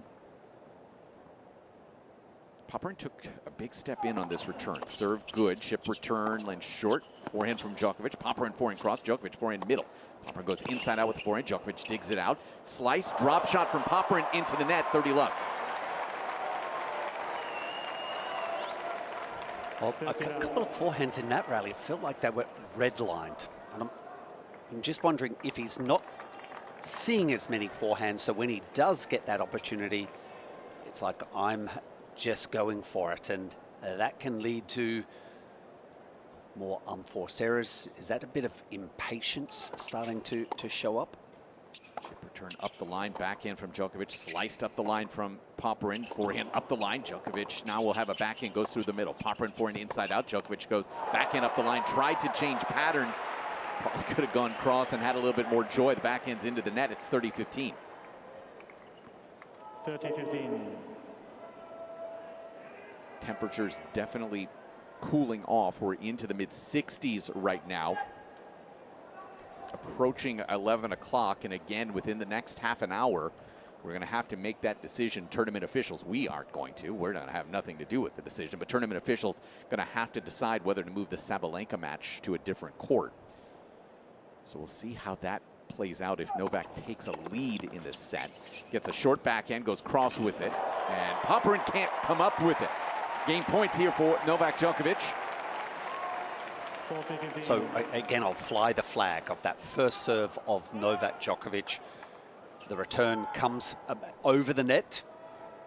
And just the movement, a little quicker to get up to it, be able to put that ball away and just get that buffer in this service game, 40-15. Toss goes up, serve out wide, chip return lane short. Djokovic forehand in behind it, but Popyrin makes him pay. That's a backhand winner. First of the night for Alexei Popyrin, down the line to 40-30. And not one that Djokovic was reading at all. In fact, he was still in the process of moving. And the ball flashing by him. So Djokovic was very calm to reset after that one. Hasn't been passed from that backhand at all through the night. Serve tee, good, it's an ace. The 12th of the night. Novak Djokovic noses out in front 2-1 here in the fourth set. Mikation, Mark Woodford here. Just getting started over on Armstrong right now. Tomas Martin Echeverri of Argentina. Two very good wins for him over Cerundolo and Pericard over the last couple of days as he takes on the 4 seed, Alexander Sasha Zverev. I don't know, who's the favorite at this stage from this half of the draw? I genuinely don't know. Well, I think I would put Zverev up there. Yes. I think so. You wouldn't, you're not warming towards him? No, look, he's going to get tested by Echeverri. He's going to get to hit a lot of balls. And against the Argentine, played just the once before, and Zverev winning on the clay at Roland Garros. So left in this half, the spot opposite Brandon Nakashima is open, and the spot obviously apart from Frances Tiafoe. The winner of this Novak match gets Frances Tiafoe. But I mean, it's pretty gangbusters type of a lineup. Casper Ruud, Taylor Fritz, Rublev, Dimitrov, Tiafoe. You've got a lot of heavy hitters in this bottom half of the draw left, and I don't know, maybe Zverev is out there. I just always have concerns about his ability to close in some of the big matches against the biggest names. Time. But they're not that big a names in that section. It's fair. His section has Ruud, Fritz, and Nakashima. Yep.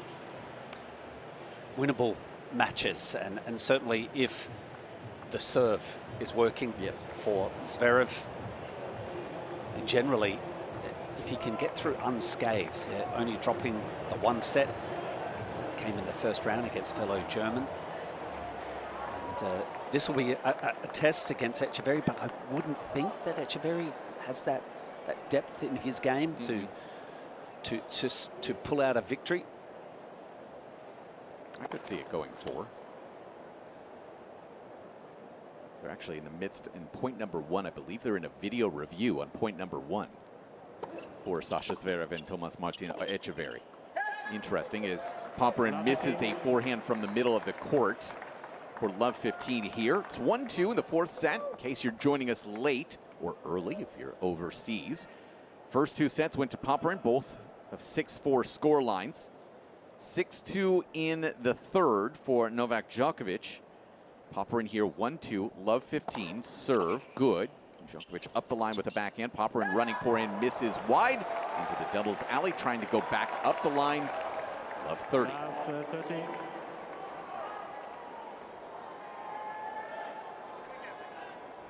Leighton Hewitt is here in the Popyrin box.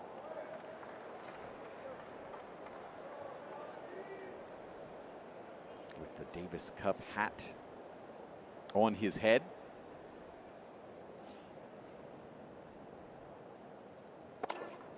Serve up the tee is just wide. They're actually, yeah, in the first point of the match for Echeverry and Zverev, questioning whether it was a double bounce. So there's a long video review over there. Second serve, good. Djokovic stretching for a forehand. Popyrin forehand up the line, but it's rolled to it. Djokovic backhand on a hop. Now Djokovic will step into it. Backhand goes cross, sliced from Popyrin. Djokovic backhand middle, slice from Popyrin once again. Forehand for Djokovic goes cross. Popyrin goes forehand up the line to a backhand for Djokovic. Sliced from Popyrin. Djokovic goes backhand cross off the net and wide. Unforced error there for Novak Djokovic, his 36th of the night, to 15-30.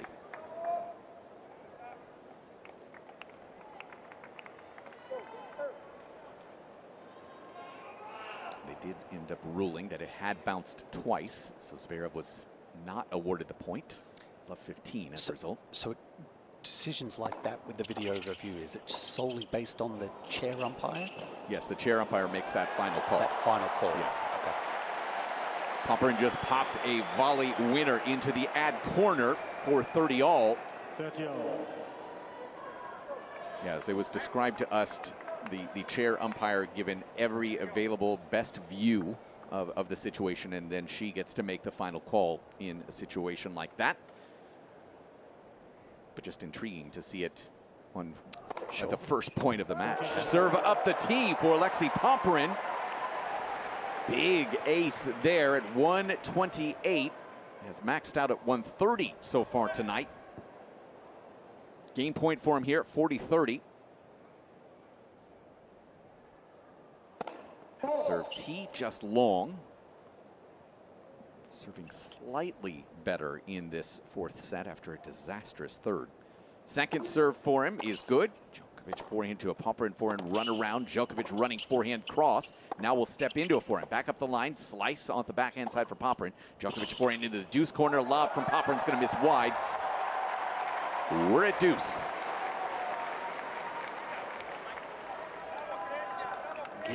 Balance of who is going to win this match. Seems like it's just starting to a little heavier on the Djokovic side. Yeah. Not sure whether the weight of shot from Popyrin's end of the court is matching it with Djokovic. It seems like in some of these rallies, Djokovic has got a bit more velocity. 1-2 deuce. Serve for Popyrin out wide. Djokovic forehand goes middle but misses long. You heard from Alexei Popyrin there. 112 out wide is a very good serve. That type of velocity and that angle. Yep. It's a big roar, isn't it? Yes. It's a lot of energy going in to survive and hold serve. He knows being against Novak in a fifth set on this court in New York is a deadly proposition. Second serve with his game point. Goes kicker to a Djokovic backhand. Run around forehand just barely clears. Drop shot Djokovic, he missed it wide. He missed it wide again, and the Popyrin team thrilled as we get to 2-all. 2 against all, 4 sets.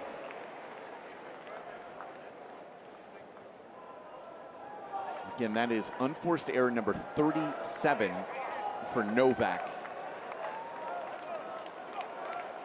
Just hasn't been clean from him, and that balance question is, yeah, the one that we're going to be left with, win or lose, coming out of this matchup tonight, as he would potentially have a matchup with Francis Tiafoe, who awaits the winner and has to be licking his lips right now, seeing how this match is playing out. Djokovic, 2-all, serve, good. Popyrin forehand to a Djokovic forehand, rolled up the line. Popyrin running backhand to a Djokovic backhand into the net. That's a big backhand from Popyrin, drawing that error. It's love 15. So is this the drive right now for the Australian? We hit the roars of survival in the last service game. Novak, I think, was just arguing that there was grunting coming from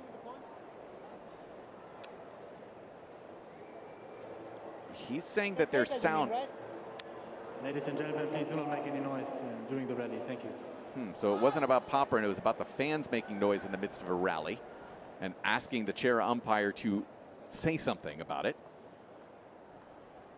Chair obliged. Love 15. Serve tee good. Popyrin's return not. 15-all.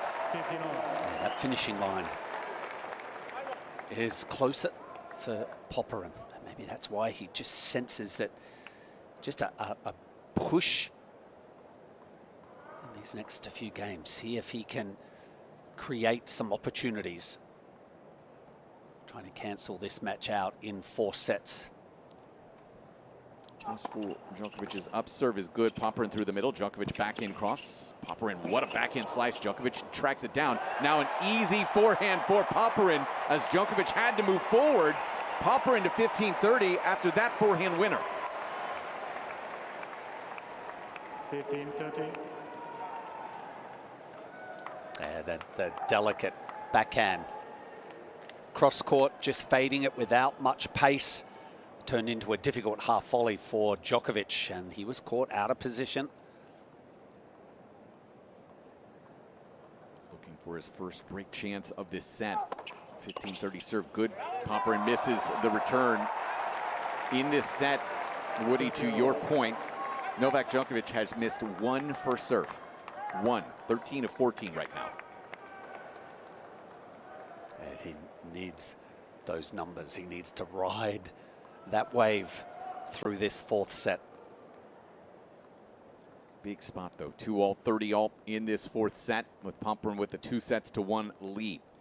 Djokovic ready from the far side. Serve, good. Popyrin chip return through the middle. Djokovic inside out forehand. Popyrin backhand volley from Djokovic. Popyrin there with the fronting forehand, good.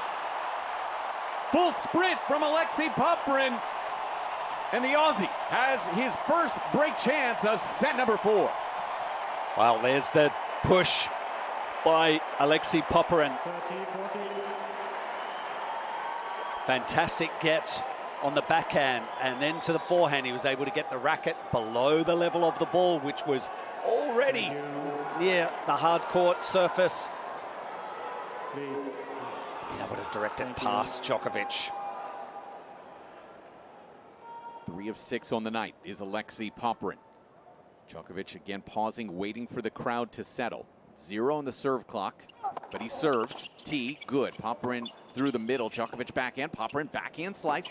Djokovic backhand slice in behind it. Backhand from Popyrin. Volley Djokovic to the deuce court. It's clean, and Popyrin fails on the break chance. Djokovic, finger to ear, wants to hear from this New York crowd.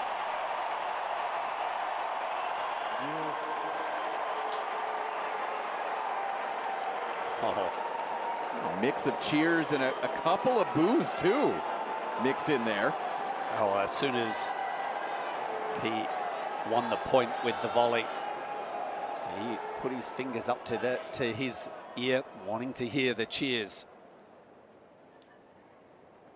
Yeah, mixed reaction from that crowd about it. 2-all deuce now. Serve is long. Just the second missed serve of this set for Novak.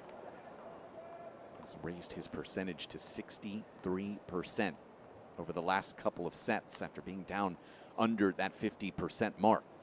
Second serve, good.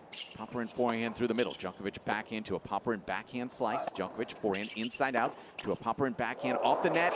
Good. Djokovic short backhand up the line. Popyrin forehand. Djokovic lets it go and it lands good. Are you kidding me? What a reaction from Alexei Popyrin, who now wants the crowd to get on his side. Break chance, Alexei Popyrin. Advantage.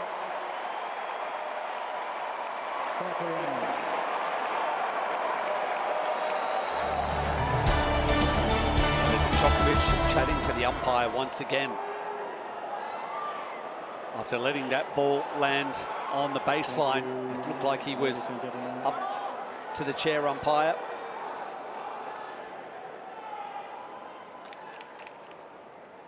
So Djokovic ready to go again, having to wait for the crowd to settle.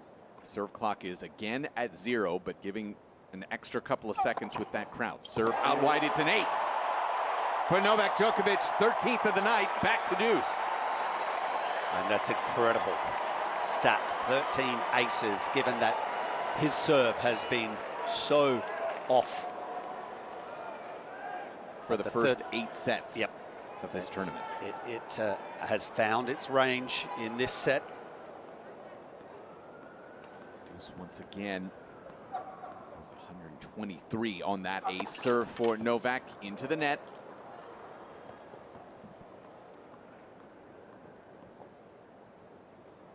Djokovic wiping the sweat off of his hands onto his shorts before this key second serve. Tosses up, serve good. Popyrin run around for him. He's going to miss that return long by about 3 feet. Djokovic staring down the chair umpire again, apparently perceiving that he's not getting enough cooperation from the crowd. 6-minute 30-second fifth game of this fourth set. Game point, Djokovic, who again waits for the crowd to settle. 2 hours 41 minutes in. Serve netted. And again trying to wipe all of this sweat on his hands onto wristbands, shirt, shorts. Desperately wants to get to this changeover. Second serve, good. Popyrin backhand to a Djokovic backhand cross. Popyrin backhand slice. Djokovic goes backhand middle. Run around forehand for Popyrin into the deuce corner. Clean winner. Back to deuce we go. Wow, Djokovic thought he might have done enough with the backhand slice just to neutralize the point, but rolling the dice is Alexei Popyrin. The forehand was like a window wiper, going from right to left, and able to land the forehand. Such a big, heavy ball. So much net clearance on that, but still with the pace, too. 17th forehand winner of the night. Deuce once again. Serve is long this time. A rare long miss from Novak. Again, trying to wipe off the sweat onto his shorts here with the right hand before this second serve. That is good. Popyrin forehand up the line to a Djokovic backhand that's going to miss well long. Break chance number 3 in this game for Alexei Popyrin. Well, look at the return was made with some depth, but Djokovic never really balanced. He never got to his right leg down. And the transfer of weight was just out of sync. Another huge first serve here for Novak Djokovic.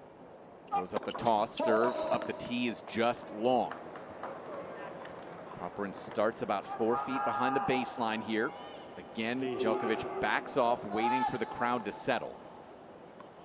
It's Friday night. They're going to get participatory. Now ready with this second serve.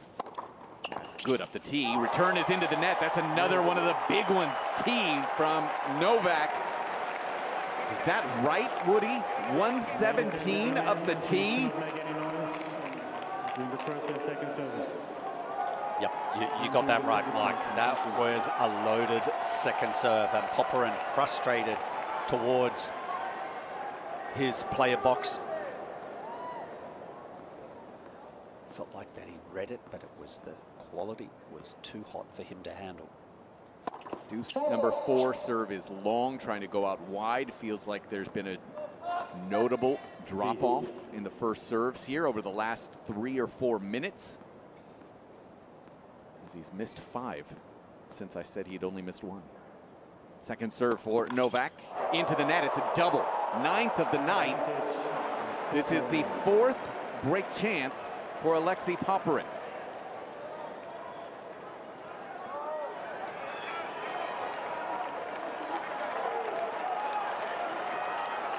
Novak, yeah, turning and talking to his team. I can't tell if he's talking to the team or if he's saying he just wants quiet.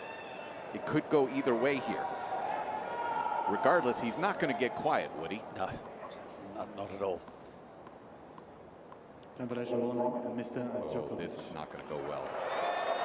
Time violation warning. He'd hit 0 a couple of other times. Novak, though, not going to argue it right now. It's break point.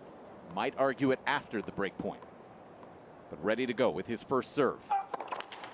Into the net.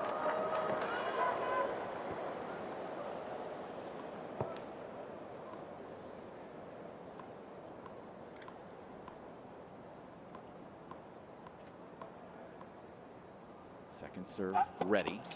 Good. Popyrin backhand middle. Djokovic backhand to a Popyrin backhand slice that's middle. Djokovic forehand to a Popyrin forehand cross. Djokovic forehand middle. Up the line from Popyrin to a backhand from Djokovic. Sliced from Popyrin. Djokovic matches with a backhand slice. Popyrin backhand slice up the line to a forehand cross from Djokovic. Popyrin forehand cross lands good. Djokovic forehand. Popyrin backhand now goes cross court. Djokovic goes backhand cross. Popyrin backhand slice to a Djokovic backhand middle. Popyrin run around forehand inside out is good. He celebrates. This is going to be an ugly changeover. You heard the crowd get involved and yelling in the middle of that point. Novak also just got a time violation. Regardless, Popyrin has a break. It's 3-2. Let's stay here just for a second. Popyrin getting advice from Xavier Malisse saying, settle. You still have a long way to go here. It's only 3-2. We've got time to go. Yeah, key for Popyrin right now to just maintain that eye contact with his team. Yes. Remain focused. That was an incredible forehand to break the Djokovic serve. And as that stopped the drive of the #2 seed. Anticipated that maybe Novak was going to have some words with the chair umpire. That just hasn't been the case, so he is kind of settled back into his chair. So with that, let's go to Gil Gross, get an update from what's been a very interesting start over on Armstrong. Gil? Yeah, eventful, Mike. On the first point of this match, we had a not-up call from chair umpire Orle Tort. I hope I'm pronouncing that right. I might need help from Sophie Amiak. But the call was confirmed. Notable because he spoke to tournament referee Jake Garner before the tournament. He said last year there was a total of 12, and it was mostly doubles. But yeah, we got a video review to start, and then a very sluggish beginning to the match by Alexander Zverev.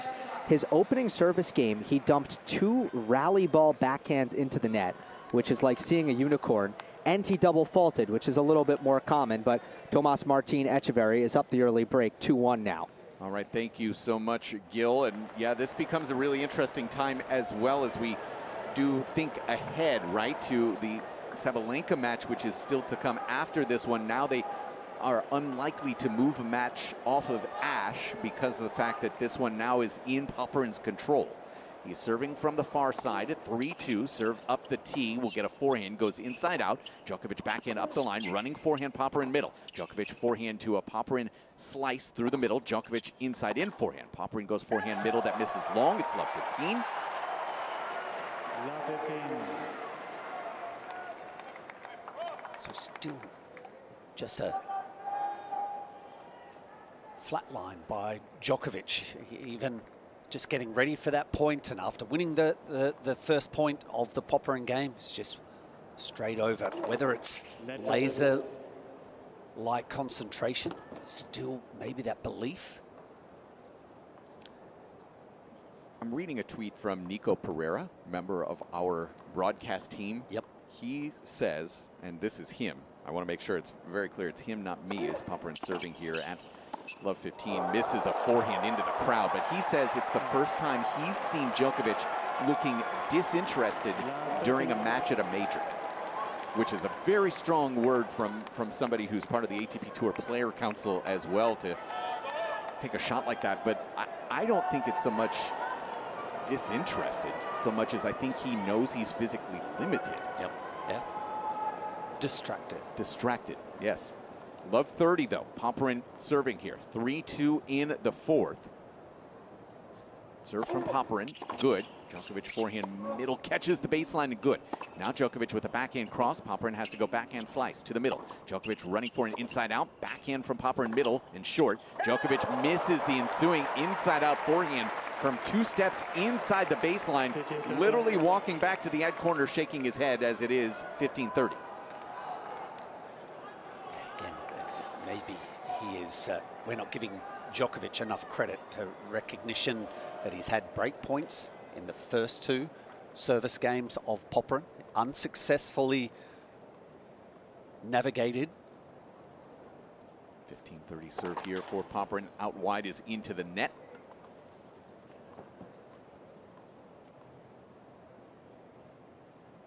Second serve, good. Djokovic forehand to a Popyrin inside out forehand. Djokovic forehand to a backhand slice, Popyrin. Djokovic runs around, big forehand up the line, popped back by Popyrin. Djokovic goes forehand up the line. Lob from Popyrin. Djokovic retreats, overhead, good. Popyrin there, lob. Djokovic retreats again, overhead, good this time into the deuce corner. Novak, 2 break chances at 15-40.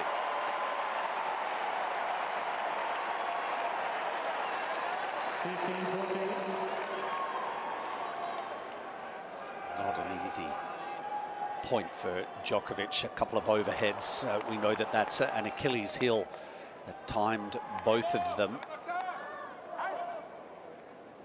Didn't try to do too much with either one as well. Pretty comfortable. 15-40 at 3-2. Serve, Popyrin. Misses wide, going wide. Stepping into the court is Novak Djokovic. Popyrin serve good. Djokovic through the middle. Popyrin inside out forehand. Djokovic tracks that down on the baseline. Popyrin forehand to a Djokovic forehand inside out. Popyrin goes backhand middle. Djokovic backhand middle. Popyrin goes forehand inside out. Djokovic tracks it down backhand cross. Drop shot from Popyrin, good. Djokovic pops it up the line. Running forehand from Popyrin. Cross court winner. 30-40. That forehand cross court on the passing shot by Popyrin has started to repeat. Yes. Very surprised that Djokovic not covering it on this occasion.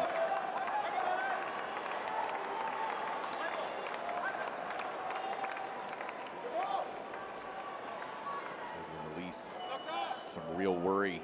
A little bit of sweat on his brow right now. Break point number 2 here for Novak. Popyrin, serve, good, it's an ace. 12th on the night, second of the set. Deuce now.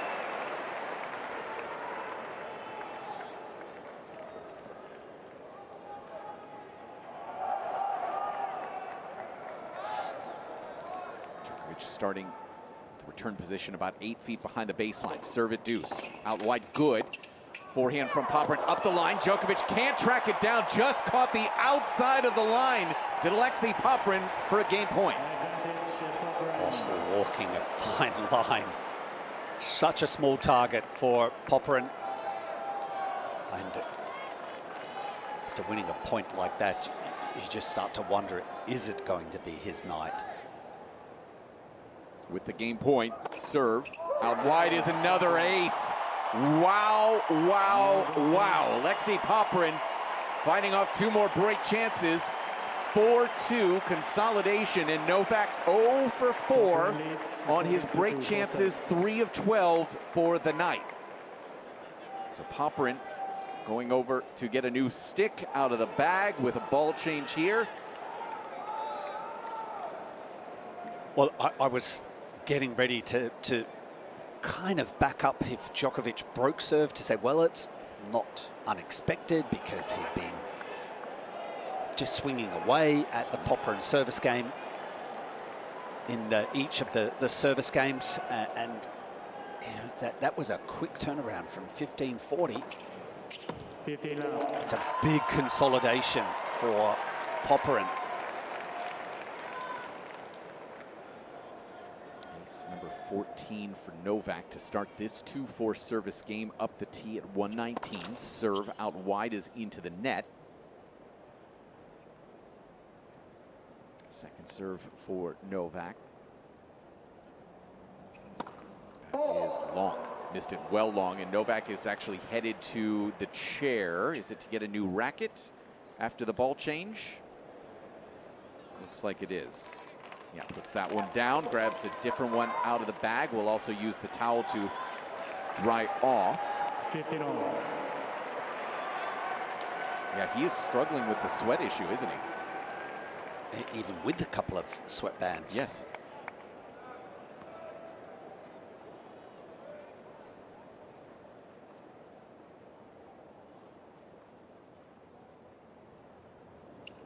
Serve for Novak, good. Popyrin misses the return through the middle. 30-15.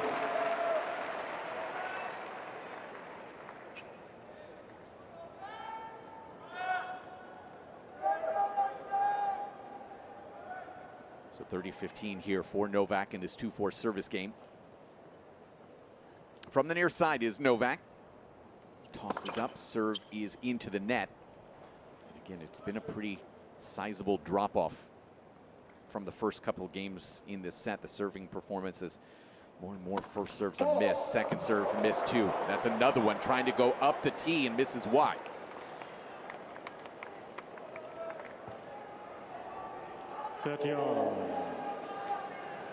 So that balance, you had scales, certainly felt like that they were starting to weigh in the favor of Novak Djokovic. And at the moment, after seeing that double fault, it's starting to, thanks to Alexei's level of play, starting to favor him again. Serve is good, chip return. Djokovic inside out forehand, Popyrin backhand cross volley from Djokovic, a touch of class. Perfect drop volley for a game point for Novak Djokovic. 40-30. Wow. And again, so quick to the line. Did get a time violation earlier in this set. So wants to get to the line a little bit faster. Plenty of time for him right now as he starts his motion. The game point, serve is good, return middle. Djokovic forehand to the deuce corner. Now will step into a forehand, goes up the line. In behind it, volley from him, running forehand from Popyrin, this time up the line. Novak was covering cross and he got burned. We're at deuce. Deuce. Yeah, it was a fair old volley. Was able to get some pace on the forehand volley cross court, but Popyrin riding a wave right now. Another big deuce spot on the Djokovic serve. That is off the net and good. So another first serve coming here for the world number 2, our 4-time champion. 2-4 in the fourth. At deuce. Serve good. Chip return, lands short, but good. Forehand for Djokovic in behind it. Has a touch volley. Can Popyrin get there? Pops it up the line. It lands good again! Oh my! Alexei Popyrin turning on the wheels to grab a break chance. At advantage, Popyrin. What was Novak doing? Thank you. It's a fair old half volley. Please. I felt like he had a play on that volley and just was hoping the ball was going to go long. 1 of 4 in this set. 4 of 10 on the night. Serve will be a let.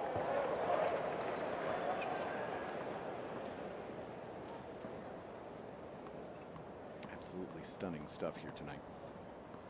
So another first serve here. Popyrin nodding his head, also looking over towards his team as well. Ready to go. Serve. Be another let, almost the exact same spot with that serve.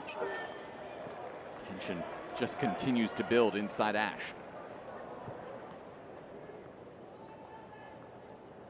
Popyrin settles back in. Novak settles back in on this break chance. Serve, Novak, out wide, good, it's an ace. 15th of the night, none bigger. Still alive, back to deuce.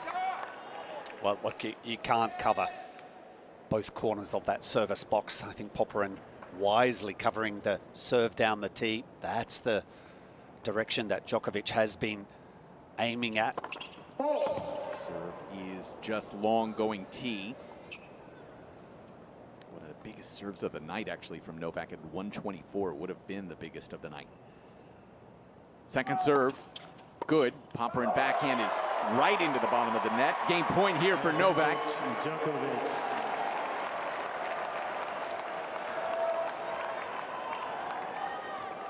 Six minutes plus now of this game. 3 hours on the clock.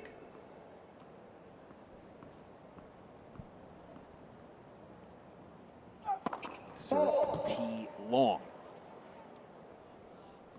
Second serve once again for Djokovic. 4 of 11 on his second serves in this fourth set. Serve off the net and long. It's another double fault. Yes. 4th of the set, 12th of the night. Back to deuce. 12 double faults. You can't even say that it's offset by the aces. When you throw in the low serving percentage in sets 1 and 2, it's been just a miserable level of serving by the number 2 player. As a backhand goes inside out, back behind Popyrin to get that game point. Really good serve out wide and just easy backhand up the line.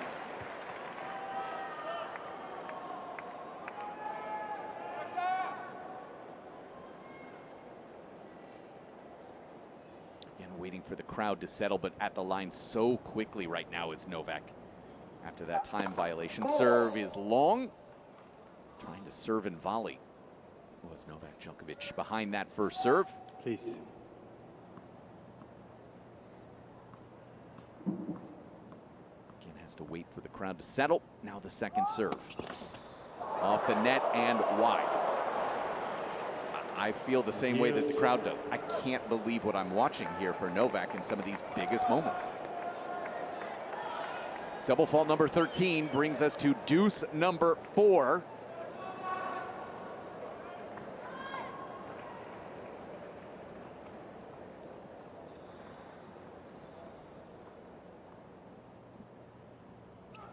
Serve out wide, good. Popyrin return through the middle. Djokovic forehand. Backhand slice from Popyrin is low. Djokovic tries to take it up the line, misses long. Oh my word.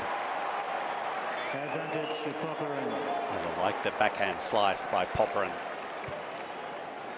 Was able to get some bite in it. Stayed awfully low on Djokovic. Second break point of this game, 6th of the set for Alexei Popyrin. Can he put this one away? Djokovic ready, toss, serve, netted.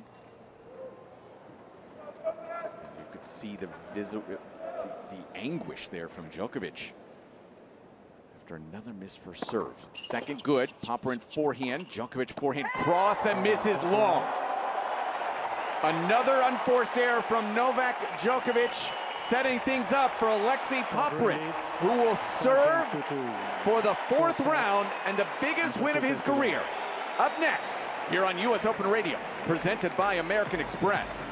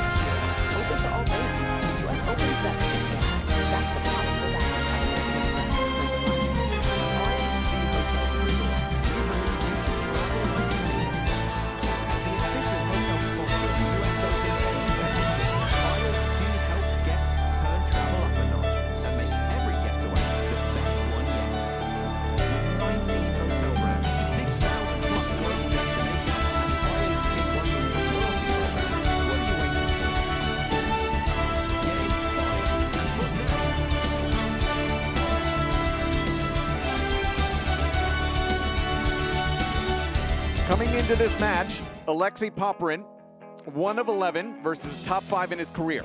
Win was over Stefanos Tsitsipas via retirement. 0-6 in slam third rounds. But something had to give. Serving for the match at 5-2. Serve into the net.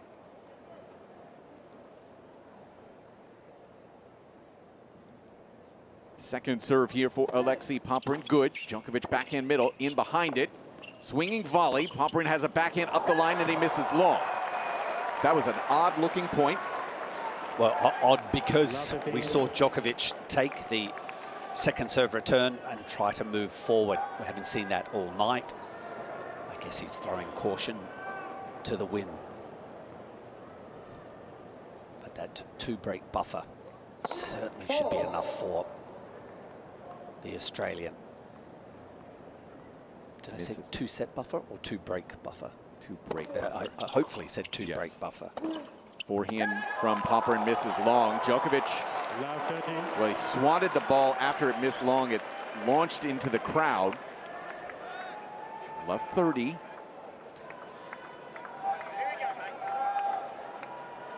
And that's why that 2-break buffer for just this occasion. Maybe Popyrin a little tight looking up to the scoreboard. 30 serve good. Djokovic back into a Popyrin backhand slice middle. Djokovic forehand inside out, in behind it. Popyrin misses the backhand. Love 40, 3 chances for Novak. And this was bound to happen, right, Mike? Yes. For someone, Popyrin, as you mentioned, had not passed the 3rd round. Not a lot of success against marquee players like Djokovic. 2-1 lead and double break. Serve good. Return misses long off the forehand side for Novak. Does have 2 top 10 wins at slams in his career. 2 and 4 against the top 10 in slams. Wins over Dominic Thiem and Taylor Fritz. Break point number 2. Serve T good. It's an ace. 14th of the night. 4th of this set. We go back to the first set. Novak Djokovic led 3-2. Popyrin found himself down love 40 and was able to serve his way out of trouble. Serve and volley, touch volley. Djokovic there with the backhand volley from Popyrin. Oh my! What class! It's dynamite tennis. Into the deuce corner for a clean winner, fighting off all 3 chances. That inside-out volley, half volley. Oh, lovely. And as soon as he executed, he got ready for the next volley. Just bunting it into the open court.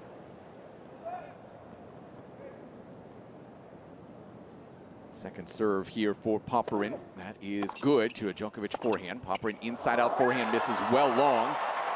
Novak will have a 4th chance. Advantage Djokovic.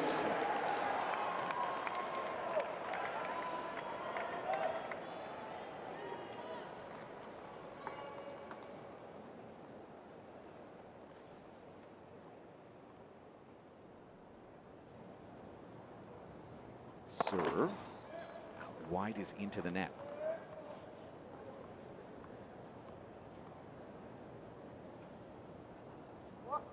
Second serve, good. Djokovic backhand cross, sliced from Popyrin. Djokovic slice to a backhand slice from Popyrin. Djokovic slices right back through the middle. Popyrin backhand slice. Djokovic backhand slice with angle. Popyrin backhand slice up the line.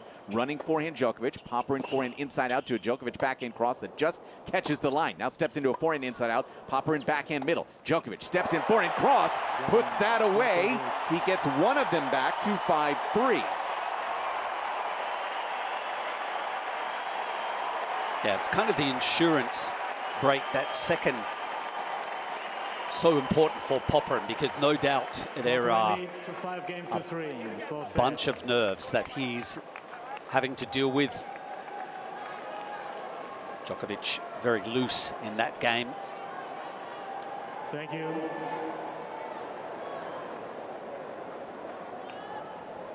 Crowd very much anticipating something special right now. Drop shot Djokovic, running from Popyrin, and Djokovic puts that away into the ad corner for 15 love. He's still giving us nothing emotionally, Woody. 0. No, it's a very stoic Novak Djokovic.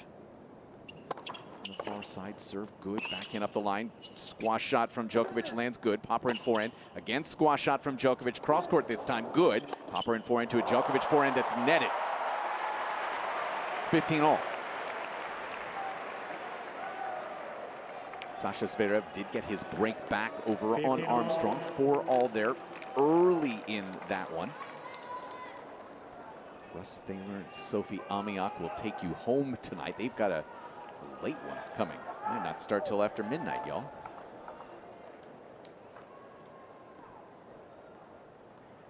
Luckily, those two have energy for years.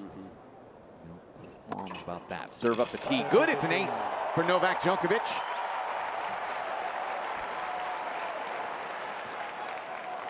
(30-15) now in this fourth set.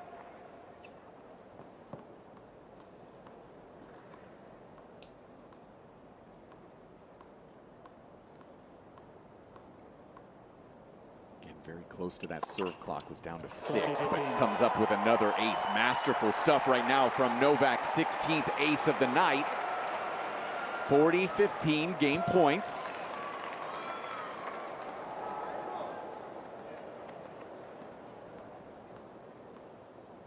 The heart rate right now on Popyrin. Serve off the net and long.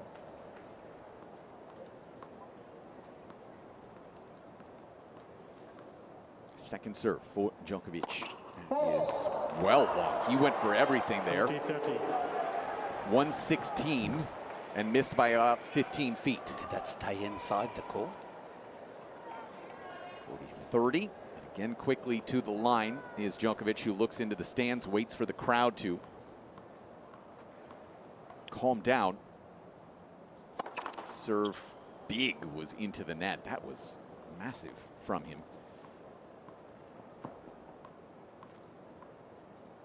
Second serve for Novak.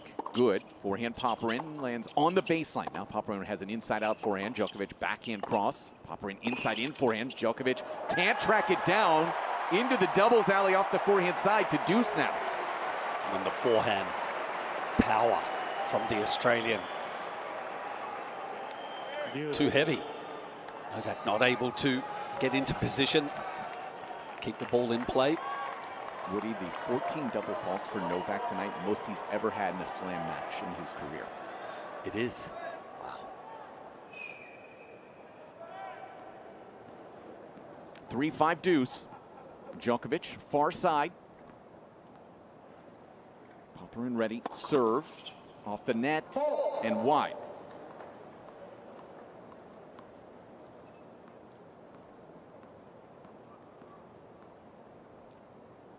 Second serve for Djokovic, good. Popyrin forehand up the line, just long. Just long. Djokovic. He's taking a look up to the scoreboard, sees the bad news, misses by, call that a quarter of an inch. It's another one of those positive misses. Yes. That I like it, certainly at this point of the match. Point for Novak, misses long with the first serve, trying to go backhand body.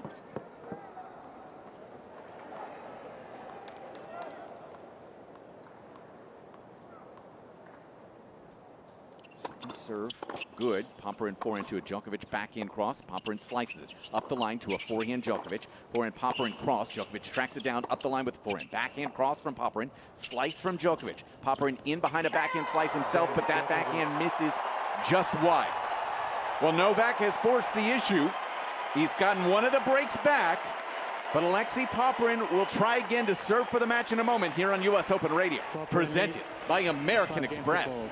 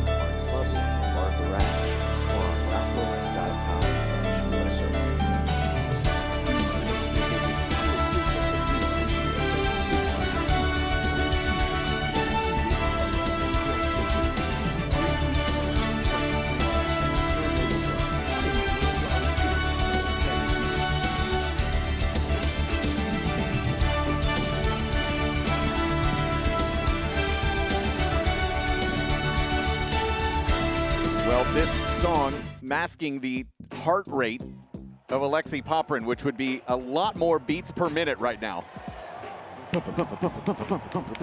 We just need to quicken that. Yeah. Speed up.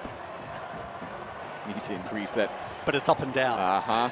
And the beats per minute right now, it's got to be closing in on 200 for him. How does he calm it down? Well, look, he's had the experience. He's tasted what it was like serving for it at 5-2. See if he can accommodate this building pressure.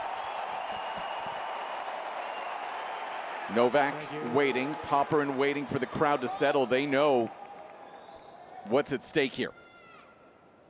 Serving for the match, 5-4, serve, good, out wide, short return, Popyrin, inside out forehand, good, lob from Djokovic, Popyrin overhead, good, into the deuce corner for 15 love, huge point. Great start. And back around. As a big server, which he's probably has favorite serves to the juice court, to the ad court. This is where you rely upon the first serve here. Is up the tee, and the return is shanked into the stands for 30 love. 30 love.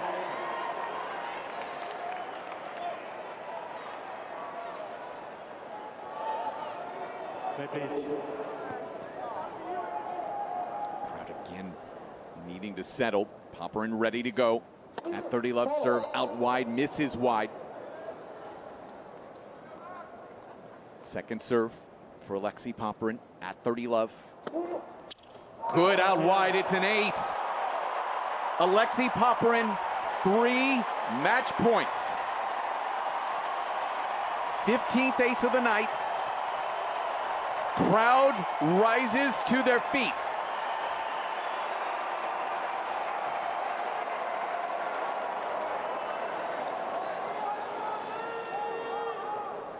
Ready to go. Match point, serve, netted. Up the tee.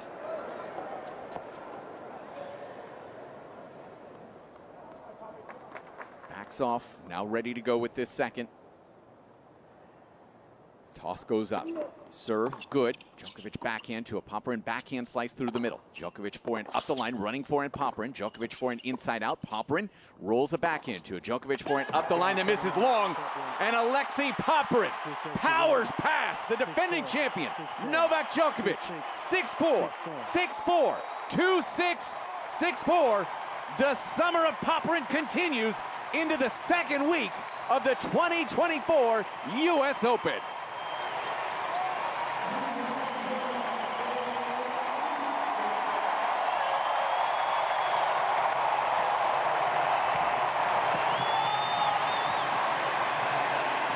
A big roar towards his team.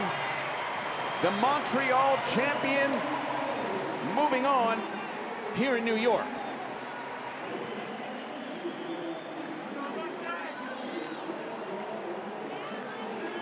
Well, what a performance by Alexei Popyrin, walking out onto Arthur Ashe Stadium, playing against arguably the greatest player in Novak Djokovic,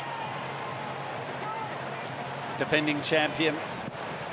And Alexei Popyrin is able to put it together against a marquee player.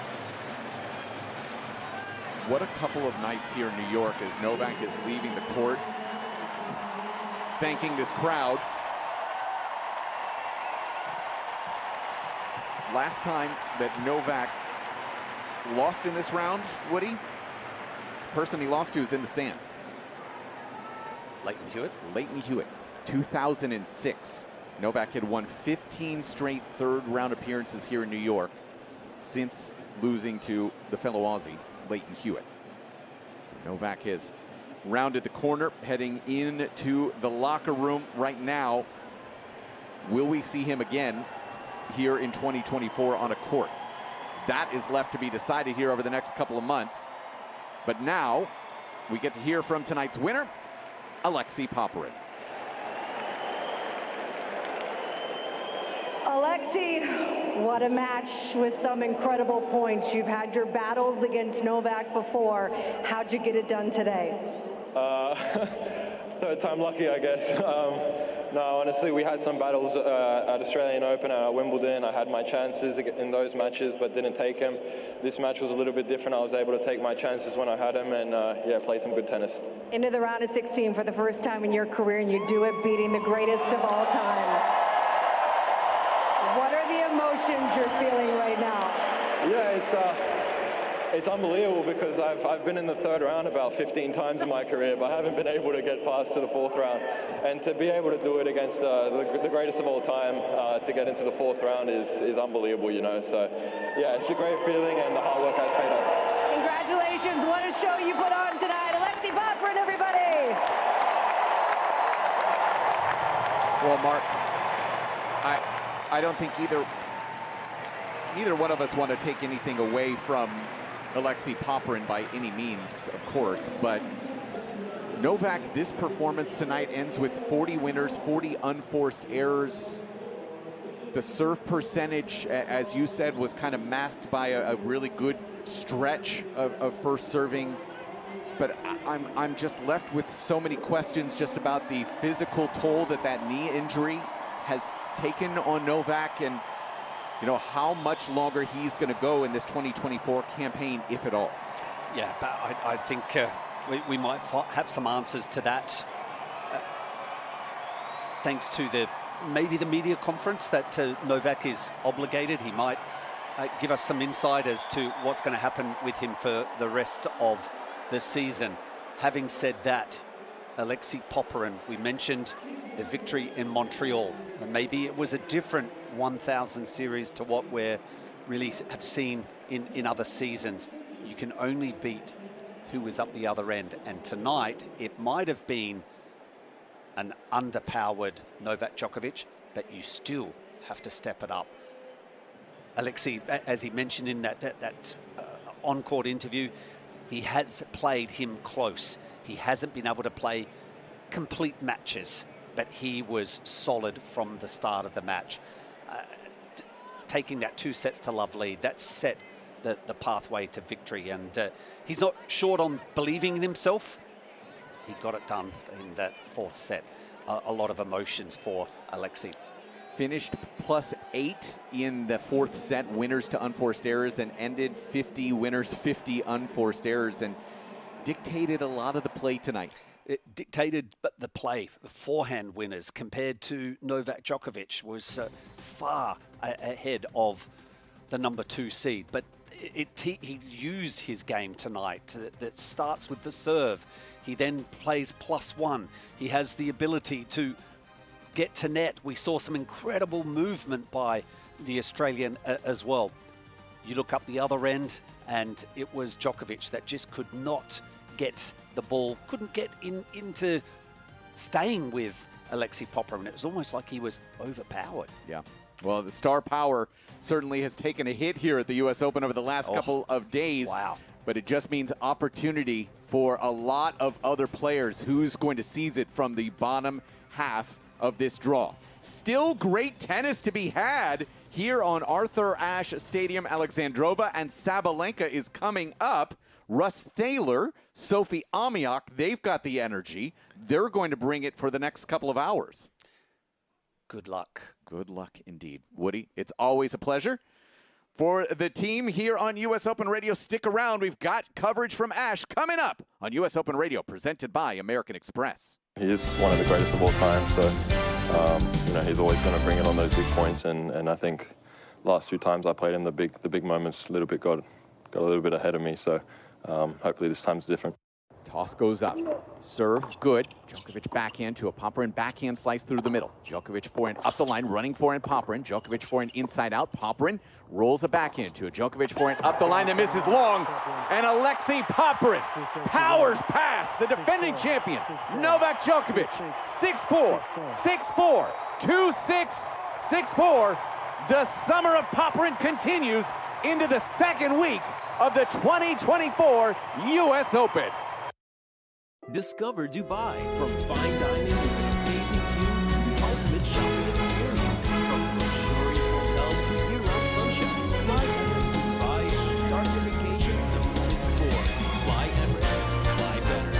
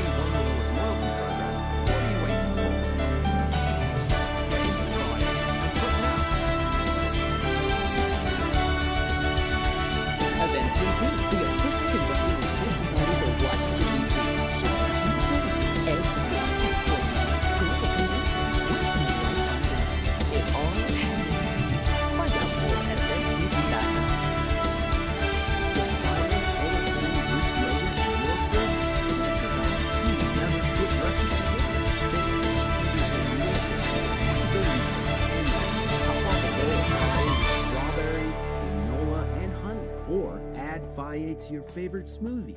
You can feel good about the naturally delicious taste of FIA yogurt in every bite. Visit USA.fage for even more irresistible ideas. Make it a sublime summer and be there live in New York City for the US Open. As the official fan ticket marketplace of the US Open, Ticketmaster still has tickets available to many upcoming matches, including 100% verified resale tickets offered by US Open subscribers. Ticketmaster.com/US Open Tennis to store tickets today.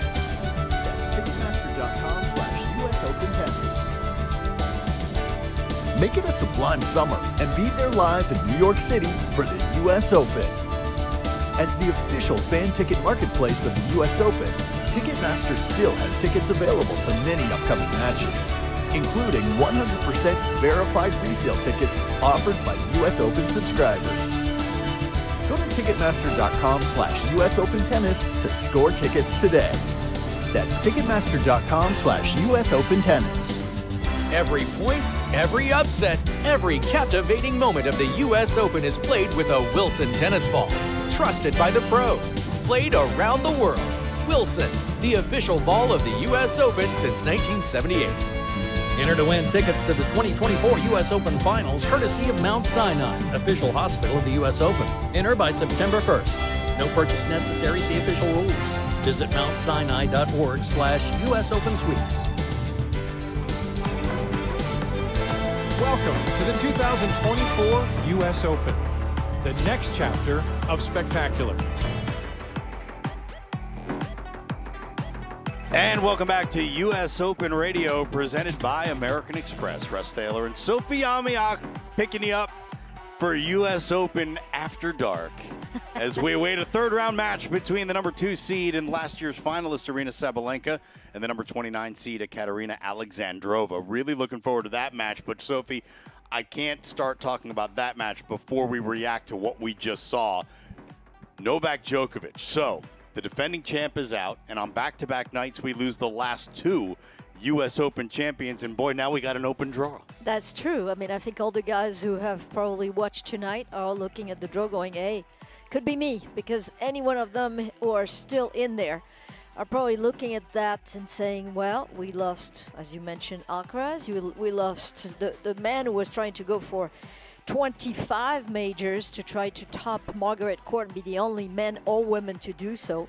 And you have to really believe that maybe playing at the Olympics is maybe giving them a little bit of that, tiredness to go from grass to clay to come back to the U.S. and play on the hard court. So, yeah, I mean, it has to be somehow a way to look at it for both players. As we reach the witching hour in New York City and the faint of heart leave Arthur Ashe Stadium, and only the strong survive on the big court for Sabalenka and Ekaterina Alexandrova, there is action ongoing at Louis Armstrong, and that's where we find the hardest working man in Corona Park, Queens, the one and only Gil Gross's Thomas Etcheverry is looking to finish off Sasha Zverev in the first set. What's happening? Well, it's set point, so let's go into some hush play-by-play first, and then we'll chat about it. Zverev stepping into a forehand inside out. Etcheverry ropes a backhand line. Now moves right for a buggy whip forehand cross court. Zverev opens up the court with the forehand inside out. Now goes aggressive inside in. It's wide. And Etcheverry has taken the opening set 7-5. Could it be another one of those upsets that we've seen? Alexander Zverev hopes not, because as much as I agree that everyone in the draw is going to look at the last 2 nights and think this is my opportunity, maybe nobody is going to feel more strongly about that than Alexander Zverev, who currently statistically is probably the best male player to never win a major. True. Right? Yep. So, he's been stopped by Djokovic and Alcaraz at recent majors, that's for sure. But that was a really poor first set from Alexander Zverev. There are 2 things that you can always count on if you're Zverev. And the first thing is he's going to make first serves. Well, he didn't do that. 49% was his first serve percentage, and he is the tour leader in first serve percentage over the course of the year. The other thing he doesn't do a lot is make a lot of unforced errors in rally. And he did that a ton in that set, even on his trusty two-hander, 23 unforced errors. So that was not great from the German 4-seed, and he's down a set 7-5 now. Yeah, you mentioned those 23 unforced errors. That's 10 more than his opponent tonight in that first set, and that's not going to cut it. But, you know, Zverev is probably thinking, and I'm sure he probably saw that, you know, on the screen, because they showed obviously the results on the court, and he heard a lot of the noise from Ash, so he's got to be aware that Djokovic is out, wouldn't you think? I'm not sure. I'm going to keep an eye on the, you know, entertainment on the Jumbotron here on Louis. And you're missing the best entertainment. I can tell you one thing. It's like all of a sudden I'm looking for Russ, and Russ is like on all four looking for his glasses. And I forgot to mention, Russ, we are on TV this year, so everybody saw that. And probably going, what's Russ doing? I'm telling you, I'm bringing the ratings. That's what I'm doing. I'm giving the people something to talk about after midnight in the East, and watching all these people, these poor souls who feel the need to leave Arthur Ashe Stadium, and I know they can hear me because they're right outside our glass enclosed studios. Come back! You're going to miss an amazing match because we got Aryna Sabalenka and Ekaterina Alexandrova warming up on Arthur Ashe Stadium, getting ready for their third round match. And those two have played each other 6 times, and it's 3-all. Yeah, and what's amazing, as we were mentioning off air, is that it never went to 3 sets in all those 6 matches that they played against each other. And you got it tonight after midnight. You know they're going to go like 8, you know, some 7-6 in the third. You know it's going to happen. Look, Echeverry, Zverev are going 5. Sabalenka, Alexandrova are going 3, and we're going to have fun all night long. And all of you have a city. good night, because, you know, what people don't know, some people don't know where our booth is, but our booth is right across from Armstrong, so we see all the people leaving right now. And going home after this this match from Djokovic, not staying because, well, why? I mean, it's a weekend. Everybody's off tomorrow. Why are you all leaving? This could be one of the best matches of the tournament coming up. Look, Aryna Sabalenka, in a lot of people's eyes, was the favorite coming into this event because of the form she's been on, and also just how well she's played on hard court. She's the Australian Open champion 2 years running, a finalist. She was up a set and a break on Coco Gauff in last year's final, came oh so close. What'd you say? You said was the favorite. She's still the favorite, I think.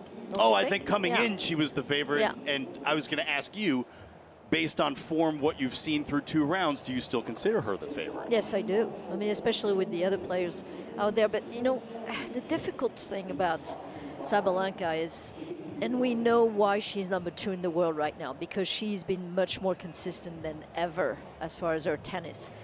But she could have an off day like everybody else. And if that happens, then anybody can really beat Sabalenka, but because Sabalenka can beat herself up by having so many unforced errors. I haven't seen this lately. I mean, but this is so different than the last week, you know, the tournament in Cincinnati. Cincinnati was lightning fast surface, which obviously fits really well the game of Sabalenka. This is semi-fast. It's getting faster because obviously the usage of the courts, you know, gets that surface to be a little bit less grit. So it's starting to go a little faster. I don't think it's fast condition tonight. It's not as hot, and so we'll see. And Alexandrova is always a tricky opponent. She can use the slice, which could bother Sabalenka. She can use the drop shot, you know, really good hands. So you got to be careful. And as you know, on paper, it's 3-all. So we know that obviously Alexandrova knows that she can win. Ekaterina Alexandrova is ranked 31st in the world. She's the 29 seed, but she's been a top 15 player as most recently as April of this year. So Alexandrova is someone not to be looked past, and I'm sure Aryna Sabalenka won't, because she's lost 3 times to her already. Look, if Sabalenka and Alexandrova play at their levels, this should be a Sabalenka win, right? If they play at their average levels? I think if they play at their level, both of them, as well as they can play, this I think it could be a 50-50. Oh. I think the problem is to find out who's going to be able to be consistent and more consistent. And the other thing you have to put in consideration is the fact that Sabalenka cruised throughout the first 2 rounds as Alexandrova spent a long time on the court. More than twice as long. Exactement. Very right? good. So you and I, we did our We're our finishing homework. each other's sentences after midnight. That's a pretty good sign. That could be scary. It could be scary, and it's also a very good sign for everybody listening or watching on YouTube. So hi, everybody from coast to coast, checking us out on US Open Radio, on our YouTube channel, on the US Open app, and also on usopen.org. Aryna Sabalenka, the number 2 seed, is stepping to the line, wearing the all black with the fuchsia Nike swoosh. That seems to be the color of the summer for Nike. Alexandrova in blue, and here comes Sabalenka. First toss to the forehand return, shanked wide by Alexandrova. It's 15-love. You know, that color is really blending with the court from Alexandrova kit. Very similar. To the blue background. To the blue background. I'm not sure that that should be allowed, to tell you the truth, because you can't see her. You don't know where she is. Serve to the backhand, and a return into the net from Alexandrova, and it's 30-love. Marta Kostyuk, who took Emma Navarro of the United States to 3 sets earlier today on Louis Armstrong Stadium, was wearing a Wilson dress the exact same color as the balls. It was bright yellow. I saw it. Yeah. Unbelievable. All right, Sabalenka's first serve out wide is a fault. Second serve coming for the number 2 seed. 3 bounces and back into her windup. Here comes Sabalenka. The delivery, kick serve down the tee, backhand return to the forehand of Sabalenka, and she pulls it wide. It's 30-15. Now, a reminder, obviously, you mentioned that Sabalenka won back-to-back the Australian Open, 2023, 2024.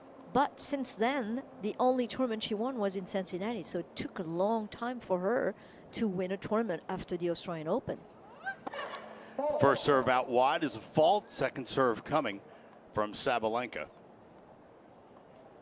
2 for 2 on points with the first serve in. Lost the first point that she needed a second serve. Here's number 2 at 30-15. Sabalenka into her toss. The delivery to the backhand side. Down the middle of the return. A backhand down the line from Sabalenka. Now a backhand cross court into the open court. Our first clean winner of the match. And it's 40-15. Yeah, and really putting a lot of pressure, a lot of power behind her shot. One of the heaviest and the most really dramatic hit from the racket of Sabalenka. Just so much pace.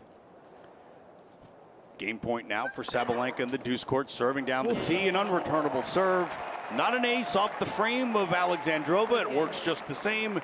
First game to the number 2 seed, Aryna Sabalenka. It's 1-love here at Arthur Ashe Stadium. Our final match of the night on what a day it has been to be a ticket holder at Arthur Ashe Stadium. You started with Coco Gauff, needing 3 sets to get through her match. And then perhaps the match of the tournament between Ben Shelton and Frances Tiafoe, a 5-set thriller that took us into the night session time. Yeah, pretty. That was probably the first time actually throughout the tournament. I think that we had a delay on the night session. Didn't happen because they normally have 2 matches. Every day have 2 matches on Ashe, which is probably a good thing. So the night session normally comes in at 7 or 6:30. People can get in the gate, but not tonight. Alexandrova long on her first serve attempt. We'll have a second serve from Alexandrova coming to Aryna Sabalenka. Alexandrova, 29 years of age. 4 WTA titles to her credit. Serve to the backhand of Sabalenka. Now another backhand into the net for the number 2 seed, and it's 15-love. So one thing about Alexandrova is herself, very good baseliner. Can hit winners also from the baseline, but I'd like to see a little bit more of that finesse and some drop shot for sure off her racket.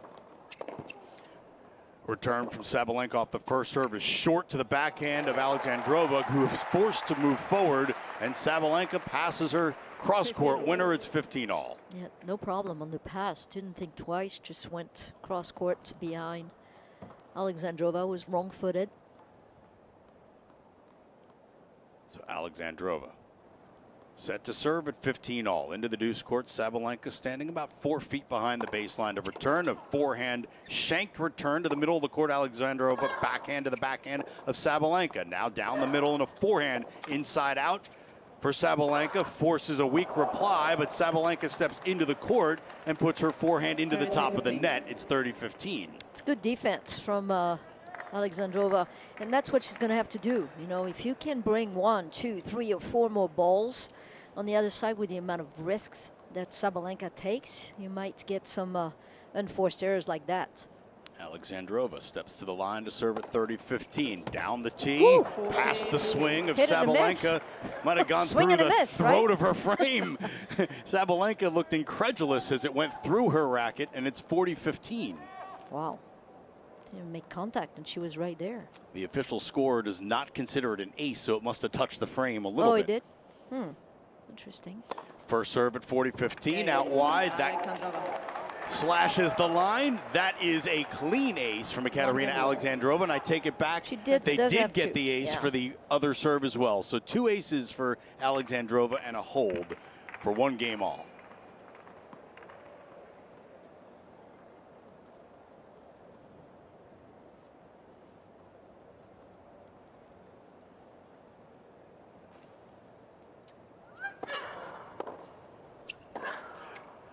Forehand cross court from Sabalenka. Backhand cross court to the backhand of Alexandrova, and a forehand winner inside out from Aryna Sabalenka. And it's 15 love.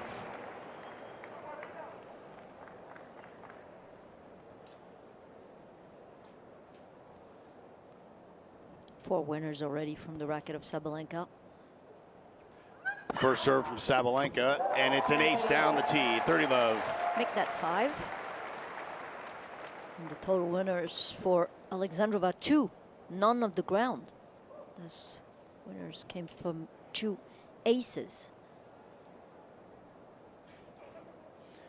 First serve at 30 love for Sabalenka, out wide of the Alexandrova forehand. Ripper down the line, and Sabalenka somehow finds a short angle winner. Thank you very much. That was a beautiful miss from Sabalenka. She did miss-hit that one, but it worked. You're right. I thought it was going to go wide, but nope. It's 40 love. And now points for 2-1 for Aryna Sabalenka. The toss coming, and she'll try to kick one out wide, and it goes too wide. So a second serve on the way for the number 2 seed, 26 years of age, from Minsk in Belarus. 15 WTA titles to her credit. The kick out to the backhand of Alexandrova.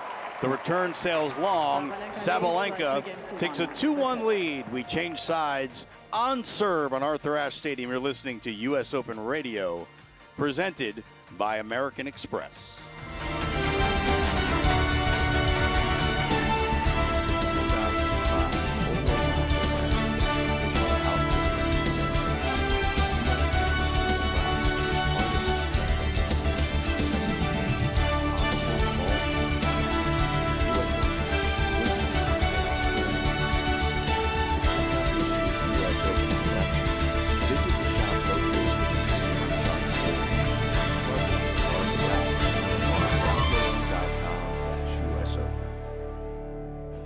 Bringing a slice of Italy to the US Open. Come join us as we serve up joyful vibes all tournament long. Aperol Liqueur, 11% alcohol per volume, 22 proof. Copyright 2024 for Party America, New York, New York. Please enjoy responsibly. With Baye Total Flame Greek yogurt in your fridge, chances are you never skip breakfast again. It's delicious. The possibilities are endless. Top off a bowl of Baye with strawberries, granola, and honey.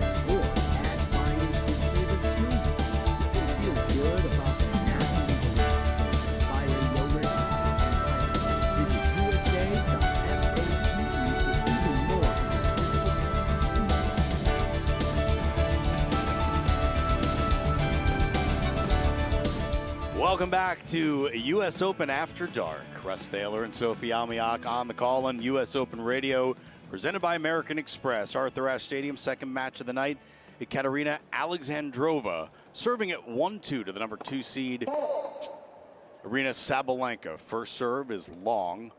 Second serve on the way from Alexandrova. 3 bounces and up we go. Serve to the backhand side of Sabalenka, and that as well goes long, and it's a double fault for love 15.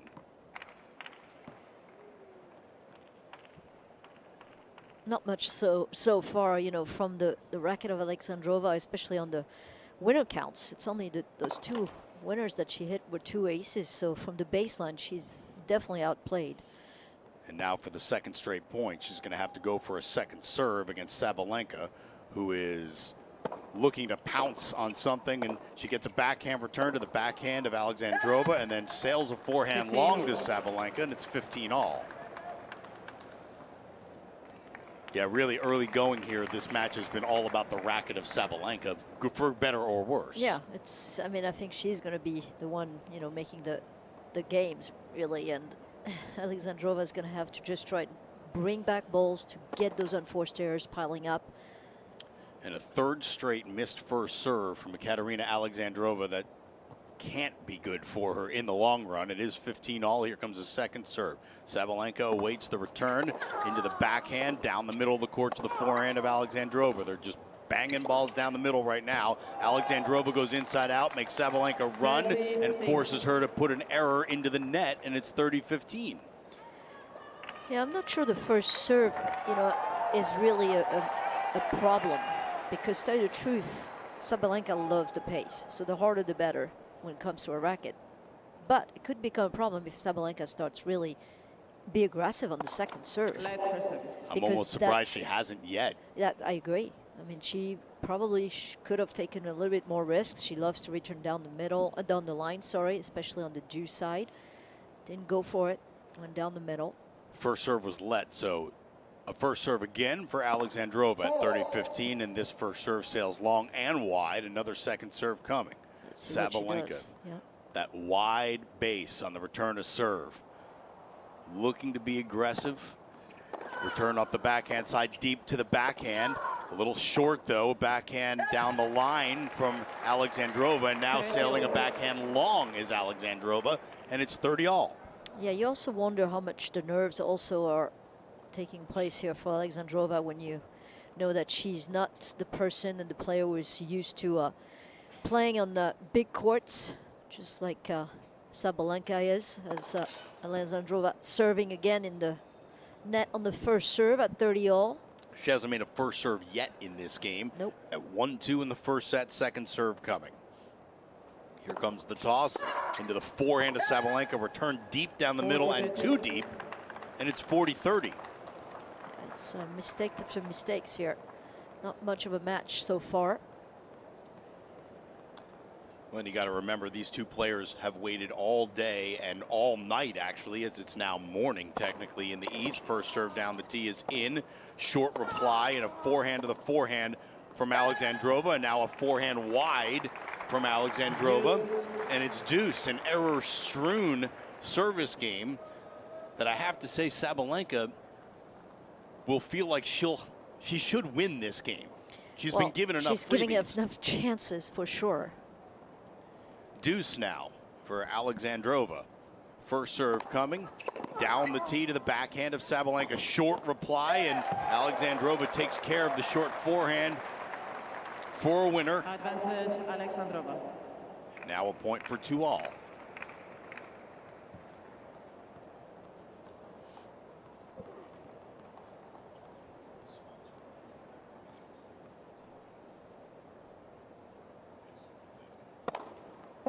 And never faults, this time not in the net, but long.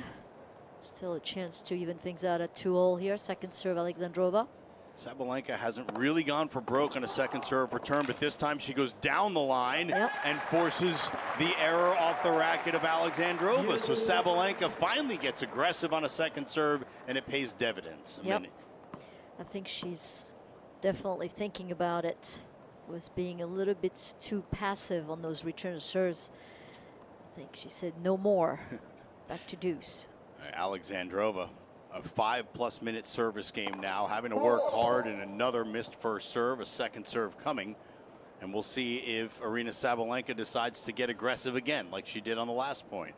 Sabalenka awaits the return. Here comes the toss from Alexandrova into the forehand, a return deep to the forehand of Alexandrova, and a forced error into the middle of the net, and now a break point for the number 2 seed, Aryna Sabalenka. It's good pace, but still, I think Alexandrova should be able to put that ball back. I mean, it came fast to her forehand, but yet again, pace wins. First serve on break point is a good serve. Deep to the backhand of Sabalenka. Now a forehand inside in. Has Sabalenka on the run, and now back down the middle they play. Inside out forehand to the backhand of Sabalenka, who lunges and pushes it into the net herself. And back to deuce we go. We'll re-rack for the third time. Pretty bad footwork for Sabalenka to get to that attack inside out. It was not really wide. It was within reach and just not really set with her feet in place. First serve to the forehand of Sabalenka. Big return from Sabalenka, who enjoyed the pace and sent it back with a receipt and a clean winner on the return, and another break chance for Sabalenka. Yeah, she absorbed and then she put even more pace into that ball. So I think for her, I mean, she likes the pace a lot better. There's no doubt. So that time Sabalenka needed just turn her hips. The racket was in place. First serve out wide on break point against, and Alexandrova with her third ace of the match sends us back to deuce. She only had 2 first serves in this all game, and one of them is an ace. I think that's going to get Sabalenka a bit upset. All right, so after another break chance is thwarted by Alexandrova. Big first serve down the tee.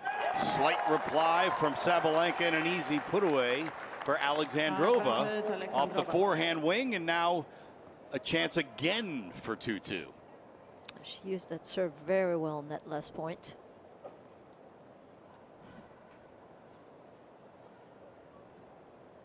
First serve on game point for Alexandrova sails long.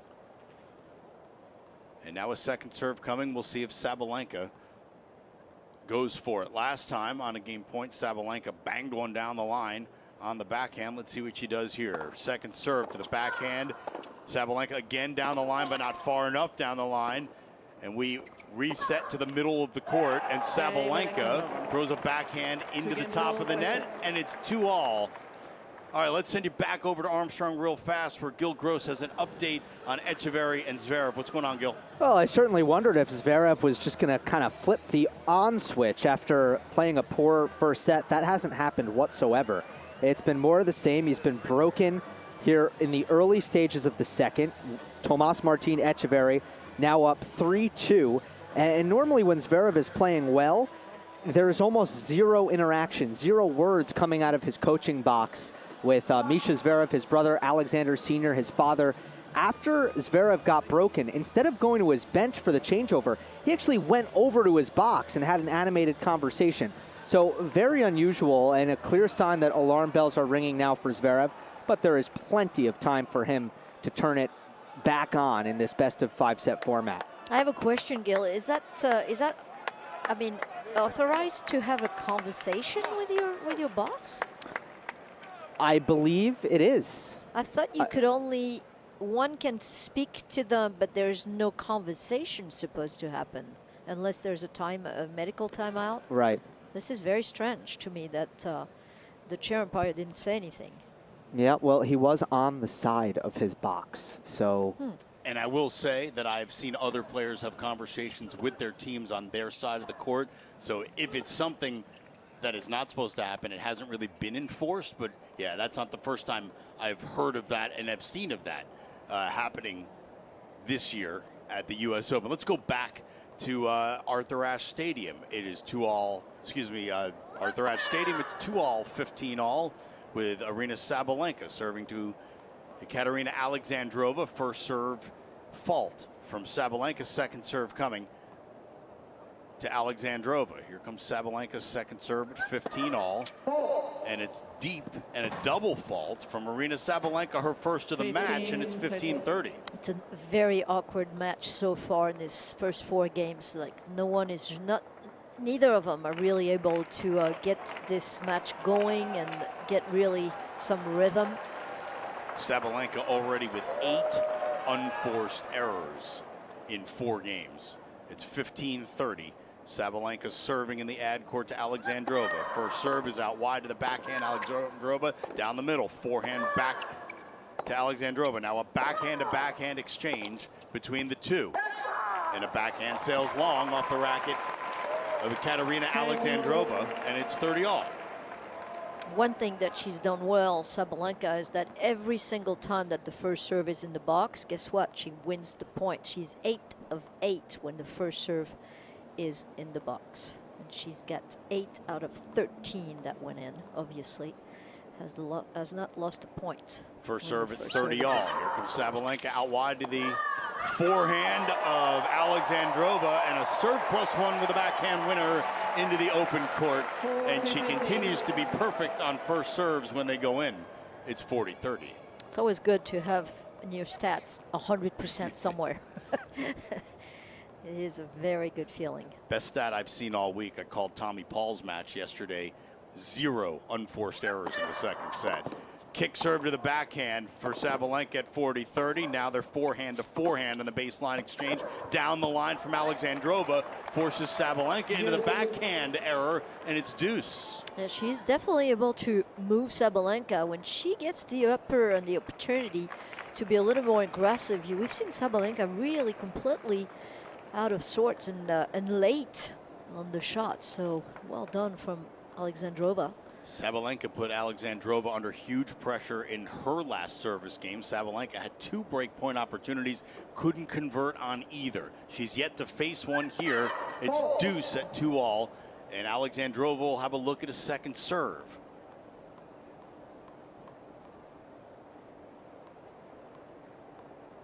Sabalenka, a couple extra bounces here before this second serve, and here comes the toss out to the forehand side, but it clips the top of the net and sails long. It's another double fault, second of the game for Sabalenka. First break point opportunity of the match for the number 29 seed, Ekaterina Alexandrova.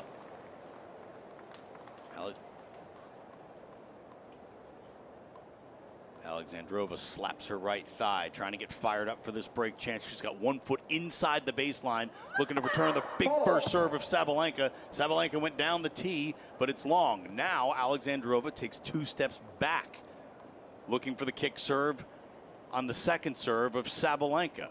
Sabalenka, 3 bounces, and into her motion she goes. The toss, the delivery, kick to the backhand. Return back to the backhand of Sabalenka, their backhand to backhand. Alexandrova goes down the line, forces Sabalenka to run to the forehand. Now she runs to the backhand, clips to the top of the net. Sabalenka goes down the line and wide, and the first break of the match goes to the number 29 seed, Ekaterina Alexandrova, who leads 3 games to 2 on Arthur Ashe Stadium. You're listening to US Open Radio After Dark, presented by American Express.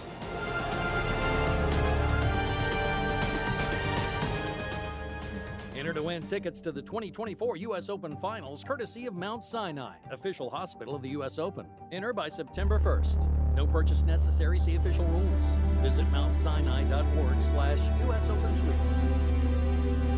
At IHG Hotels and Resorts, we believe you should travel like you mean it. As the official hotel sponsor of the U.S. Open Tennis Championship, IHG helps guests turn travel up a notch and makes every getaway the best one yet. With 19 hotel brands, 6,000 plus global destinations, and the IHG One Reward loyalty program, what are you waiting for? Get inspired and book now. There's more to game advantage in tennis than a blistering serve. That's why the USTA works with choice. See how we help navigate fan experiences, administrative strategies, and more at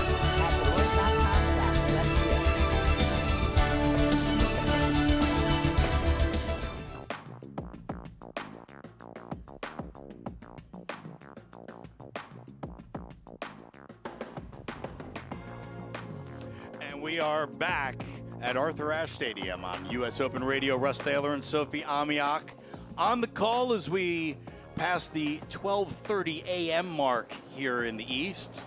I want to say hello to all our friends listening from coast to coast on US Open Radio. First serve from Ekaterina Alexandrova, and here we go.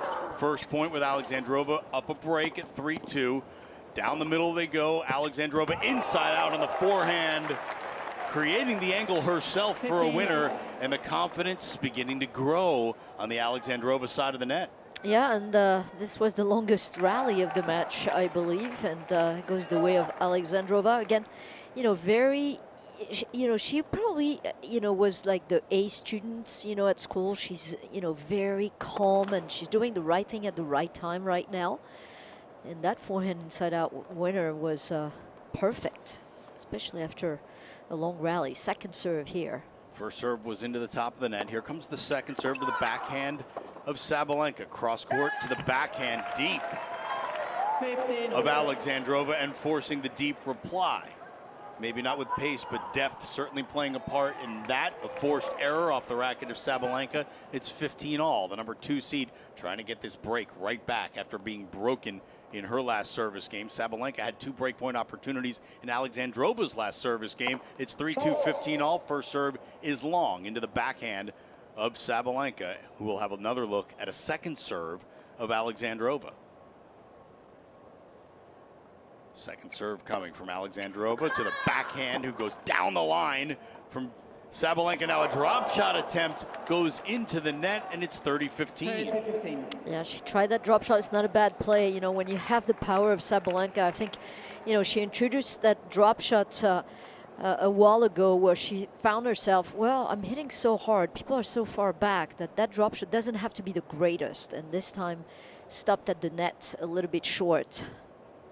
So Alexandrova serving at 3-2, 30-15. First serve down the tee to the forehand. Sabalenka loves it, bangs it right to the forehand. But again, second forehand from Sabalenka. 40-15. Just way too much on it and not enough topspin to bring it down. It's 40-15 as Sabalenka looks incredulously towards her box. The frustration beginning to grow. Points now for 4-2 for Alexandrova. As Sabalenka awaits the return, Alexandrova serves another first serve wide. Alexandrova, first serve percentage right around 50%, just over, 12 of 23. She's winning 55% of her second serve points. Here's another to the forehand of Sabalenka. Return cross court down the line forehand for Alexandrova. Forces the error of Sabalenka's backhand. And it's 4-2. Ekaterina Alexandrova. And Sophie, are you witnessing what I'm witnessing, that Sabalenka does not appear to be really moving her feet well? Yeah, I think the movement is not the greatest. That's number one. And obviously with that comes the enforced errors. And she's already at 12 enforced errors for 9 winners. She was at 8 enforced when you mentioned it earlier, but she had 8 winners. So, those were balanced. But now, no, she's at -3. Sabalenka up against it, but a big body blow on a first serve forces the error from Alexandrova, who was more trying to fend that off than trying to return it back in the court, and it's 15-love. Sabalenka serving into the ad court now. Into the body again. This time the backhand goes to the forehand of Sabalenka. Big forehand cross court from Sabalenka. Now down the line. She moves in. And Alexandrova finds the pass down the line for 15-all. Yeah, on the total run and extension, she was able to reach that ball. That was not a bad approach shot, I think, from Sabalenka. It's just that Alexandrova was able to extend. She has very long arms and able to find that down the line pass. That was absolutely perfect. First serve coming at 15-all from Aryna Sabalenka. The toss, the delivery down the tee, backhand return down the middle, and Sabalenka with another unforced error pushes her backhand wide, and it's 15-30, and now she's starting to speak to herself, swiping her racket at the ground as well. Yeah, and hitting a ball down. She didn't get a warning, but she's got to be careful. Just frustrated that, across the net. And why should she be surprised? Not like she has been blowing off the court, Alexandrova, in her past matches.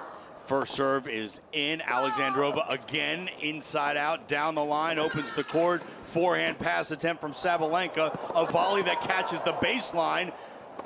And a huge lob and an amazing overhead from Alexandrova, who was fading towards her own baseline and managed to find the open court. Beautifully done. Absolutely incredible. I tell you, that lob was really deep, and the fact that Alexandrova got to it was one thing, but she redirected cross court deep and able to hit a winner. That was absolutely incredible. And a well-earned fist pump and a come on, and it's 15-40. Break points for Alexandrova. One of them wiped away by Aryna Sabalenka's third ace of the match. It's 30-40. And that felt much needed from Aryna Sabalenka, and you know what? She needs this point as well. Second break chance for Alexandrova, who's trying to take a 5-2 lead on the number 2 seed here in the third round of the U.S. Open. First serve from Sabalenka at 2-4, 30-40. It's down the tee, forehand return down the middle of the forehand of Sabalenka, deep to the forehand of Alexandrova, and a forehand wide from Aryna Sabalenka.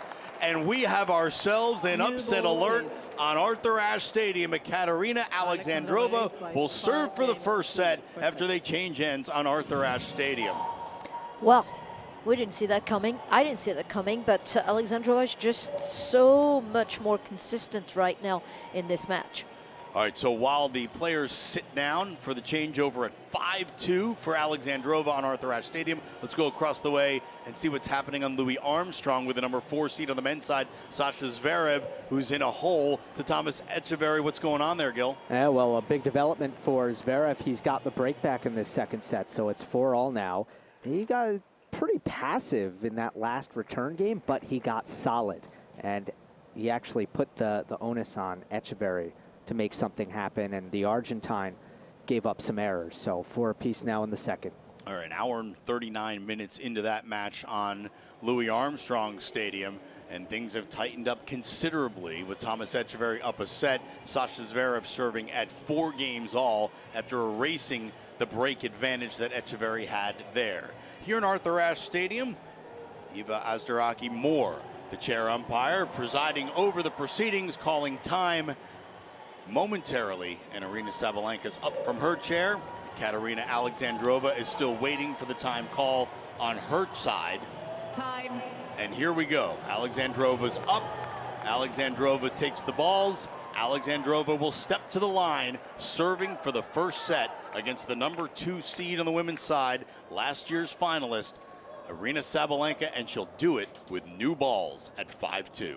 Here comes the first serve offering from Ekaterina Alexandrova, down the tee into the backhand of Sabalenka, deep return to the forehand of Alexandrova, forehand down line to the backhand of Alexandrova, cross-court, slice backhand deep from Sabalenka, forehand cross-court, forces the error, and Sabalenka again going to the splits with one big lunge and not quite getting there. No, and off balance on top of that. So very awkward on the movement of Sabalenka, trying to breathe, trying to get herself into this match and getting back into this set.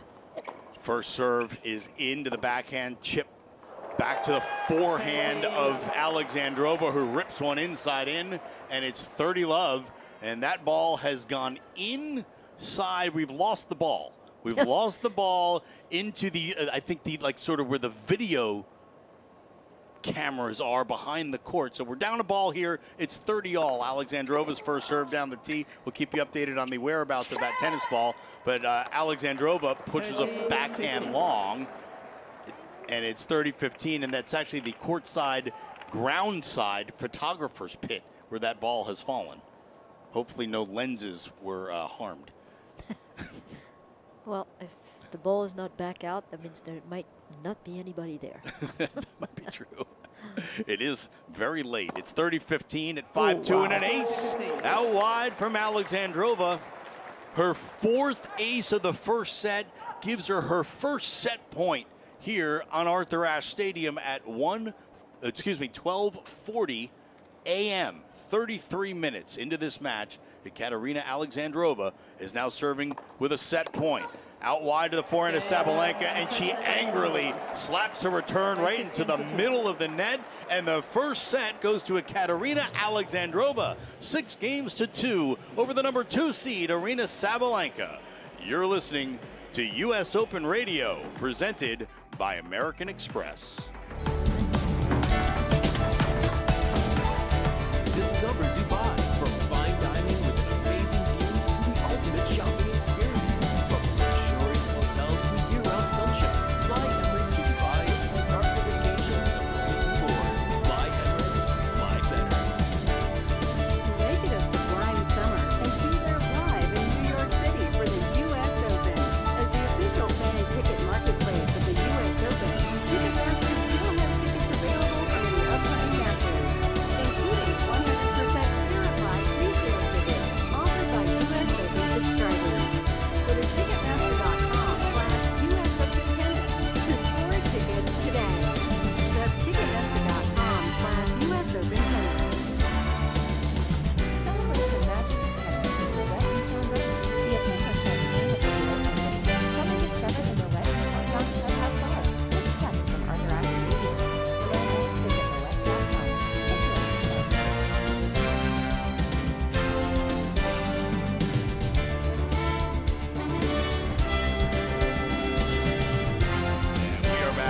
U.S. Open After Dark. Russ Taylor and Sophie Amiak, 12:42 in the a.m. We're here in New York City at the USTA Billie Jean King National Tennis Center. And look, upset alert here on Arthur Ashe Stadium. Ekaterina Alexandrova has taken the first set from a visibly distraught Aryna Sabalenka, who's left the court between the first and second sets. Yeah, she just took a bathroom break, which I think she needs a little bit of an attitude adjustment. I really didn't like the way that she was a little bit, I think, non-respectful of her opponent. In many cases, instead of, getting herself into this match, she was just amazed by what Alexandrova was doing. Well, guess what? I mean, when you're 3-3 against a player of that caliber, you know that she can play. Obviously, she beat you 3 times. And it seems like, she was thinking that maybe it was going to be easier. I think the last time they played was, where was this? It was Wimbledon. Wimbledon, and it was, yeah, and it was 4-love for Sabalenka. Yeah. So, yeah, I mean, the result was fast, but it's another surface, so it's totally different. But, one thing is, Sabalenka has reached quarterfinal or better in the 9 of the last 11 majors that she played. So, consistency has been the result of her ranking at number 2. Obviously, winning back-to-back the Australian Open is showing that, she can go all the way in a major. But yeah, this is going to be a big challenge for her to come back from this match, because she's going to have to, one, move better, and she's not moving well, and accept the challenge and go through the process and eliminate completely this set from your mind, which is not easy. Let's also remember the extra stresses of the day that Alexandrova had to deal with as well, and that starts with a very long day session, which pushed the night session back about an hour. And then a pretty long match with Novak Djokovic losing to Alexei Popyrin before this. This match didn't get on until midnight Eastern time. And both players had to wait around a long time. It looks like Sabalenka never really woke up. Like, it's almost like her body went to sleep and never woke up, and at least to perform at a level she needs to, because she's not looking like herself on the court. Yeah, she's not moving well, that's for sure. And it's not like she doesn't know her opponent as well, when you think of it. She's played her 6 times. This is their 7th meeting tonight. So you have to know that she has some knowledge about the player, and she knows that Alexandrova can hit winners right and left as well. She's a player that hit flat from the baseline. Yeah, I think that, she's going to have to really put a tactic together. I think she should attack every second serve right now of Alexandrova, try to jump on it, but first try to hold right here. And as you could hear from the crowd's response, Aryna Sabalenka has made her way back onto the court. Chair umpire has called time. Second set, Sabalenka to serve. And we are ready for set number 2. Ekaterina Alexandrova took the first set 6-2. This third round match at the 2024 U.S. Open continues. First point, set number 2.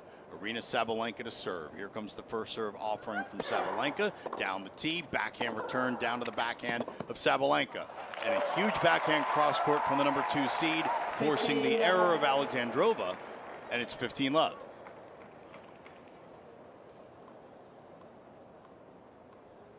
Four bounces from Sabalenka, and here she comes for the first serve offering. And that missed by a country mile. Counts as a fault. And it's a second serve now for Aryna Sabalenka. Second serve coming. Alexandrova, backhand return cross court to the backhand of Sabalenka. Now they're going backhand to backhand. Little rally, deep backhand from Sabalenka.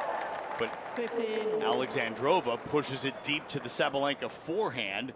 And there's another error off the number 2 seed's racket, and it's 15-all. And she's late. She's late on that forehand going, the forehand of, obviously, Alexandrova was very hard to the forehand of Sabalenka, and deep. The depth was great, but Sabalenka late to get her swing going. So Sabalenka serving at 15-all, down a set to the forehand of Alexandrova, and the forehand return is wide, and it's 30-15. Well, at least she looks very calm right now, Sabalenka. Maybe too calm. Maybe that's the problem, as you said. Maybe she's, not awake to play at this time. 30-15, the first serve into the forehand of Alexandrova. Big return down the middle, right at the toes of Sabalenka, who can't get herself in position quickly enough, and it's 30-all after another error into the net. It's such a great play from, players really hit it hard to go down the middle to the player because you barely finish your swing on the serve that you have to hit another shot. So 30-all in the first game of the second set. Sabalenka, first serve to Alexandrova, is deep, and Alexandrova will have a look at the second serve of Sabalenka. Sabalenka in this match is 2 for 8 on second serve points. 25% second serve to the backhand of Alexandrova, down the line to the backhand of Sabalenka. Cross court to cross court backhand. Now down the line, Alexandrova changes the direction of the rally without warning. Sabalenka caught flat-footed, and the ball sails right into the open court for a clean winner, and she's got a break point in the opening game of the second set to Alexandrova. Yeah, so gifted in being able to redirect a ball that's coming so fast. Hit it really early in front of her. Sabalenka now facing a break point in the opening game of the second set. Here comes her first serve. Alexandrova inside the baseline to return the Sabalenka first serve. Second time she's doing the same tactic, putting pressure on Sabalenka, who doesn't like to see that. Now back behind the baseline for the second serve. Sabalenka likes to kick that second serve out wide. In situations like this, she does just that. Alexandrova knew it was coming and still pushed the return long, something that has to be frustrating for the 29 seed. I'm almost, wondering if she should just keep the same tactic and try to take that second serve kick early and stay inside the baseline as well. Let's see if that happens again on the ad side, but Alexandrova right up on the baseline again, not inside, and now a quick step in, a return off the first serve backhand to forehand again down the line to the Sabalenka forehand, and again, Alexandrova finding joy going into the Sabalenka forehand. Well, she's not really giving her any time because when she serves Sabalenka, the return is coming back so fast that she's in command for the rest of the point by having that position closer to the baseline, if not inside the baseline. Well, again, Alexandrova up right inside the baseline to return the first serve of Sabalenka. This time it's a big first serve that Alexandrova loops in to the forehand side. A huge forehand cross court opens up the court, and then a forehand down the line into the open court. And Sabalenka has saved the break point. It's deuce. And she had a big serve that time that really was helpful. But I tell you, she's being pushed, Sabalenka, right now. She has to make those shots, and it's not easy. 2 break point chances saved from Aryna Sabalenka. First game of set number 2, Alexandrova took the first 6 games to 2. 4.5 minutes and counting on this service game. First serve out wide for an ace for Aryna Sabalenka. Her 4th of the match. And now a game point for the number 2 seed.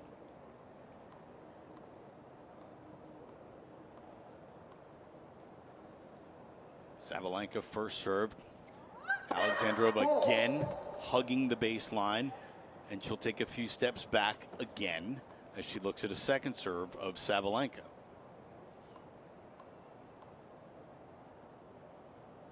Here comes Sabalenka's second serve offering. Another kick serve to the backhand of Alexandrova, down to the forehand of Alexandrova from Sabalenka, and an error of Alexandrova's racket, and the first game of the second set goes to Aryna Sabalenka, as she was under much duress but survives. Yeah, and I mean, she's definitely trying to put really a lot of work into winning that game. She knows that the opposition is pretty difficult tonight. Alexandrova really playing some really great tennis in this first set. So I think, again, that little bathroom break, look at yourself in the mirror and say, yo, I got to do something better here, and I've got to really be ready to go through the process, and I think that's what Sabalenka is trying to do right now. Let's see how Alexandrova can do on her own service game here. Here we go. First serve at love 1, second set. Alexandrova since the first serve long. Second serve coming. Sabalenka about a half foot behind the baseline. Forehand return to the forehand of Alexandrova, who puts it into the top of the net, and it's love 15.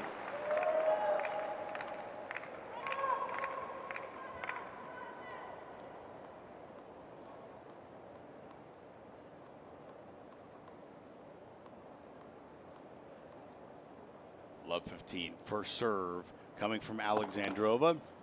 Top of the net it goes, and another miss first serve from Alexandrova. Second serve coming for Sabalenka's return. Alexandrova to the backhand side, down to the backhand of Alexandrova. Forehand from Alexandrova to the forehand of Sabalenka. Now into the open court on the backhand side. Sabalenka stabs it, gets the return back, but Alexandrova tracks it down at the net and puts it away. Another fantastic point from both players, really. You see the amount of power and the very flat hits from Alexandrova. That's the way she plays. Not much topspin. Did put enough on that put away backhand cross court, but really didn't really think twice. Just went full blast cross court for the winner. First serve off the top of the tape, and that sails wide. Second serve at 15 all. Alexandrova serving at love 1. Up a set on the number 2 seed, Aryna Sabalenka. Here comes the second serve from Alexandrova into the backhand of Sabalenka, who pushes it long. 30-15. And it's 30-15. You know, another stat that I saw that was not in the favor of Alexandrova is that she stands 1-7 in the third round of majors. So she hasn't done many times what she's trying to achieve tonight. Only once, that was in the Southwest 19, that was last year at Wimbledon. First serve to the forehand of Sabalenka, returned deep, and a big, deep stroke into the forehand of Alexandrova forces an error, and it's 30 all. It's really a battle of who's going to take charge first, and whomever does take that charge first is most of the time coming out the winner on each of the points that they are so aggressive on the get-go. All right, here comes the first serve at 30 all from Alexandrova down the tee. Forced chip return to Sabalenka. Now backhand to backhand, huge backhand cross court from Sabalenka, creating something from nothing, and a break chance to take a 2-0 lead now for Aryna Sabalenka. You feel the tide turning just a little bit. As well, big difference. No unforced errors for Sabalenka so far. Well, whatever she did after leaving the court to change the mindset has worked so far early here in set number 2. Break point at 30-40. First serve to the backhand of Sabalenka. Return to the backhand of Alexandrova. Down the line to the forehand of Sabalenka. She chips it deep to reset, and she had a look at a cross-court forehand-ed Sabalenka, but she puts it into the top of the net, misses it, and then screams at herself. I'm thinking about those 6 times they played, and whomever wins the first set wins the match. And is this going to change tonight? That is the question. It could, but Sabalenka's having a full-on animated conversation with her box about who knows what, gesticulating greatly, and it's deuce, the first serve out wide. Alexandrova's got another ace. Boy, she doesn't hit it hard, but she'll hit her spots. That's perfect spots. Shorten the box with slice. Clip the line. 5th ace of the match for Alexandrova for 4 on the other side. And now a game point for Alexandrova for 1 all in set number 2. First serve to the backhand of Sabalenka, sails long. Second serve coming.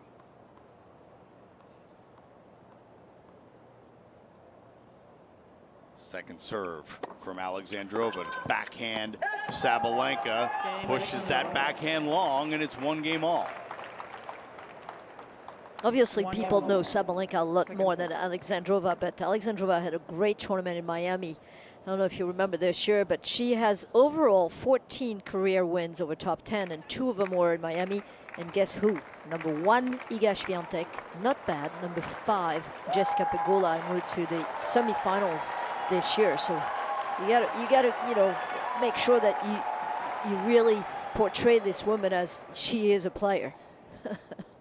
Aryna Sabalenka serving at 1-1, down a set to Ekaterina Alexandrova. Backhand from Alexandrova to the forehand of Sabalenka, who pushes it deep and hard to the forehand of Alexandrova and forces the error. I'll add to that list in Miami. She beat Donna Vekic, who's also having a career resurgence in the last couple years.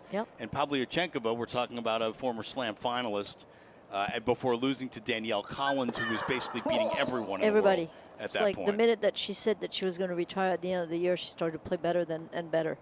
But it's funny, Danielle Collins keeps saying, people kept asking her, well, is it because you're retiring that you feel like you have no pressure and you feel like so relaxed? She goes, no, that's because of all the work I've done. Hello, that I'm playing well. I love it. Like the answer was so clear. Yeah, it was just a bummer that Danielle lost in the first round of singles at the Open this year, but that's tennis. Dollarhide played a great match, you have to admit. She I mean, did. although lost after that. It's 1-all, 15-all. Aryna Sabalenka just double faulted for the first time this set, third time this match. Second serve after a missed first serve from Sabalenka. Alexandrova awaits the return. Here comes Aryna Sabalenka at 15-all, second serve to the forehand. Down the line, looking for it. But Alexandrova sails it well long. It's 30-15. Want to say hi to all our viewers on YouTube and all our listeners on usopen.org and also on the US Open app from coast to coast, including some special friends checking us out from San Francisco. Hi, everybody. Hi, friends. 40-15. Yeah, you see that right after that point, another huge amount of pace from the racket of Sabalenka, and now 40-15 in this game. I'm also told we're on Sirius XM and TuneIn as well. Wow, everywhere. We are everywhere indeed. And by the way, happy Labor Day weekend. It is a holiday everybody. weekend. Yeah. Here in the States. All right, 40-15, Sabalenka serving, and Alexandrova nets a backhand. So Sabalenka holds on serve at 2-1 in set number 2. Alexandrova took the first 6-2. All right, let's check in on Louis Armstrong, where Thomas Echeverry's up a set on Sasha Zverev deep into set number 2. Gil, 2 hours in, what's going on? Well, it's been an epic 5-6 game. Echeverry serving. Zverev did have a set point. What's happened with Zverev, he started off the match trying to force the issue, playing aggressively and missing all over the place. And in the second set, he's doing what Carlos Alcaraz refused to do last night. He's scaled it back, started to play low risk, cut down on the errors, and now Echeverry is doing most of the dictating in this match. Zverev, he's gotten better results at times with this new kind of more passive tactic, but Tomas Martin Echeverry now has a game point to force a tiebreak.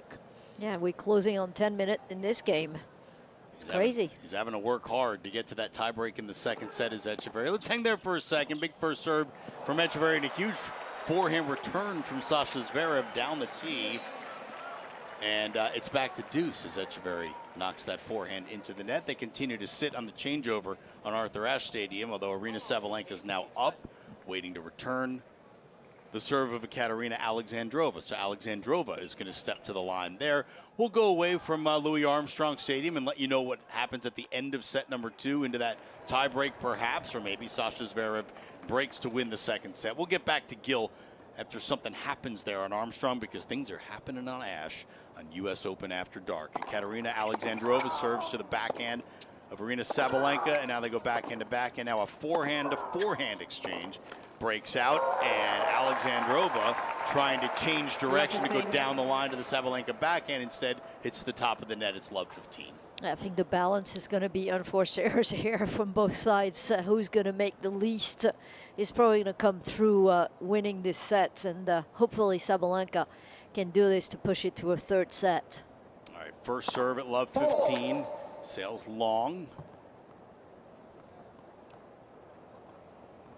And a second serve coming from the racket of Ekaterina Alexandrova, the number 29 seed, to the backhand of Sabalenka, back to the middle of the court, forehand. Alexandrova pushing Sabalenka back, and now they're backhand to backhand. Sabalenka slices down the line, changing direction, and Alexandrova steps in and whips around the outside of the ball, and it's a clean cross-court winner. Are you kidding? I mean, that was not an easy play for Alexandrova. The slice down the line was so good from Sabalenka, so low and skidding.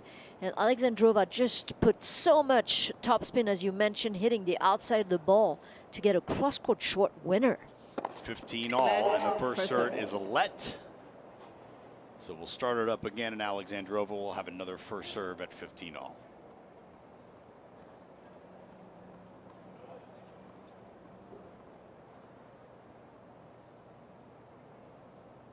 First serve again, 15 all down the tee. Chip return deep and too deep from Sabalenka. And it's 30-15. Sabalenka hangs her head just a little bit out of frustration on that return side. Yeah, Anton Dubrow and everybody in the box are trying to really get her going.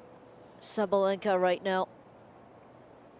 30-15 for Alexandrova. First serve out wide to the backhand again, but it's no good, so second serve is on the way. Second set point for Zverev to go to 1-set-all on the Armstrong. Second serve to the backhand of Sabalenka, and a big clean backhand return winner cross court from the number 2 seed. It's 30 all. I think Alexandrova thought that maybe that was going to sell out, but none of that. Taking more risk again on the second serve. That was perfect, perfectly gauged cross court. Clipped the line a little bit. So now we're at 1-2, 30 all. First serve Alexandrova into the net as she looked to go down the tee.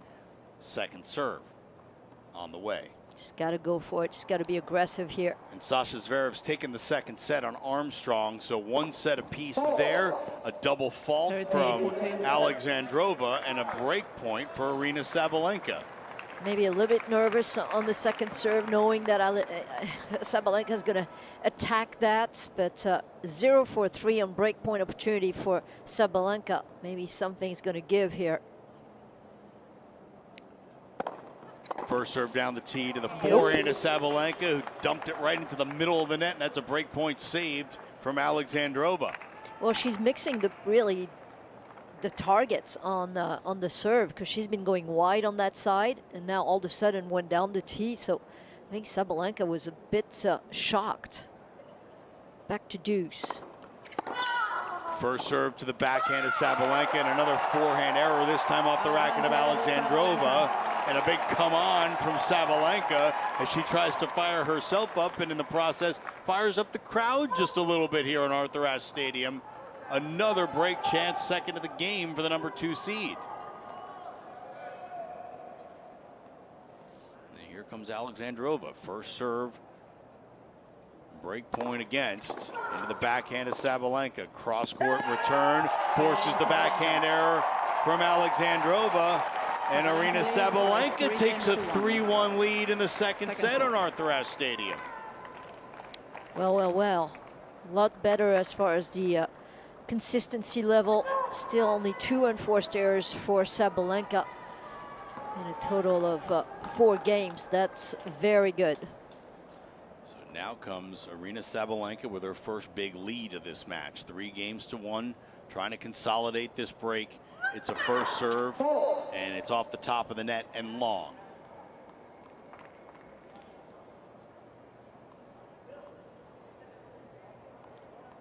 Aryna Sabalenka with 2 titles in 2024, most recently in Cincinnati and at the beginning of the year at the Australian Open, her second of back-to-back Aussie Open titles. Second serve now at 3-1 into the backhand of Alexandrova to the backhand of Sabalenka. Forehand cross court from Alexandrova, and Sabalenka has her feet in cement, doesn't even move for it. Nope. It's kind of looking exactly like what happened in the first set. We got a good one on Ashe tonight, or this morning, wherever you may be. It is love 15.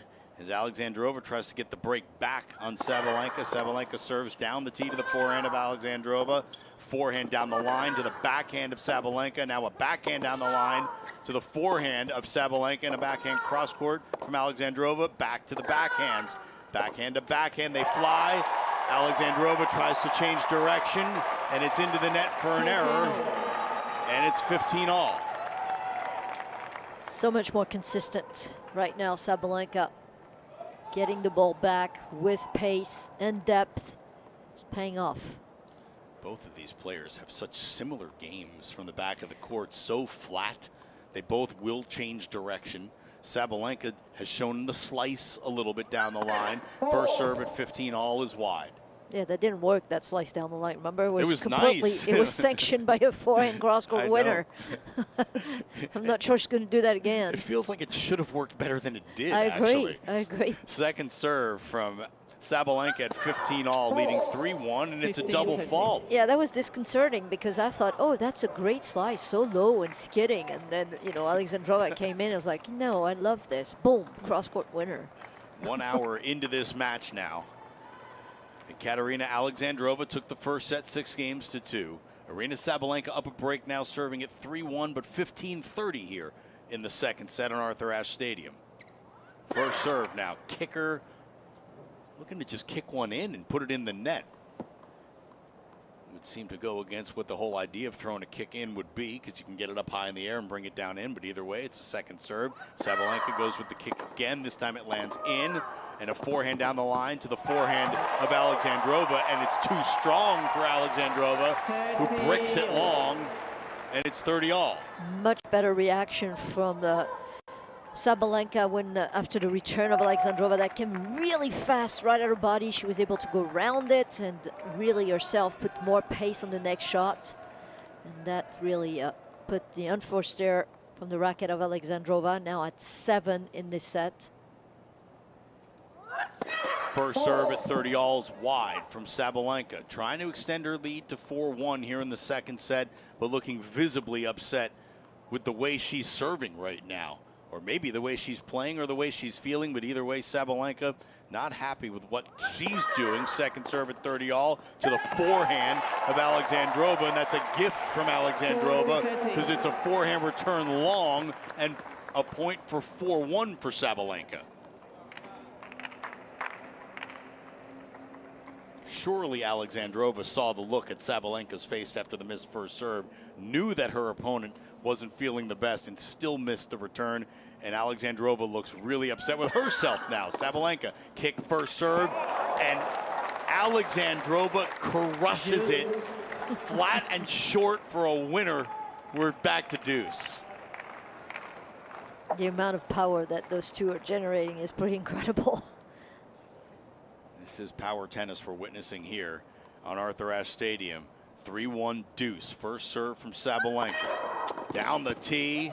Returned backhand side from Alexandrova. Now a forehand down the line as Sabalenka on the move. A chip short, an attempted drop shot. The passing cross court is good. Sabalenka has it down the line. Alexandrova stabs it, and it sails long. The crowd erupts. Sabalenka fist pumps, and she's got another break point. Yeah, that was a huge point for her to win. I mean, Alexandrova not too comfortable at the net. Should have been much closer to the net. She was in no women's land the whole time throughout this point.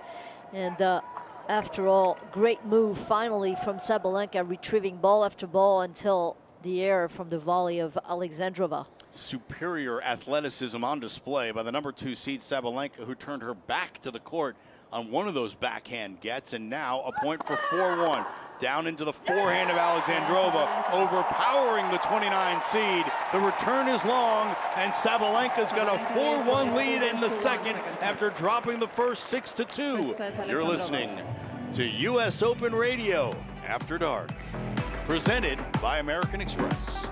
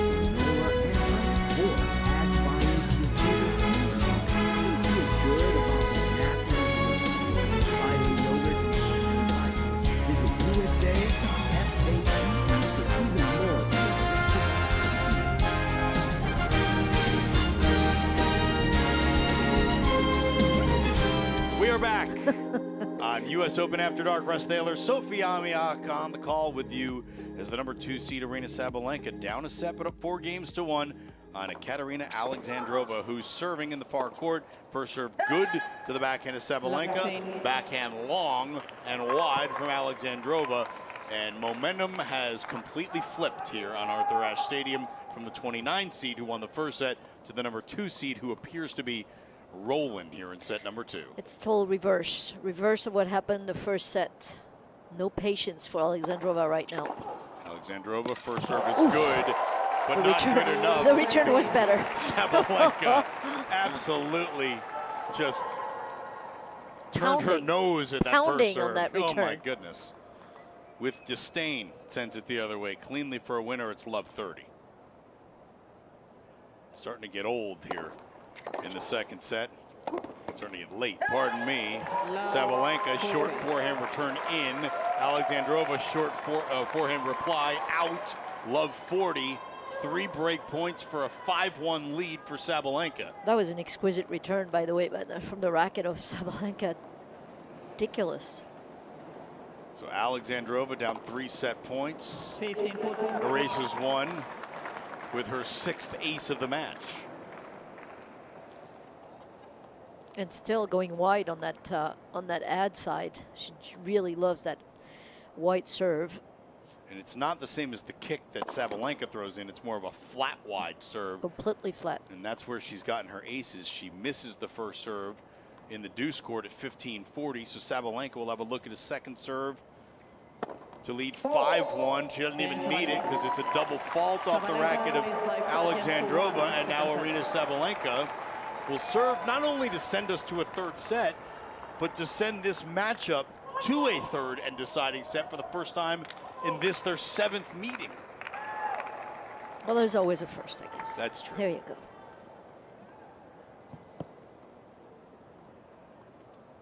And the air has been taken out a little bit of the building because the drama that had been building has sort of gone away as Sabalenka's running away with this second set. Sabalenka forehand to the forehand of Alexandrova and another miss off the racket of Alexandrova, forced by the pace and depth of Sabalenka. Well, 3 unforced errors so far in this set in 6 games. And I tell you what, the one thing that I'm looking at is the movement is much better from Sabalenka as well. First serve at 15 love. Into the backhand of Alexandrova to the backhand of Sabalenka and another miss off the racket of Alexandrova, who now looks forlorn herself.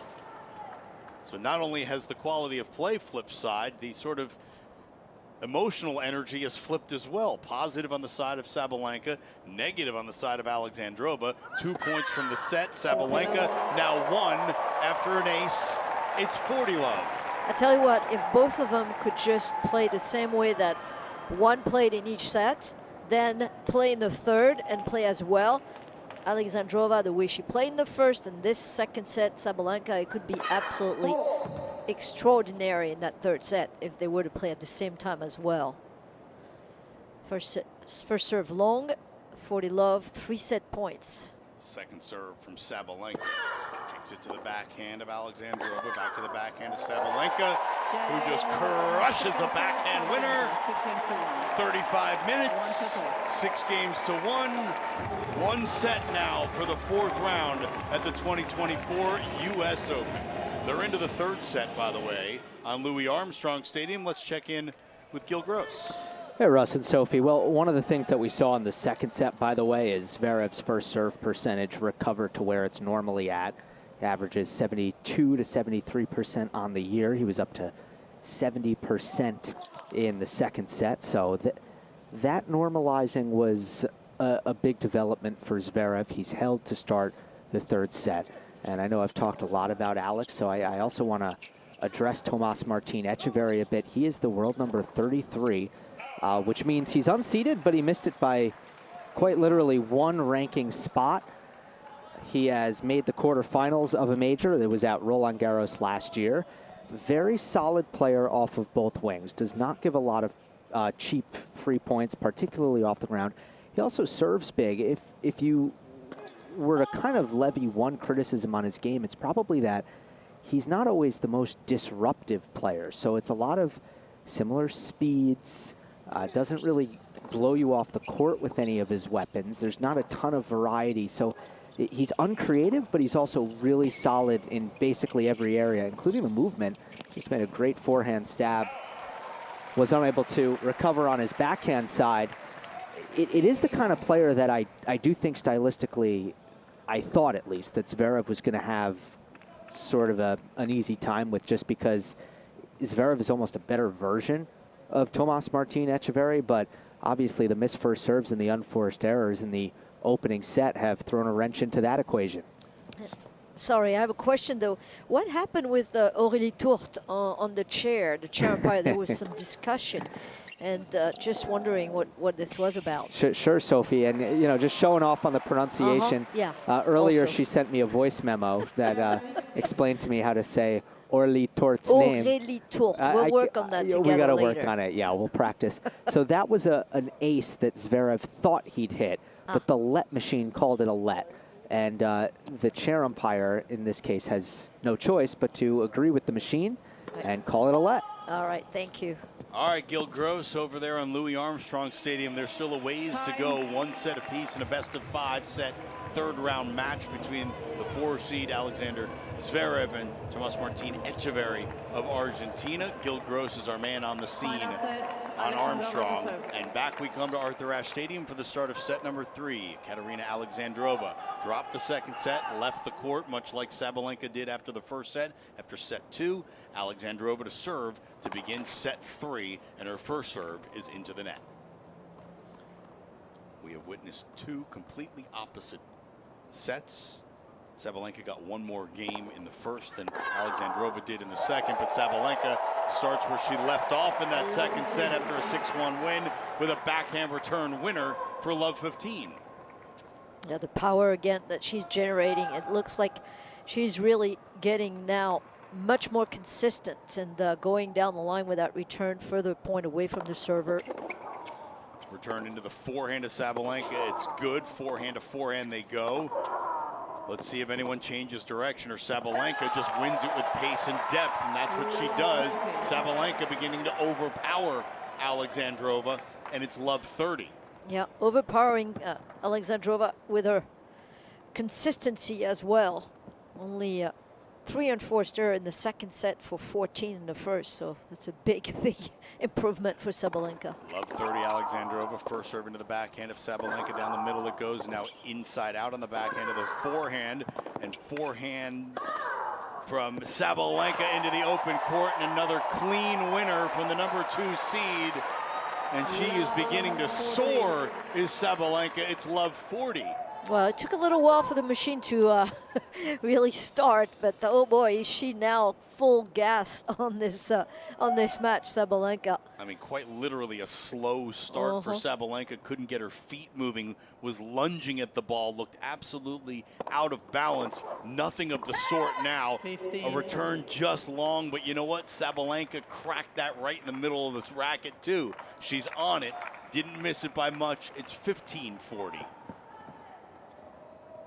This has to be a scary proposition for any player on the other side of the net of Aryna Sabalenka. When you see that confidence beginning to build and she gets into attack mode like she is right now, and she'll have a look at a second serve from Ekaterina Alexandrova. It's 15-40. This is the first game of the third set. Third round action on Arthur Ashe Stadium. Russ Thaler, Sophie Amiak, second serve to the forehand of Sabalenka. Big return down the middle. A forehand return from Alexandrova, but again, Sabalenka just too strong and too deep on the reply. Another miss from Alexandrova, and a break to open up the third set for Aryna Sabalenka. You know what a best result for Ekaterina Alexandrova was in the major? For Alexandrova? I know she has matched her best result at the U.S. Open. Correct. And she's been to the 4th round of Wimbledon once, no? Well, I think 4th round was at Wimbledon, but do you know who she lost to? Oh, who she lost to? Aryna Sabalenka. You got it. Yep, tough to be denied by the same. That was in 2023, by the way. That was 4 in love. in that match. She's already done better. She's done better, but she's trying to recall getting to a fourth, finally a fourth round. But she's going to have a hard time tonight, the way that Sabalenka has turned the tide around here. Sabalenka serving now with a break in hand at 1-love in the third. First serve into the forehand of Alexandrova, and that forehand drills the ball almost into the bottom of the net. It's 15-love.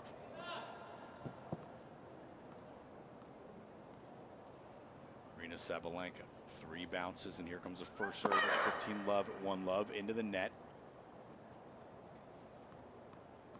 Ekaterina Alexandrova took control of this match in the first set, lost it in the second set, and Sabalenka looking to continue things here at the beginning of set number 3. Sabalenka, backhand cross court to the backhand of Alexandrova. Now a forehand looking for the open court. And our first real miss here of the second set from Sabalenka. Yep, first unforced. Has been a while since we've seen an unforced error from the racket of Sabalenka. Wild swings in this match between one player and another. Certainly a 180, both emotionally and physically, from Aryna Sabalenka from what we saw in the first set. It's 1-love, 15-all. The first serve induces the return error. Alexandrova starting to look a little bit weary with the body language now. It's 30-15. But Alexandrova still in that tight position to the baseline to return the Sabalenka first serve. And she likes that serve return. Cracks it with a backhand, deep into the backhand corner of Sabalenka. Now a forehand to the forehand of Sabalenka. They go forehand to forehand. Sabalenka looked for the winner. Might have had it not clipped the top of the net and gone wide. Just missed, yep, you're right. That net really did, unfortunately, Sophie, reflected the U.S. Open net courts have always been notoriously tight. They seem tighter this year. But you know why? Why? Okay, well. After this point, tell me after the point. I will okay? tell you. First serve here at 30-all at 1-love, because I want to know, because the balls are flying off the net cords this year, like popping. I feel like the net cords could break their pulls. Yeah, so but tight. it's been like this for a while here at the U.S. Open. There's a reason, actually, and Sam Smith told me the reason. All right. She mentioned it on air. All right, so we'll give Sam Smith the credit. Oh, yeah. After this point, big second serve into the forehand of Ekaterina Alexandrova, and now Alexandrova is starting to complain to her box. Her box includes her dad, who's her coach. Evgeny is our dad and coach, has always been throughout her career. And now it is 40-30. Sabalenka looking to consolidate for a 2-love lead. That was kind of an off-kilter looking first serve into the lower middle portion of the middle of the net. So now Sabalenka will set up for a second serve as Alexandrova takes 3 steps back, as she's done most of the match. Up close to return the first, steps back to return the kick serve with the backhand. It's down the middle of the backhand of Sabalenka, and now Alexandrova, as she's been wont to do since the second set began, puts another ball into the net. And Sabalenka says, thank you very much, it's 2-love. Yeah, I mean, the biggest difference is just the amount of unforced errors that's happening from each of their rackets. And right now it's been all about, since after the first set, just Alexandrova making a lot more enforced and more consistency on the other side. And that's pretty simple, really. So Alexandrova serving at love 2 now. First serve long, second serve coming. Sabalenka looking like she's ready to pounce on this second serve. Second serve to the forehand, and he pounces indeed. A forehand down the line winner, sending a message right here at the start of the third game of the third. Yeah, I think she's definitely now well awake, by the way. But going back to this net and the fact that they are very tight, it's because the poles, posts are sunk very deep into the ground, and apparently because of that, it's so stiff that the net, along the net, it stays really tight as well. That's the reason behind it. And the difference with Wimbledon nets were completely the opposite, and the posts actually are not sunk that deep into the ground. So that's the reason. All right. There you have it. Well, these nets are about as tight as Sabalenka has wrapped up her game right now, playing one of the best points of the match. Sabalenka looking like the one who's number 2 in the world, a finalist last year, a semi-finalist consecutive years the years before. Alexandrova pushes another forehand long as Sabalenka returns short. Alexandrova hits it flat without any topspin, sails deep, and now it's love 40. Yes, this is painful for Alexandrova right now because Sabalenka is just seeing the ball as a, well, I would say a beach ball right now. She's just making contact perfectly. And a return down the middle, a forehand to the forehand, and Sabalenka actually missed a forehand into the net, almost going to the splits there on the slide. Still has 2 break points. She almost looked confused, as if to say, I don't miss that right now. Well, she did, but she still has 2 break points for 3-love in the third. First serve into the net from Alexandrova. Sabalenka will have another look at a second serve with a break point on her racket. Already leading 2-love here in the third. Here comes the second serve into the backhand of Sabalenka. Back to the forehand of Alexandrova, who takes control of this point and then kind of gives it right back. We're almost at neutral, except Alexandrova took some weak sauce from Sabalenka in the near court and cracked it for a winner. Cross court, it's 30-40. Yeah, she's finally getting something out of this last probably 8 games. Finally getting some joy with a winner. And that's the first winner in this set for Alexandrova, for 4 across the net. She's still up against it at 30-40 at love 2 in the third. Sabalenka looking on the return side.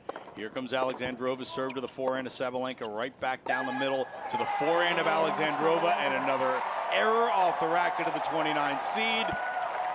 3 games on the trot to start set number 3 for the number 2 seed, who leads 3-love in the third on Arthur Ashe Stadium. You're listening to US Open Radio, presented by American Express.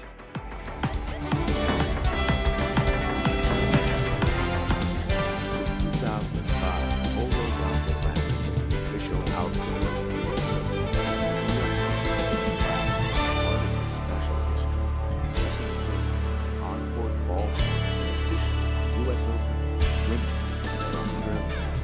To check out this year's US Open collection, visit the shop located at the Musetti outside stage on Club Lane, Arthur Ashe, or on ralphlopez.com/US Open. Millions of data points transformed by Watson X, including IBM Granite models. The result? Match reports for every singles match. Experience it at IBM.com/US Open. This is tennis on AI. Make it a sublime summer and see them live in New York City for the US Open. As the official fan ticket marketplace of the US Open, Ticketmaster still has tickets available for the upcoming matches, including 100% verified resale tickets offered by US Open subscribers.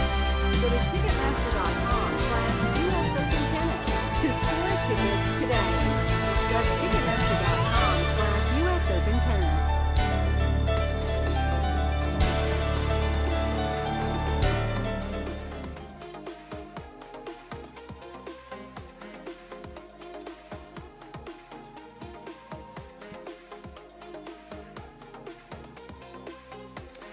It is 1:31 in the a.m. in New York City at the USTA Billie Jean King National Tennis Center as play continues in the third round.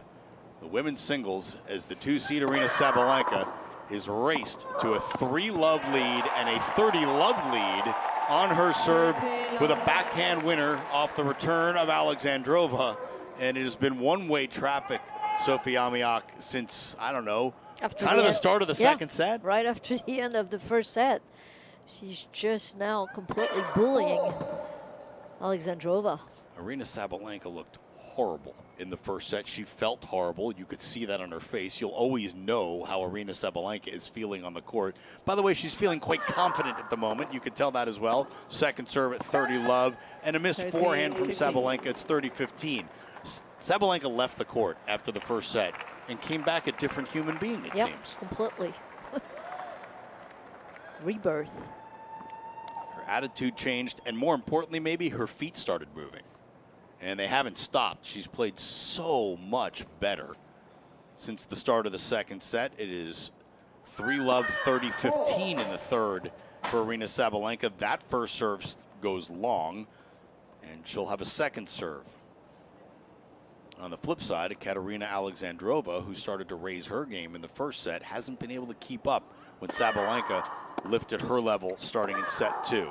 Second serve, man, we go backhand to backhand, change of direction, forehand down the line from Alexandrova into the forehand of Sabalenka, and another forehand goes long off the racket of Alexandrova, and it's 40-15. It's been total reverse of fortune for Alexandrova. She played a really good first set, didn't really give many points, was more of, you know, the aggressor. But right now, and since the beginning of the second set, oh boy, is she suffering. 40-15, first serve down the tee, and a return wide off the racket of Alexandrova, and now it's 4-love for the number 2 seed.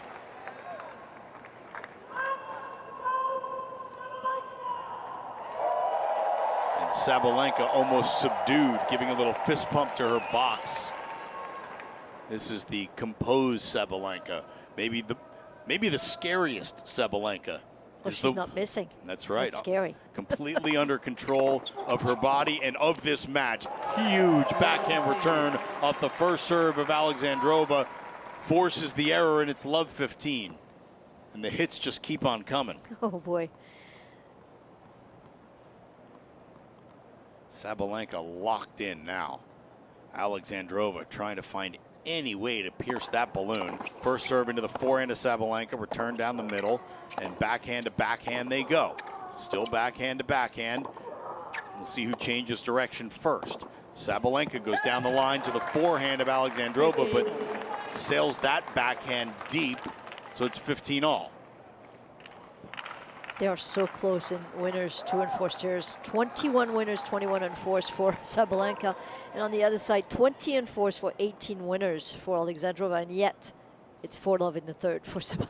Yeah, sometimes the numbers don't tell the story. Nope. You would think that this is much closer if you look at the numbers of and 4s versus winners. But none of that, says Sabalenka. 15-all here. Love 4. Second serve. And a return down the middle. The backhand from Alexandrova is long. There's another unforced error. Yep, now she's even on the enforced errors with Sabalenka throughout this match at 21. I would argue that most errors are forced in some way, whether it's pressure you I feel agree. to keep it deep or whatever it may be. But either way, no matter way you look at it, it's 15-30. And Aryna Sabalenka is going to have a look at a second serve and try to give herself 2 break points.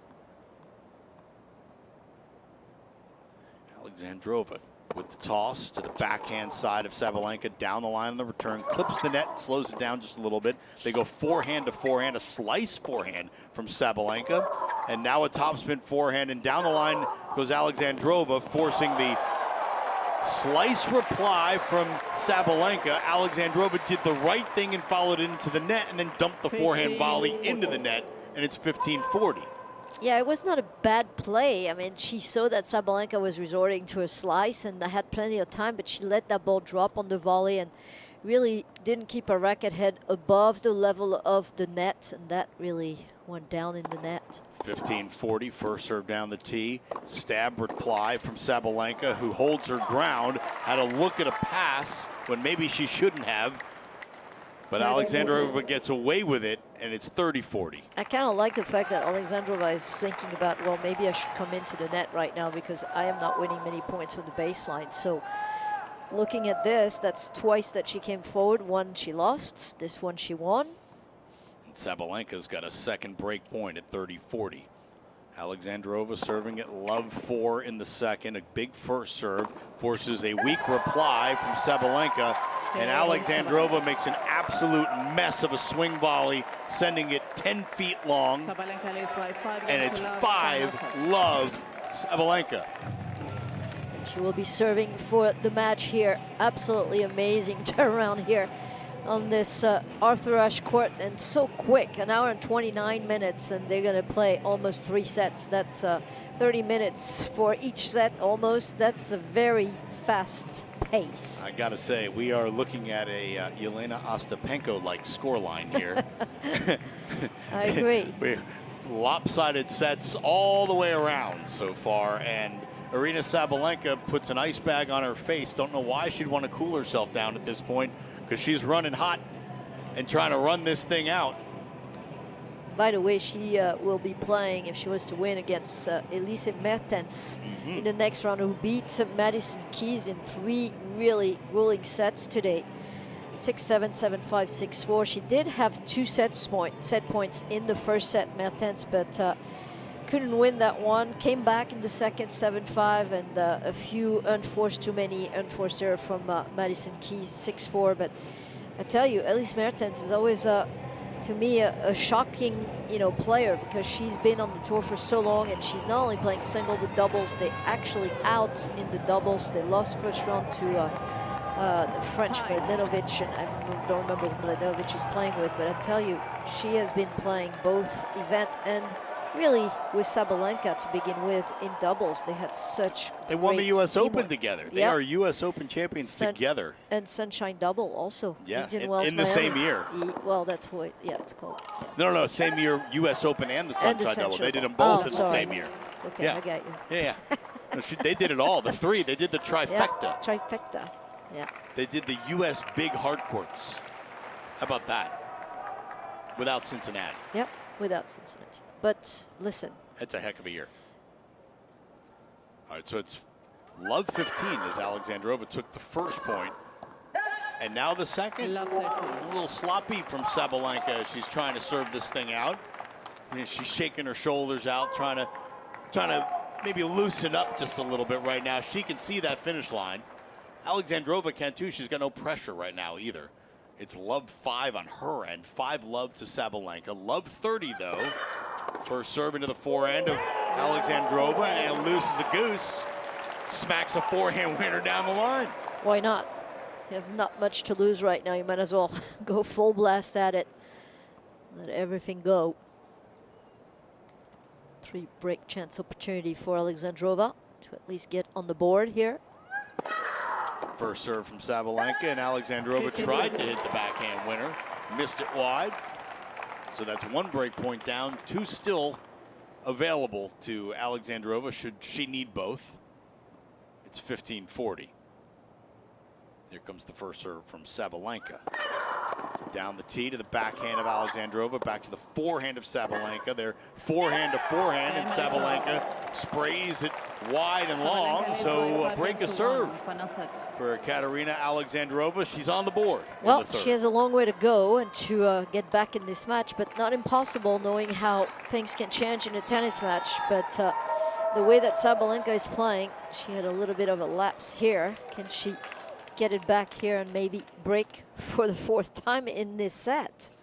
Alexandrova serving at 1-5 in the 3rd. First serve to the Sabalenka forehand into the backhand of Alexandrova. And a serve +1 backhand winner cross court from the 29 seed. It's 15 love.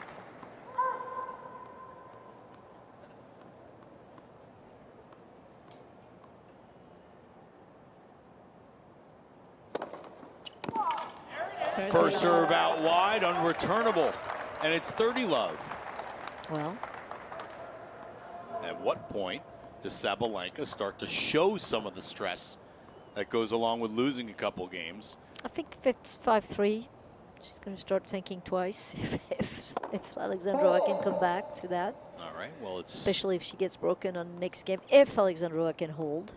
All right, so it's a lot second of serve at 30 love. A lot of ifs. A lot of ifs. But Sabalenka has shown that, she could change her demeanor on a dime. She actually did it in this match to the positive. Alexandrova really did it in this match to the negative, so you never know. We've had swings of momentum fiercely in this match, but all flying on the side of the number 2 seed at this point. Ekaterina Alexandrova serving at 1-5, 30-15. First serve is long. Here comes the second serve for Alexandrova.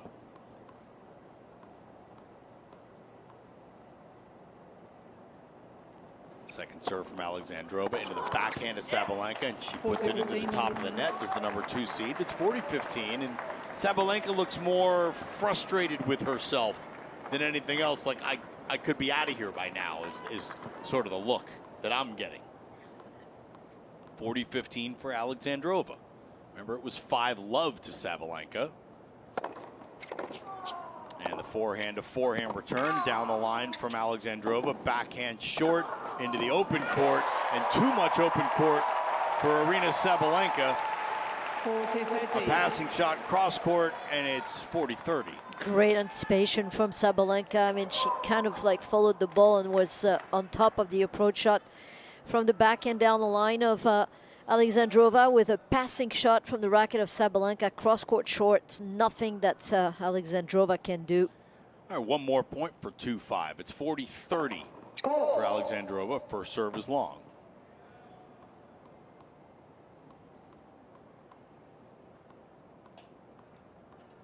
Second serve coming on game point for the 29 seed, Alexandrova, into the Sabalenka backhand, into the forehand down the middle. And a forehand into the net from Aryna Sabalenka. They'll change ends. Sabalenka will try once again to serve out this match. And we'll be right back on US Open Radio, presented by American Express.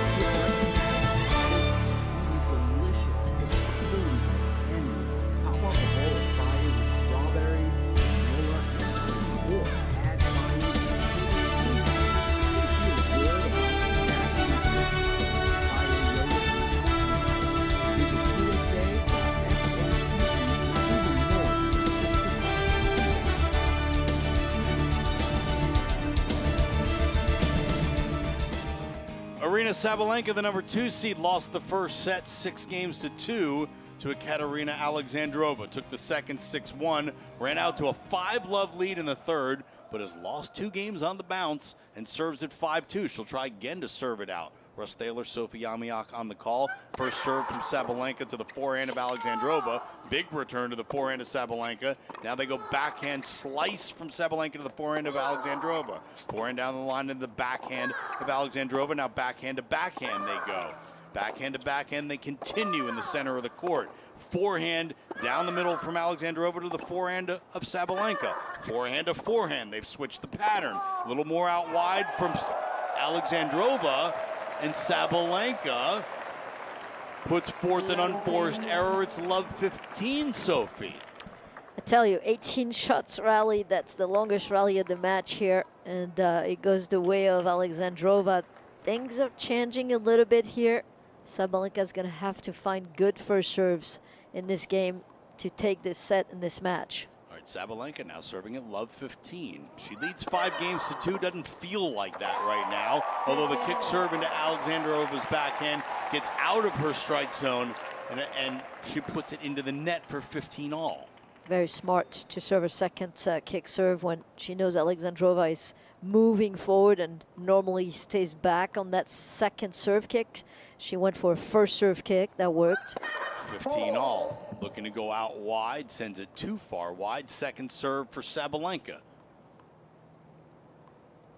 3 points from the 4th round as the number 2 seed, but man, that last game has proven hard to come by so far. She was up 5-0, and now Alexandrova did not miss that return by much, but miss it she did, and it's 30-15. That was close. That was a great return down the line, but missed by inches. And now 2 points away for Sabalenka to close this out. 30-15. First serve coming from Aryna Sabalenka. Alexandrova again right up on the baseline. Sabalenka went flat to the backhand, but it was no good, so we got a second serve coming. Alexandrova has been stepping back to return the kick serve of Sabalenka. She does it again. Up the backhand wing, return cross court to the backhand of Sabalenka. Down the middle, here comes a forehand into the backhand of Alexandrova. Backhand of Sabalenka finds the net, and it's 30 all, Sophie. Yeah, we're looking at the same great depth that Alexandrova was able to trigger in the first set. And now this is probably the biggest point of the match. At 30-all here, 5-2 Sabalenka in the third. By the way, we forgot to mention the fuchsia nail polish that is matching the swoosh on the black dress of Sabalenka. That is well done from Aryna Sabalenka, and so is that first serve, forcing the return error from Alexandrova. And now the number 2 seed has her first match point. What a first serve, what a great serve at that time. Perfect timing.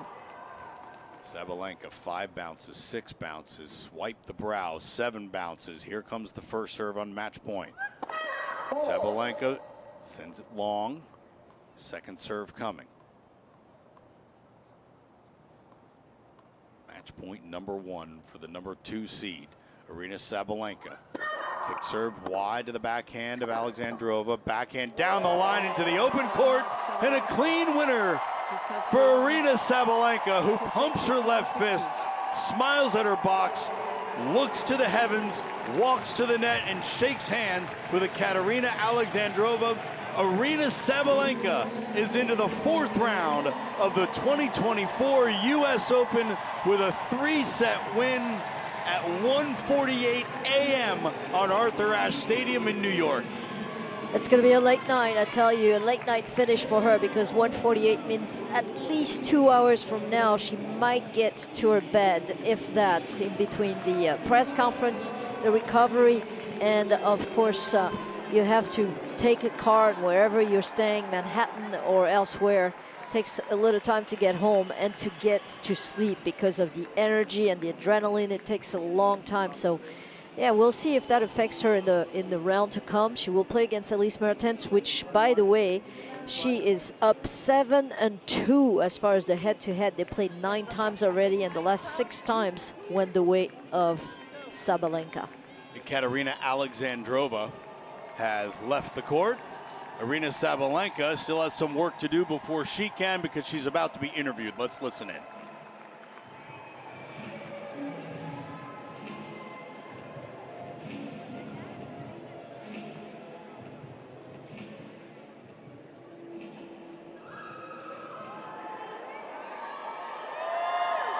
Aryna, congratulations. What changed for you after the first set? Well, before this all, I want to say thank you so much for staying that late, guys. I mean, for real, guys, you're the best. Thank you so much. I hope you're gonna get good sleep, and I'll see you all on Sunday. And yeah. About the match, yeah, I honestly don't know what I did. I was just trying to stay as low as possible. I was just trying to put as many balls as I can back on that side, because she played incredible tennis in the first set, and it was really tough to change it. And I'm really happy that I was able to turn around this match and to get this really difficult win. Speaking of late, I won't keep you long because it's nearly 2 o'clock in the morning, but what did you do while you were waiting for the Djokovic-Popyrin match to end? I was praying that they're not gonna play so long. But yeah, I mean, that was an interesting decision, like in between matches, to have this like 1 hour, 20 minutes gap. I was like, no way, I'm gonna start like, I don't know, at midnight. And I mean, that's actually what happened. So yeah, that was tricky, but we just stayed with the team. We tried to kind of like relax, pretend that the match gonna be like in 5 hours, whatever, just chill, don't think about that. And yeah, and like right before the match, we did our warm-up and we hope for the best. Get some rest. Congratulations. Aryna Sabalenka on to the 4th round. Thank you, everybody. Well, at 1:51 a.m., Aryna Sabalenka finally gets to leave the court. Well, she'll have to sign some balls first and hit them into the stands for those hardy fans who stayed the night here at Arthur Ashe Stadium. They'll have a tale to tell. Oh, yes. I mean, you know, again, it's New York. This is all about what happens in New York during the U.S. Open, and we have some absolutely diehard fans that stay as long as they can on the courts, and she's now throwing balls right at them. So Aryna Sabalenka's into the 4th round of the U.S. Open, but our time with live tennis is far from over. They're going to the fourth set right now on Louis Armstrong Stadium. Etcheverry and Zverev, we've got the call for you on U.S. Open Radio with the great Gil Gross in the whisper position courtside. Next on U.S. Open Radio After Dark, presented by American Express.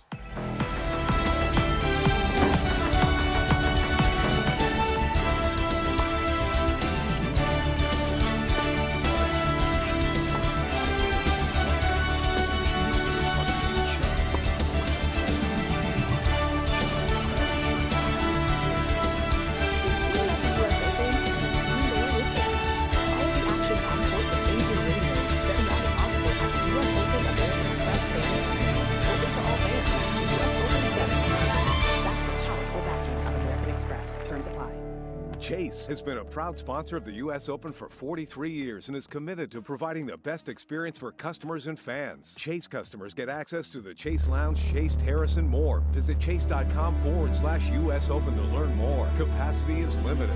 Aperol is bringing a slice of Italy to the U.S. Open. Come join us as we serve up joyful vibes all tournament long. Aperol Core, 11% alcohol per volume, 22 proof. Copyright 2024 Safari America, New York, New York. Chase Brewing, the source of refreshment to your body and mind, with natural, eternal fluids,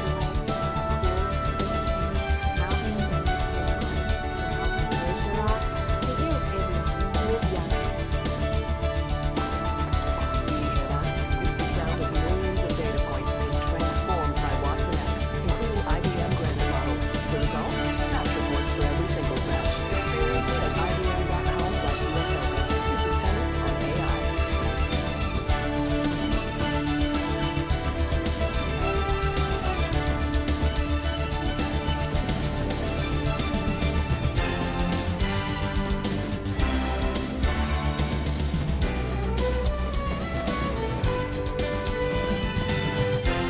And we are back on U.S. Open Radio, presented by American Express. It is 1:54 in the a.m., and we have at least one more set of tennis to be played, perhaps two. Russ Taylor, Sophie Amiak on the call at Louis Armstrong Stadium. Gil Gross is on the sideline as they begin set three. Thomas Etcheverry and Sasha Zverev, the number 4 seed.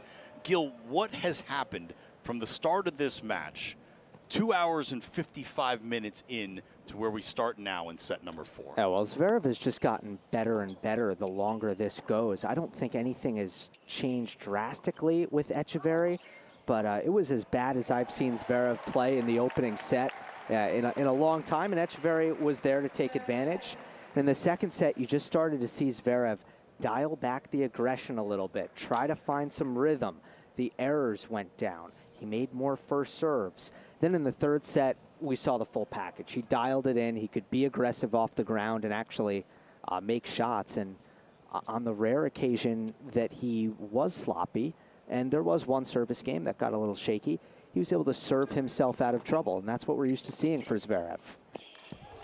All right, that's Gil Gross on the sideline at Louis Armstrong Stadium. And Sophie, as we begin set number 3, Thomas Etcheverry is serving at 40-30 in the opening game of the third. Sasha Zverev, after dropping the first 7 games to 5, took the second set 7-5, and the third set 6 games to 1. Here we go, opening game, set number 4, Louis Armstrong Stadium. Decent crowd is hung around here as we close in on 2 o'clock a.m. in the east. Etcheverry's first serve into the net, second serve on your way. Game point for Etcheverry.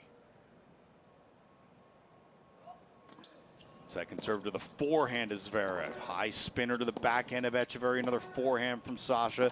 Now a cross-court forehand brings Etcheverry wide, and he finds the open court down the line and hits the clean winner for 1-love in the fourth. Wow, he fired that forehand down the line, like cut the angle on the cross-court of Zverev so well to not be pushed outside of the court. And oh boy, did he hit that forehand great.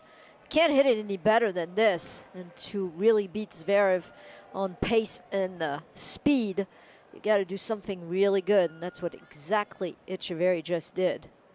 And 1-love in this fourth set for Etcheverry. They'll change hands. Take a little bit of water as well.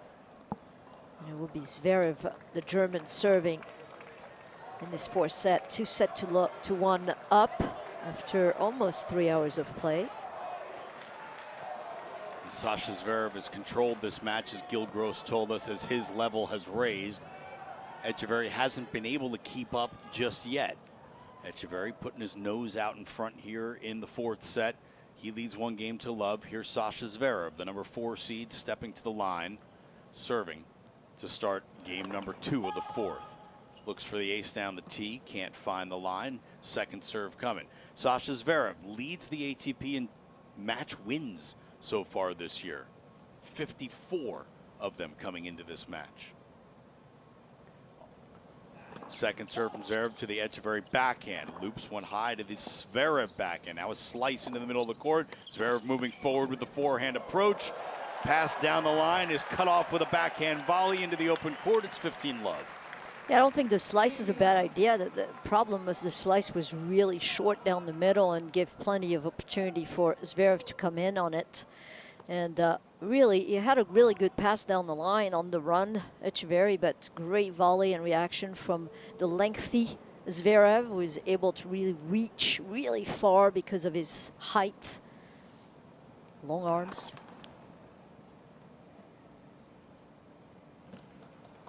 First serve is a fault from Sasha Zverev. Second serve coming from the number 4 seed.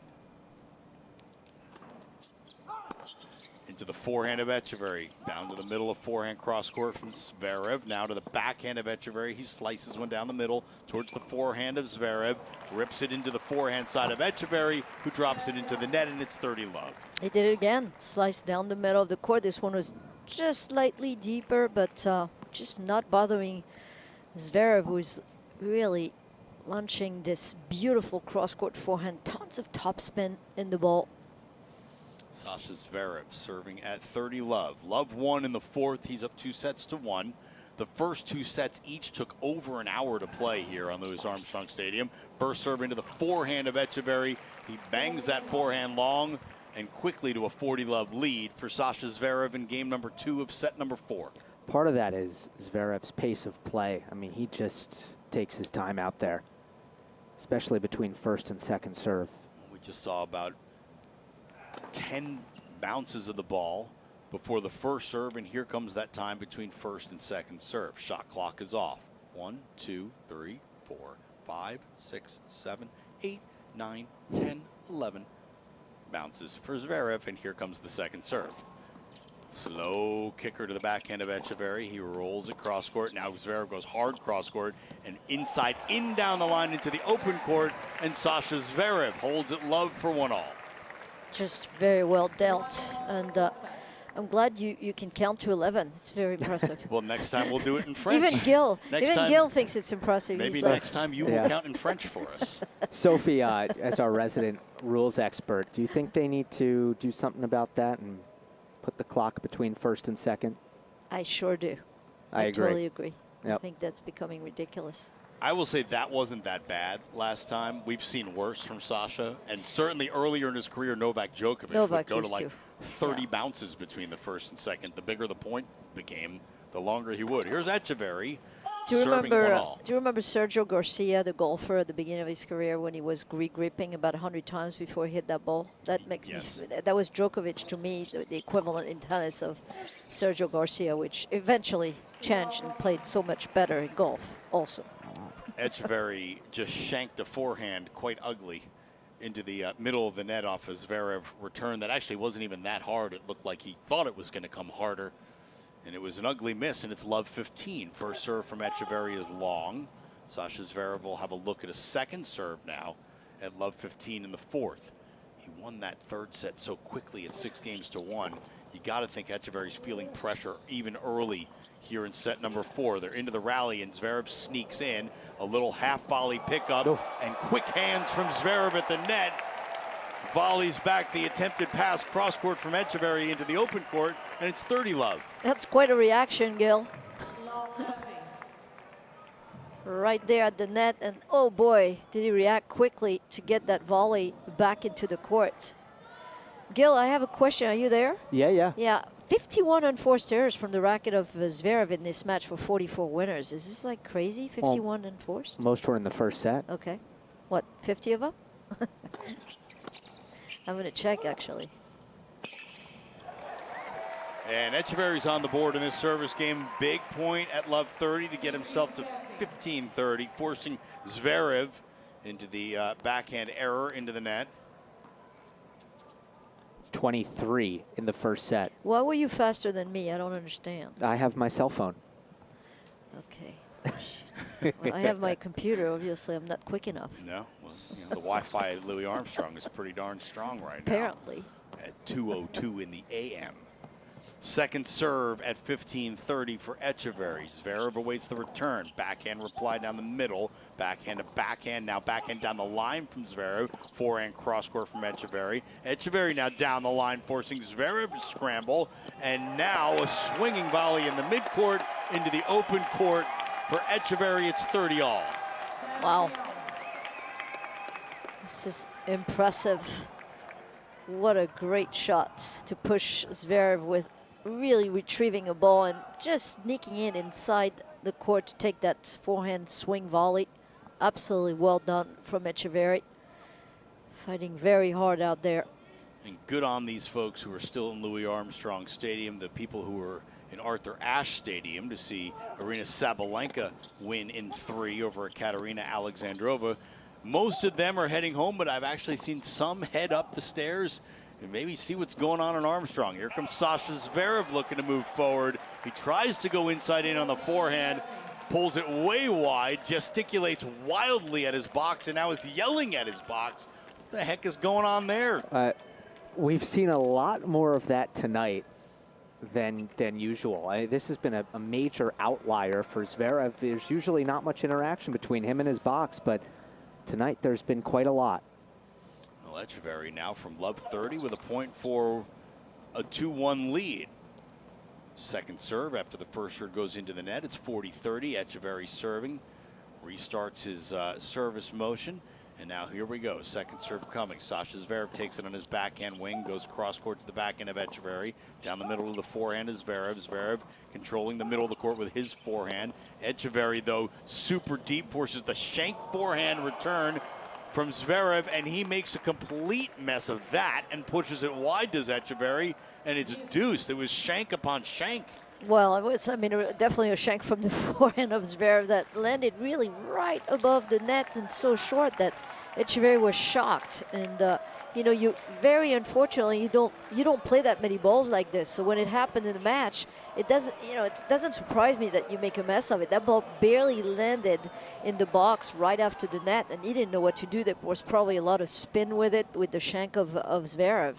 Well, it's deuce now at 1-all, and now a first serve into the backhand is Zverev, and we get into a forehand rally, cross court from both. Zverev, forehand to the Etcheverry forehand. Etcheverry goes down the line to the Zverev backhand, who tried to go back down the line, but clips the top of the net, and it's game point for Etcheverry. Yeah, and that's a really bad unforced error for Zverev, to say the least. But as mentioned, 23 unforced in that first set, 15 in the second for Zverev, 13 in the third, and none in the fourth. So that's telling of how much better he's been playing set after set since the beginning of this match and losing that first set 7-5. Etcheverry with another point for 2-1.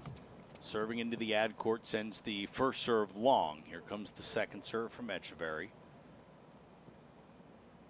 Into his motion, Zverev looking to move a little bit forward, stands up on the baseline to return a forehand inside out. Now he comes into the net to the backhand of Etcheverry and sails a low backhand volley far beyond the baseline, and Thomas Etcheverry takes a 2-1 lead on serve in the fourth. Sasha Zverev leads 2-1 on US Open Radio, presented by American Express.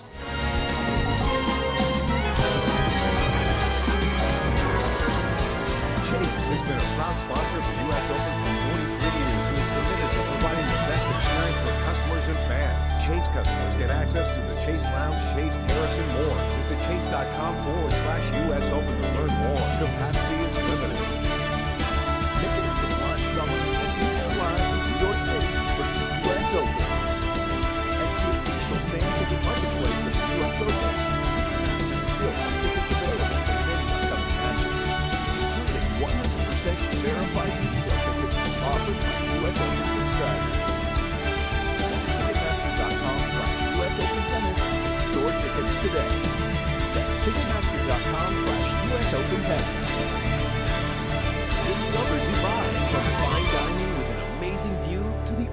shopping experience. From luxurious hotels to year-round sunshine, fly Emirates to Dubai and start your vacation the moment you board. Fly Emirates, fly better.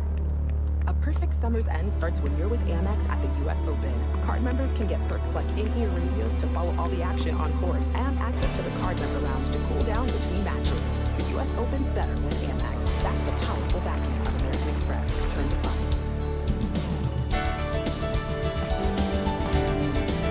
On day 5 of the 2024 U.S. Open main draw, day turned into night, and now night has turned back into day 6 at the U.S. Open. It is 2:08 in the a.m. in New York, and Sasha Zverev, up 2-1, is serving at 1-2 on serve in the 4th to Thomas Martin Etcheverry of Argentina. Russ Thaler, Sophie Amiach in studio, Gil Gross on the sideline at Louis Armstrong Stadium as Sasha Zverev throws his first serve of this third game into the net. Second serve coming. Etcheverry in the far court, returning. Zverev bouncing. Here comes the motion. Zverev lining up for his second serve into the forehand of Etcheverry to the forehand of Zverev. And now back to the backhand of Zverev from Etcheverry's forehand. Zverev another backhand down the line into the forehand of Etcheverry. And now a forehand cross court to Etcheverry, and Etcheverry sails his forehand long, and it's 15-love. Does feel like Etcheverry's just asking a little bit more of his forehand in this set, trying to take big cuts, hoping that that's the difference maker. It can be a pretty special shot at times. Is he making weight, Zverev, as far as on the return serve? Because Zverev was ready to serve, and he wasn't there. Zverev sails another first serve long. That second serve of Sasha Zverev is the one that... 5, 6, 7, 8, 9, 10, 11, 12, 12. 12. Yeah, 12 bounced. Etcheverry standing very deep to return the short and slow second serve from Sasha Zverev. They play some deep balls down the baseline, both kind of feeling each other out down the middle of the court here on this 15-love point for Zverev, and Etcheverry just dumps a slice backhand into the net. That was kind of a passive point from both, Gil. Yeah, it was. We've actually seen a lot of that tonight, especially in the second set. That was kind of the flavor du, not du jour, du set. Well done, my friend. Well done. 30-love from Sasha Zverev at 1-2 in the 4th. Here comes the first serve. Sends it wide to the Etcheverry forehand, who puts it into the net. And quickly to 40-love for Sasha Zverev on his serve. It's been quite a while since Etcheverry won 2 rounds in tournament. That was the last time was at Roland Garros this year. Got to the 3rd round, but did get to the final in Lyon. Lost to Pericard, the Frenchman. That was on clay. Not sure he's as comfortable on hard court. Sasha Zverev, ace down the tee, who holds it love, and it's 2-all in the 4th set. That is ace number 10. He's into double digits, is Sasha Zverev in the ace department. And so far we are at cruising altitude. Yeah, he's definitely cleaned up a lot of what the problem was in the first set, to say the least. And Thomas Etcheverry obviously under more pressure than Zverev here in the 4th, because he needs to win this set. He needs to hold on to his serve and figure out a way to break the serve of Sasha Zverev. And here comes Etcheverry's first serve into the top of the net. It's a second serve coming from the Argentine to the German. Second serve, Zverev takes it with his forehand, rips it cross court short, opens up the angle, open court, moving into the net. Etcheverry had to pull out the slice, couldn't get it over the top of the net, and it's love 15. Total of 13 hard court matches for Etcheverry for 32 on clay. So that's telling that I think that clay is more of his surface for sure. Sasha Zverev has proven himself to be a man of all courts and all seasons. One of the best in the world. the number 4 seed here at the U.S. Open. Etcheverry first serve to the forehand of Zverev. Now pushes Zverev out wide to his backhand. Little dropper as he moves forward. Zverev tries to answer with a sharp angle of his own, but can't find the court, and it's 15-all. I don't see much of a reason why Etcheverry can't do well on hard court in his career. He's not someone who lacks weaponry in a severe way. Now, I don't think it's a scary first serve or a scary forehand, but it's big enough. And, you know, he's shown more variety in his game than I've been seeing, you know, the last couple of years tonight. He's slicing his backhand more. He's coming forward more. 15-all, first serve into the Zverev forehand is let, and they'll play it again.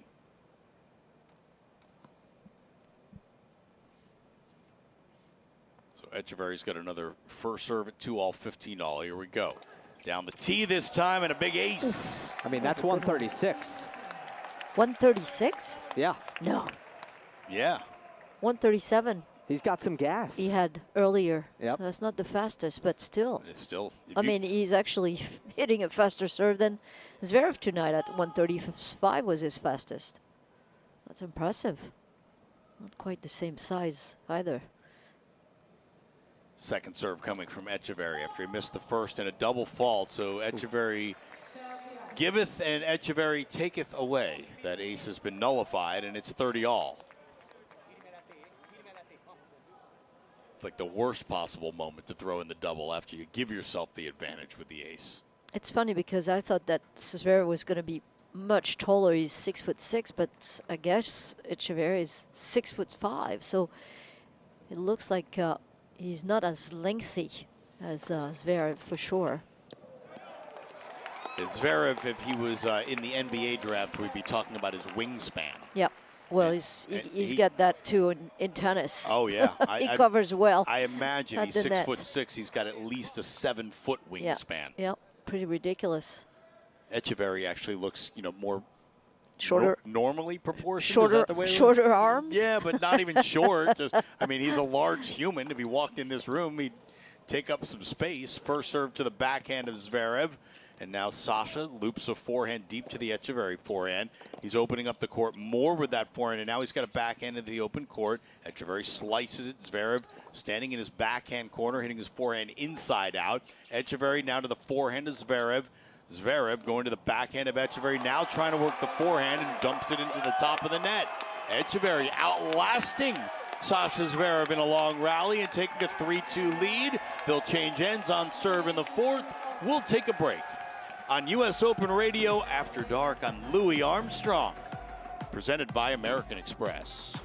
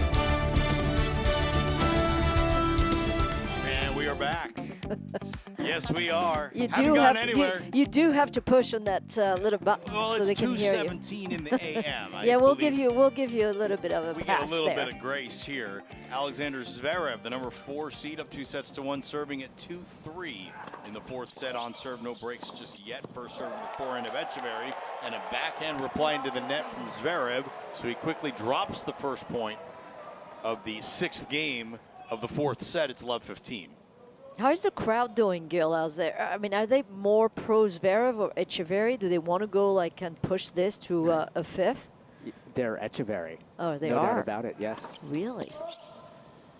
Echeverry's backhand return clips the line. Sasha Zverev hustling to his forehand.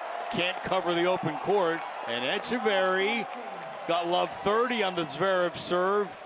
And his legions are coming to life. Well, I'll tell you, I didn't think they could inject that much power, but oh boy, did he hit that backhand flat down the line. It was absolutely pristine. That ball didn't move through the air. You could see it's really passing by the racket of Zverev. Echeverry now has Zverev at love 30. Zverev, big first serve out wide to the forehand. Now he's got options of where he wants to go. He missed. And he had so many options, he blew it. And it's love 40. Ouch. The vibes coming into this game, I know vibes isn't a technical term, they were all in favor of Tomas Martin Echeverry. Zverev had another huge reaction after not breaking serve in the previous Echeverry service game to his box. Crowd started chanting, "Tomi, Tomi, Tomi," and here we are at love 40. There is a great history of Argentine fandom at the U.S. Open, and they're out tonight at Louis Armstrong Stadium trying to help their guy into a 5th set. Sasha Zverev trying to avoid it, pounding an ace down the tee, his 11th of the match, saving 1 break point, but it's still 15-40 at 2-3 in the 4th. Sasha Zverev trying to avoid going down 4-2 in the 4th. First serve coming to Thomas Echeverry. Zverev into the top of the net. He was looking for the tee, didn't find it. Here comes the 2nd serve.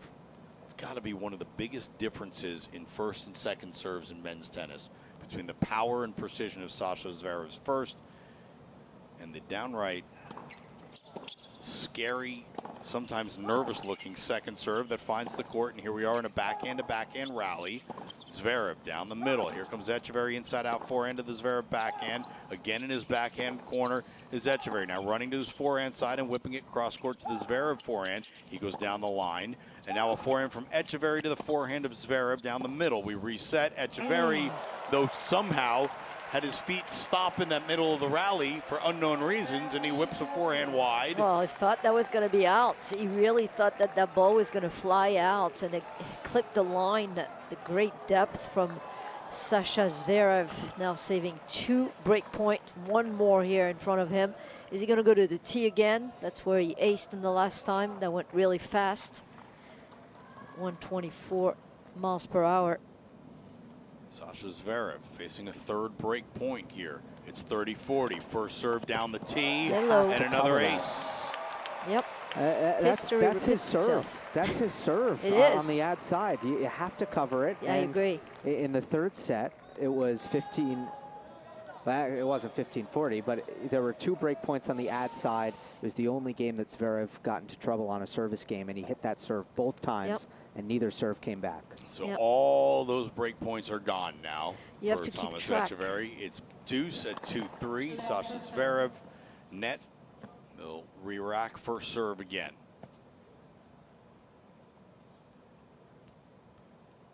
Sasha Zverev has had such great success at the U.S. Open. In fact, consistent success at the U.S. Open. Big first serve down the tee. A reply is long from Echeverry, and now after saving break points, Zverev has a chance to level this 4th set at 3 games all.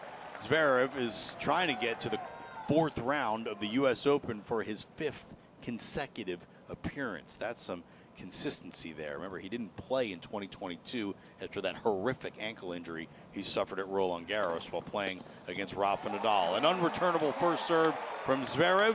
Break points erased and a hold for 3-all. Talk about getting out of trouble with the serve, and that's really right there in this game. Unbelievable service game, but you know, as Gil said, and I totally agree, you have to cover the tee on the ad side when, you know, when you have a guy who's just going there when he's in trouble, and give the wide one and say good shot, and if you can hit it there and hit an ace.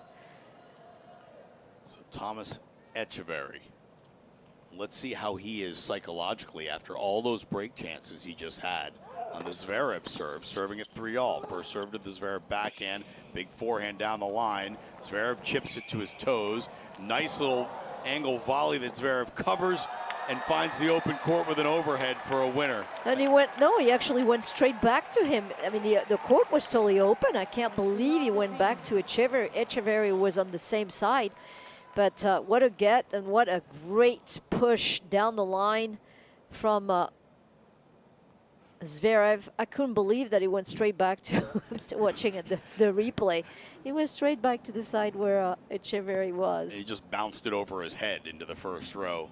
And it's love 15 for Zverev. Another first serve into the forehand from Echeverry. Zverev gets it back. Now they go forehand to forehand, but Echeverry just opens up the hips and cracks it down the line for a winner. Yeah, he's cutting the angle so well. He's not letting that ball really pass him and really taking it early from the cross court of Zverev and redirecting that ball down the line with the forehand with pace, accuracy. That was absolutely magnificent. And a fist pump from the Argentine. It's 15-all. This time, for the first time this game, he misses his first serve. Does Echeverry, second serve coming. Sasha Zverev awaiting the return, stepping forward with the forehand, and rips a forehand into the top of the net, and it's 30-15. Zverev mimics the forehand. Can't believe he missed that. Although he is not yelling at his box this time. In body language-wise, if you're just watching these two, you'd think Echeverry's winning. Interesting. Something you never want to show, really. Echeverry, big first serve outside.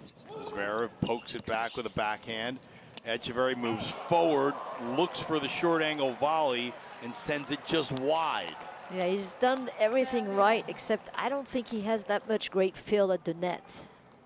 And that might be maybe something on the hard court that's missing. Pretty good defense from Zverev to keep the ball below the level of the net. Echeverry probably could have been a step closer to the net. I think you would have made that volley. You would have made it. Well, that's because I'm lefty and we're built that way. That's what I'm just saying. First serve to the backhand of Zverev. Now we're into the baseline rally. Forehand from Zverev to the backhand of Echeverry. Now a slice into the middle of the court. Zverev goes inside out and moves forward. Echeverry tries to pass down the line. It's no good, and Zverev's got a break point again on the Echeverry serve. Keep saying that slice is just too short, and it gives a chance for Zverev to attack. Yeah, it's not a good slice, No. and I think it's something that he's recently added to his game, because watching Echeverry last year, the year before, I think he drove basically every backhand, so it just might be an underdeveloped slice at this point. Well, that undercooked slice put him in big trouble. He's facing break point. Now he got out of a whole lot of trouble in his last service game, but now Zverev's got to look at his second serve. Sasha moving forward, taking the return with his backhand down the line. Echeverry responds again to the forehand of Echeverry, goes Sasha. Now into the net to the backhand of Echeverry, and Zverev, calm, cool, and collected, knocks off a forehand volley, and he's up a break in the fourth at 4-3. Sasha Zverev now in the driver's seat, up 2 sets to 1, and a break in the fourth. Yeah, I think that coming to the net is really the good tactic for Zverev, especially, you know, with the balls coming from the racket of Echeverry are a little bit shorter. I thought they couldn't look at their phone. He's looking at his phone right now. He just I know why. He's checking probably his sugar level. Yeah. Yeah, he has, I mean, you know, a lot of people don't know that, but he has diabetes, so he's probably checking his sugar level to make sure that if he needs to get some sugar and some insulin in his body. So I do wonder if this late night, you know, throws off his rhythms and routines. I'm sure it's much harder. Yeah, when it comes to the self-care medically. But Sasha Zverev looking good on the scoreboard right now, up 2 sets to 1. Well, especially where it was at 3-2 serving, love 40, and then he completely turned everything around. That's well done. I think that he's dealing with the match and the situation very well, and especially with the short balls, he's not really thinking twice about being able to attack them. And if Echeverry wants to try to get back here in this match, first he's going to have to return and hope for not many aces in this game and seconds to find the depth again. Yeah, the level has been good from Zverev, but I think he's a little bit annoyed with himself as a whole that it took him so long to get it going and that he's out here at 2:30 in the morning. Nothing you can do except try to serve this out. Maybe a hold and a break will get it done for Sasha Zverev. He's got to start with the hold. Here comes first serve at 4-3 in the fourth. I'll tell you, one person who's really happy about that is Nakashima, who is dreaming right now about his next round. Doesn't know his opponent yet because that's the winner of that, but he finished much earlier, beating the number 18 seed Musetti. That was a big shock today, but well done from Nakashima. Second serve is in, open court, serve +1. Sasha Zverev out to a 15-love lead.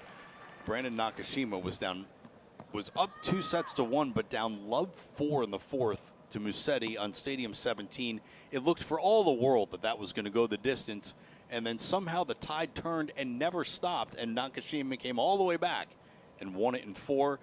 I'm not sure if he's awake, scouting, or if he's sleeping soundly. He's sleeping soundly. He's sleeping.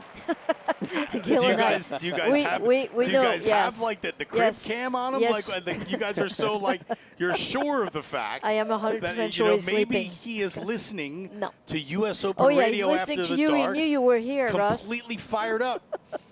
He said Sophie's on the call. Right. I'm not going to bed until Sophie stops talking. Right. 4-3, 30 love for Sasha Zverev. First serve hit the top of the net and sailed far long. So second serve for Zverev at 4-3, 30 love in the fourth. Up 2-1. Here's Sasha getting ready with that wind-up. Second serve to the forehand of Echeverry. Return to the forehand of Zverev. Zverev looks for the line inside out on the forehand, but sends it wide. It was in Madrid a couple years back. Zverev played a very late semifinal. I don't remember who that match was against, but had to turn up on the Sunday to play Carlos Alcaraz. Didn't have a day off, and he was flat as a pancake and got rolled over in that Madrid final. Sasha Zverev moving forward at 30-15, forcing the error from Echeverry, and he's got 2 points for a 5-3 lead in the fourth. 37 times he came and 1 point out of 52 towards the net. Sasha Zverev tonight, 10 out of 14 times successful in this set. Not bad. I think this is a tactic that works. Maybe a serve and volley. Sasha Zverev serve out wide to the forehand. Echeverry cracked the return to the toes of Zverev, who did a really good job to get this point back to neutral. Now he's going to look to take advantage, but Echeverry again, big backhand cross court, has Zverev on the move. Zverev playing defense, slicing a backhand back, and Echeverry stepping all over a forehand and cracking a winner. It's 40-30. Wow, that's impressive. I'm sure courtside it's coming fast and furious right now, Gil. Yeah, those were enormous. But the fact that it took so many blows to actually win that point, that's why it's so difficult for Echeverry in this kind of matchup, because he has a lot of linear power, but that doesn't normally work against Zverev. That's credit to Zverev's defense.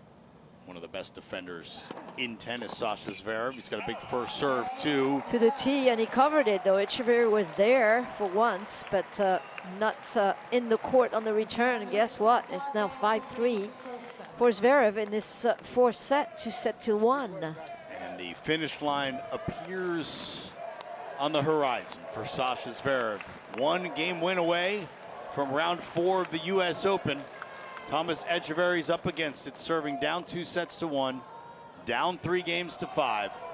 And Echeverry, he looks up into the crowd, he looks up at the clock, and now he's ready to serve. Into the forehand of Zverev, to the backhand of Echeverry, into the open court, cross court. Zverev misses the backhand down the line. It's 15 love, and now Zverev is speaking to himself. Echeverry, 15 love, first serve here, trying to stay in this match. Into the net goes the first serve, second serve now on the way from Thomas Echeverry. Just a few bounces now, moving quickly into the second serve. Zverev backhand return down the middle. Forehand cross court from Echeverry. Forehand down the line, long towards the Sasha Zverev backhand, and it's 15-all. Guys, they just flashed it up on the screen. Congratulations, we are silver medalists here at the US Open. This is the second latest finish in US Open history. And we've all got the story to tell. Silver medal, pretty good. We don't get to hear the anthem. And Sasha Zverev might get to see the finish with a huge forehand cross-court pass. Etcheverry tried to pound his way into the net, and Zverev's defense wins the day, or at least wins the point. Oh, you're right. Just when you thought that Etcheverry hit such a great shot, which could have been probably a winner against most of the field in on the ATP Tour, but not against Zverev. Not only he gets there, but he also passes you. Etcheverry missing a first serve. Zverev's heels might have scraped the back curtain as he played defense in that last point. Helped him win it. Now he's looking at a second serve, 2 points from the match. Forehand return into the backhand of Etcheverry. Now into the backhand. Zverev putting pressure on Etcheverry, who misses the passing shot long and wide. It's 15-40 and 2 match points for the number 4 seed, Alexander Zverev. At the start of the match, he just wasn't swinging that freely off of either wing. Wasn't coming forward with the same kind of conviction. We've seen his serve come on. And this is the result.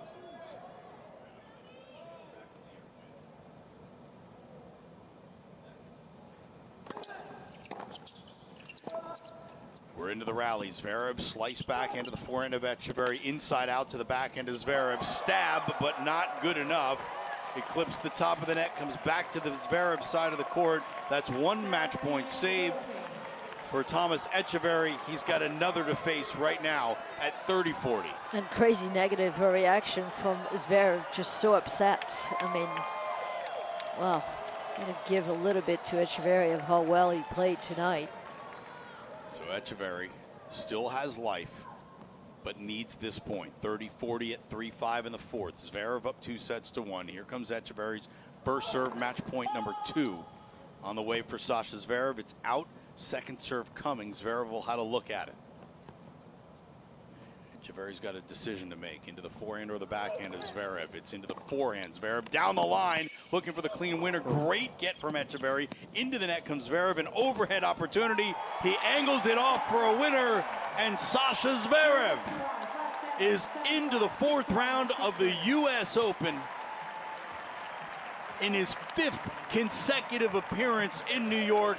A big hug at the net between the 6'6 Zverev and the 6'5 Etcheverry after a hard-fought 3-hour and 36-minute 3rd round match. Gil, what do you think? I think Zverev emotionally and mentally looked pretty miserable on the court for most of the match, but his game turned it on. So he found the rhythm. He did everything that he needed to do. I imagine the lateness of the situation was part of why Zverev may have not been in the best of moods. And he probably came on the court thinking the key tonight is to get off to a fast start so we can get out of here. Yeah. And he did the exact opposite. But, you know, Etcheverry, again, world number 33, misses out seeding by just 1 ranking spot. He's made a quarterfinal at a slam. He played well tonight. And for Zverev to escape is great in itself for him. And now he'll have to try to recover for his match in really tomorrow, even though you're supposed to get a day off at a major. It is technically tomorrow already today, as Thomas Etcheverry leaves the court at 2:36 a.m. local time. 3:36. No, the match that's is the 3 match. hours and 36 yeah, time. It feels like 3:36 for me. Oh, it's not good when the real clock matches the match clock. Yeah, no. And it You're doesn't. Right. We're an hour away, but hey, I'm sure it's going to take at least that for each of them to be in bed. It's going to be a late one. Well, let's hear from mercifully, him. his play has come to an end. Let's hear the interview. In U.S. Open history, you are part of history now. How accomplished do you feel at this day in the office for you? Yeah, first of all, thank you very much for staying so late.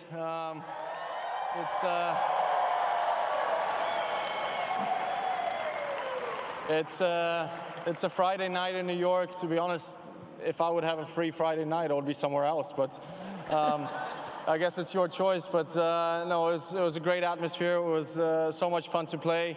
Thomas played an incredible match. You know, had me on the ropes for the first 2 sets, and you know, I'm just glad that I came through and won. How deep did you have to dig to get out of this one? Because he was in a groove in that first set. Yeah, he played extremely well, and I felt like I didn't at times, and I felt like I had to make the match very physical. I had to make it as long as possible, and you know, I'm glad it worked out. But of course, you know, now it's the second week is coming. I know that my level has to kind of, you know, get up there to beat the best players in the world, because the opponents are not going to get easier. But today I'm happy that I won.